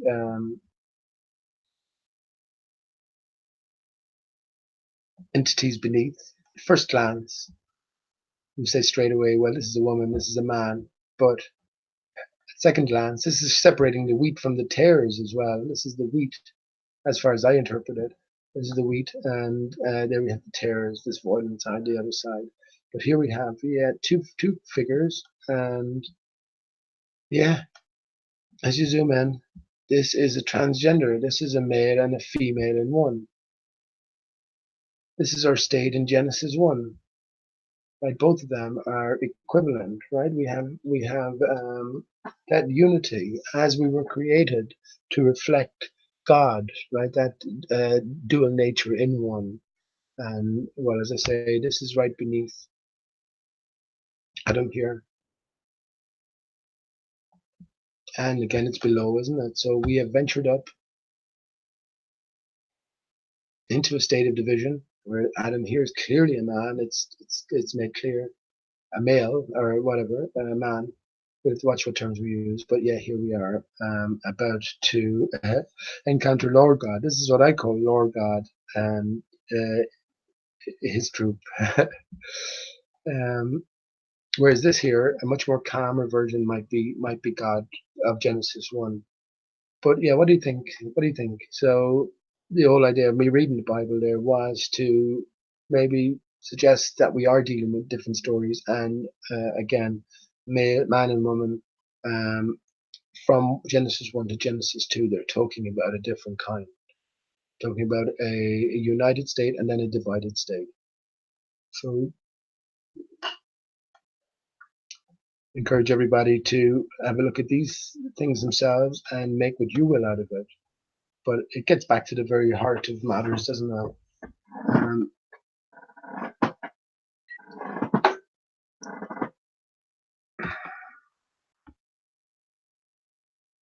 Let me just bring up, because you won't believe me, I'll show, I have that somewhere now. I don't want to look for it.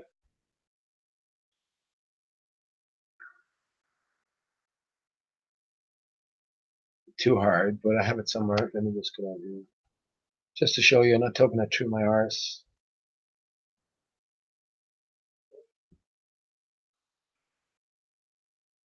Yeah, look, see, I have it saved here under different.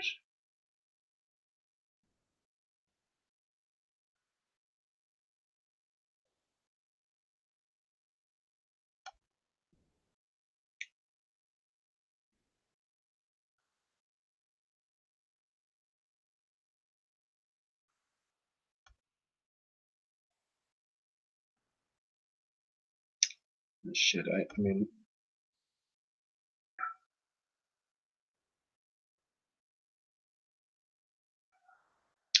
sure it's towards the top there, but no, it's not towards the bottom.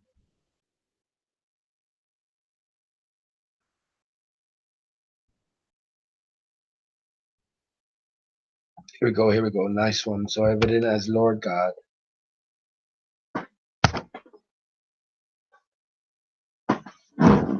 What do you think? I'll let you ponder that for a second.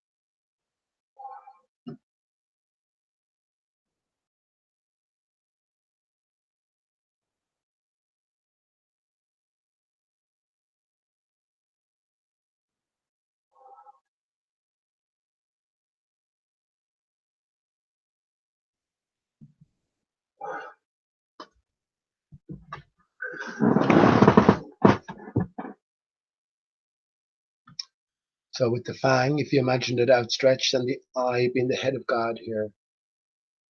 Yeah, I went through it in much closer detail, but I didn't want to. Um, you do look at this ribbon here as well. It's the same. Um, they want to go into too much detail, but I think all these things now are up for consideration. And yeah, we can think in terms of a different story. I think it's even clearer here. Actually, it is all the bumps and the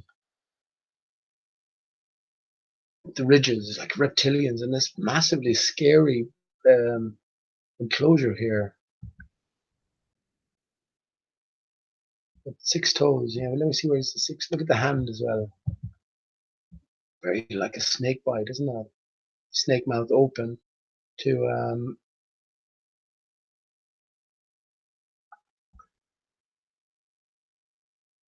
everyone looking on in anticipation. Look, touch it. Look, they want touch it, touch it, touch it. Oh no, touch it. Go on, touch it, touch it, touch it. Is he touched it yet? Is he going to touch it? Is he touched it? Yeah, yeah. Look, 6 toes. There you go, Pete. 6 toes. 1, 2, 3, 4, 5, 6. Hmm. 1, 2, 3, 4, 5, 6.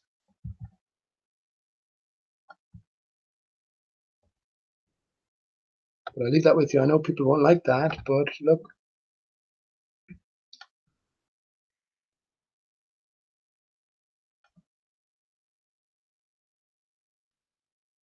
Okay.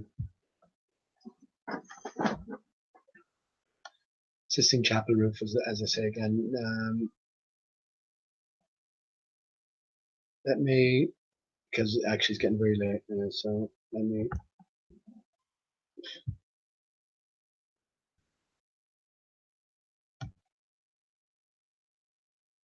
This will take long. I'm just going to read this chapter, Revelations 22.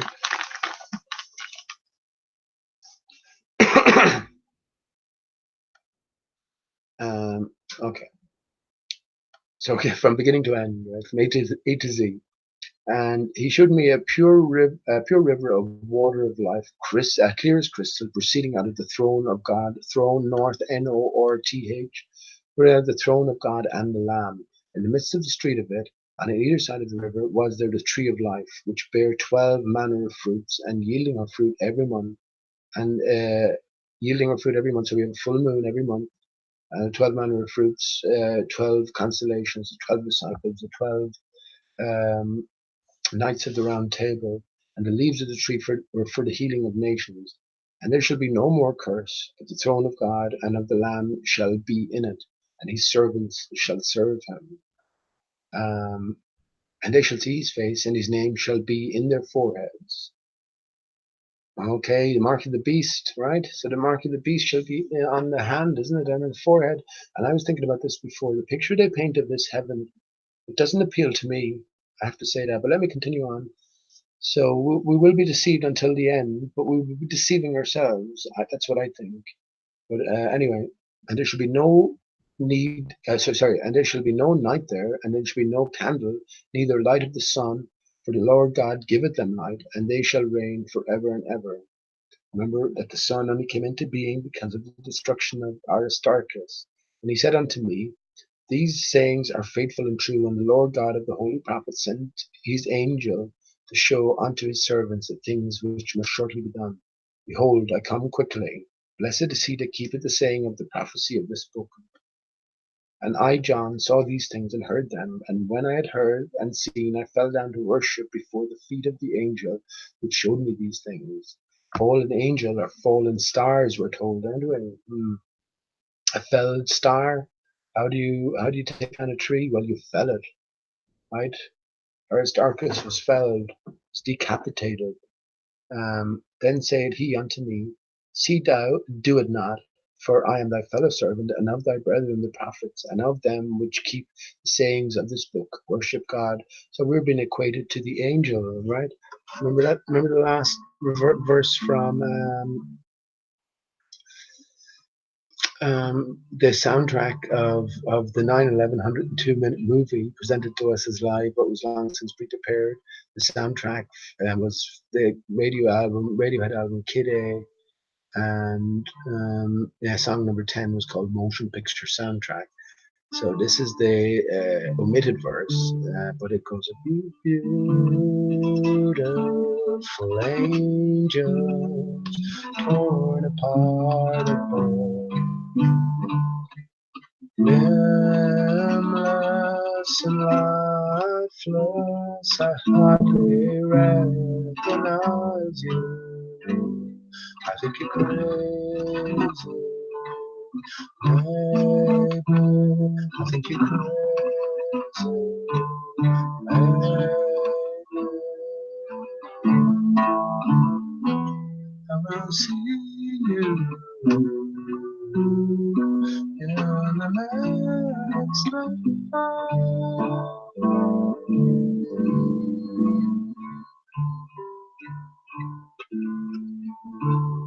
Yeah, beautiful angel, torn apart at birth, limbless and lifeless, I hardly recognize you. Think you're crazy, maybe. Think you're crazy, maybe. I will see you in the next life. So we are,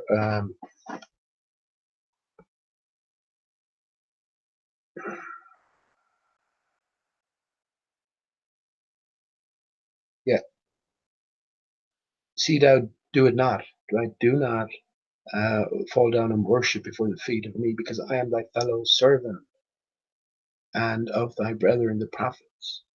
Okay, so pay attention. Again, all coming back to who we are. And he said unto me, seal not the sayings of this prophecy of this book, for the time is at hand. He that is unjust, let him be unjust still. And he which is filthy, let him be filthy still. And he that is righteous, let him be righteous still. And he that is holy, let him be holy still. And behold, I come quickly, for my reward is with me, to give every man according to his work shall be. I am Omega, I am Alpha and Omega, the beginning and the end, first and the last. Blessed are they that do his commandments, they that they may have right to the tree of life, and may enter into the gates, into the city. For without their dogs, and sorcerers, and whoremongers, and murderers, and idolaters, and whosoever loveth and maketh a lie, I, Jesus, have sent mine angel to testify unto you these things in the churches. I am the root and the offspring of David, and the bright and morning star. The bright and morning star is the sun, and he is the root. I am the root of the bright and morning star.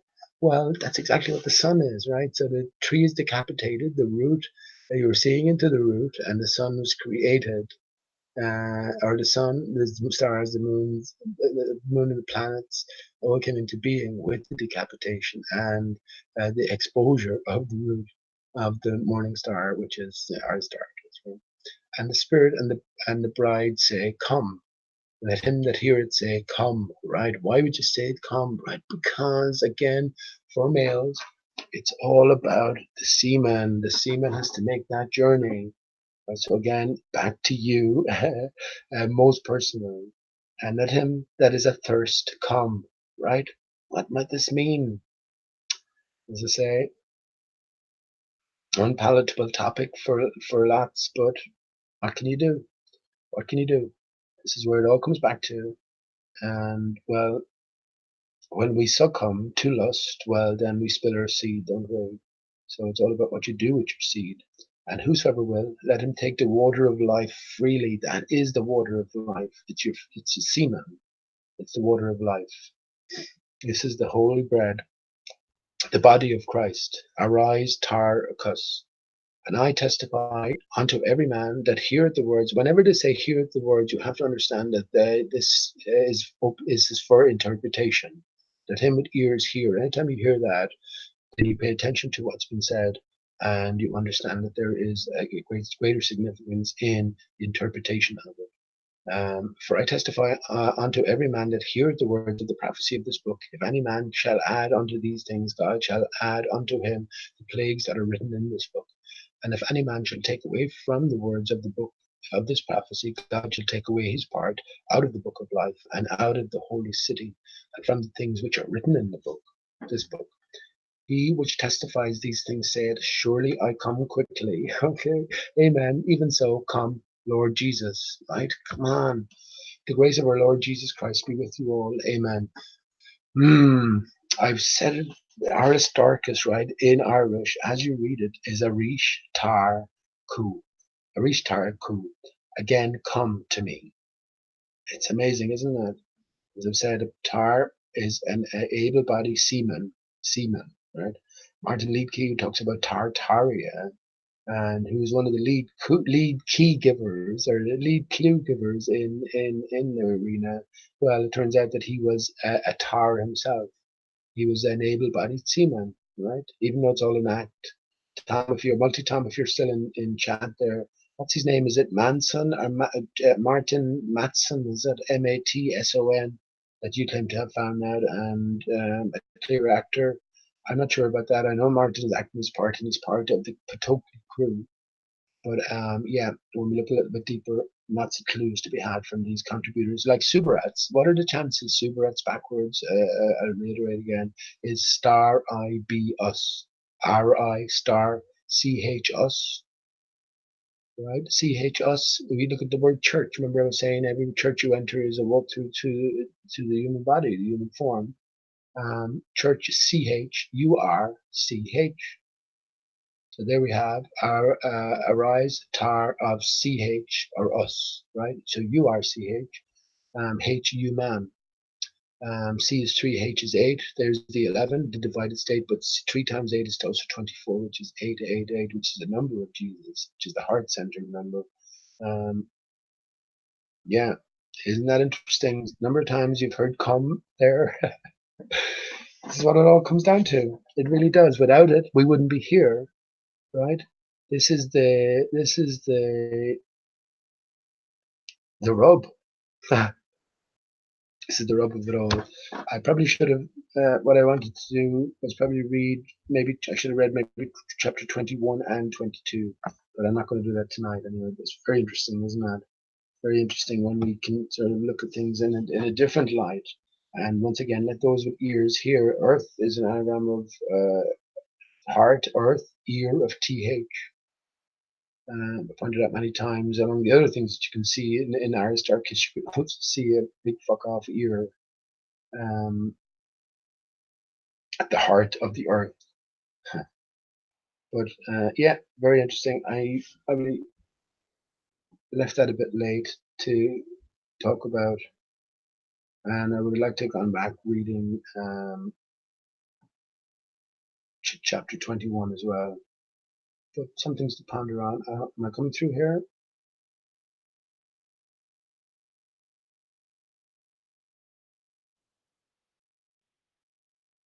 Is that coming through okay?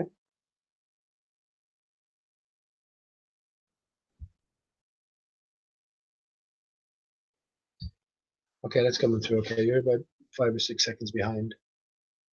Okay, yeah.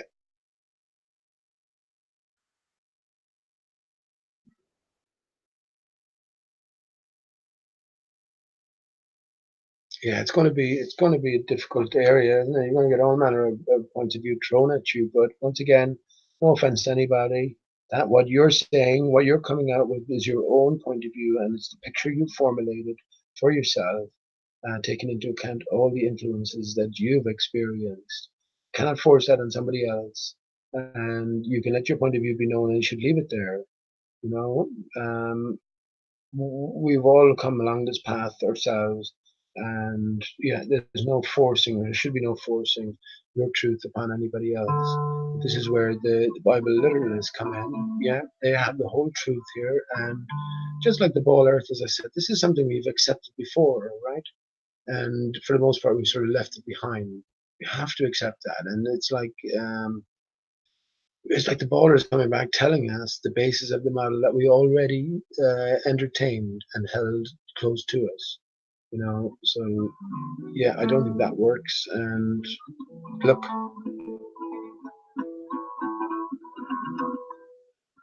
this is what we're coming away from. That's all I'll say. So now put your own inimitable mind to things, and once again, remember it's all about you.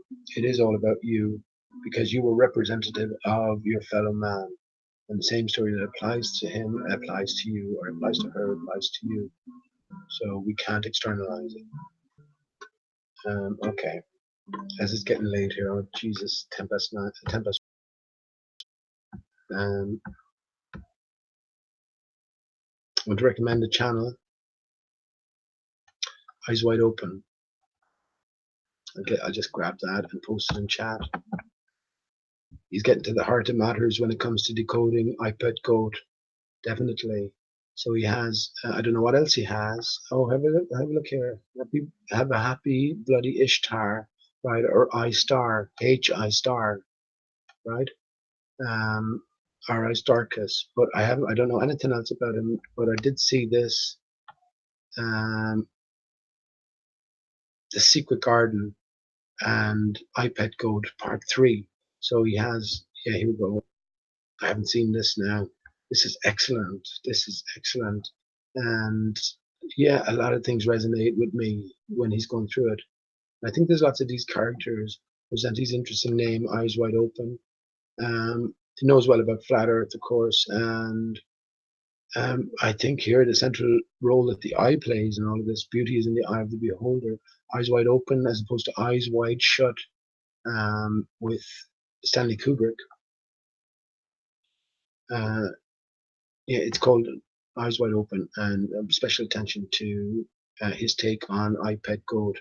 Very interesting. Let me go into chat and just post that for you.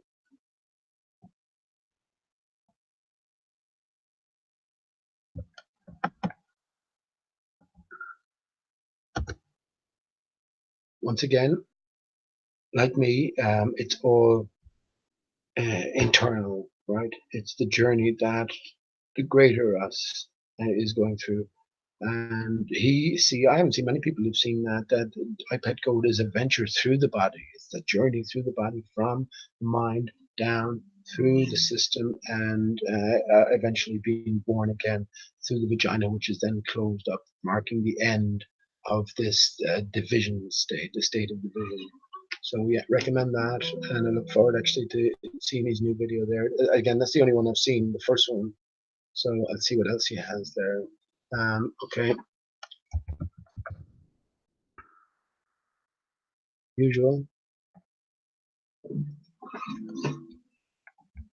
parting glass, and I played Restless Farewell, and this is the song that it was based on. And Restless Farewell was the offering that Bob Dylan, one of the Bob Dylan left before exiting stage left, and a new guy coming in to fill the boots. So yeah, thank you very much for tuning in. Again, probably all over the place, but sure, that's the way it goes. And I hope even at least when I was playing Karen B's excellent video there, that you may have learned something, or maybe that you can get to sort of start thinking in a different way if you didn't previously entertain what I have been saying or what others have been saying as well. So on that note, I will say good night, and I'll leave you with the usual, the parting glass. Until the next time.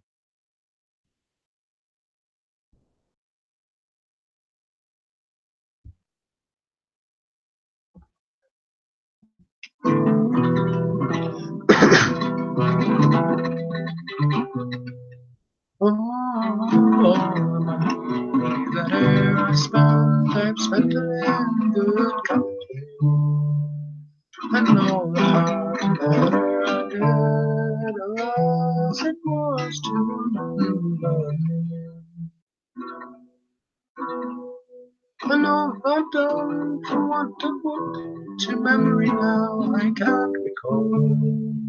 So fill to me the parting glass, good night and joy be with you all.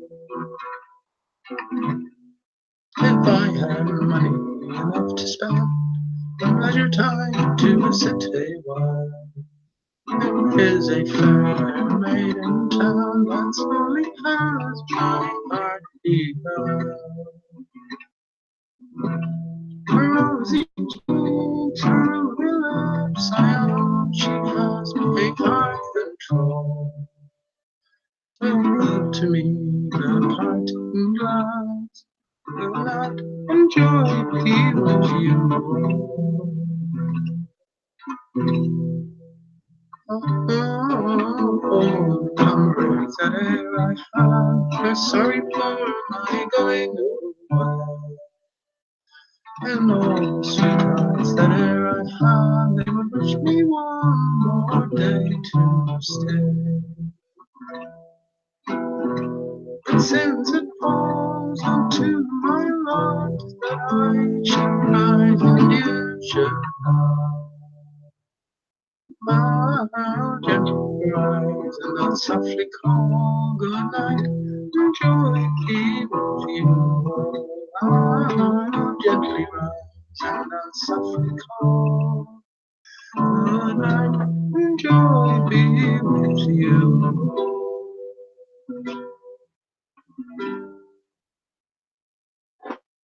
Good night, friends. I love you, Miss Steve.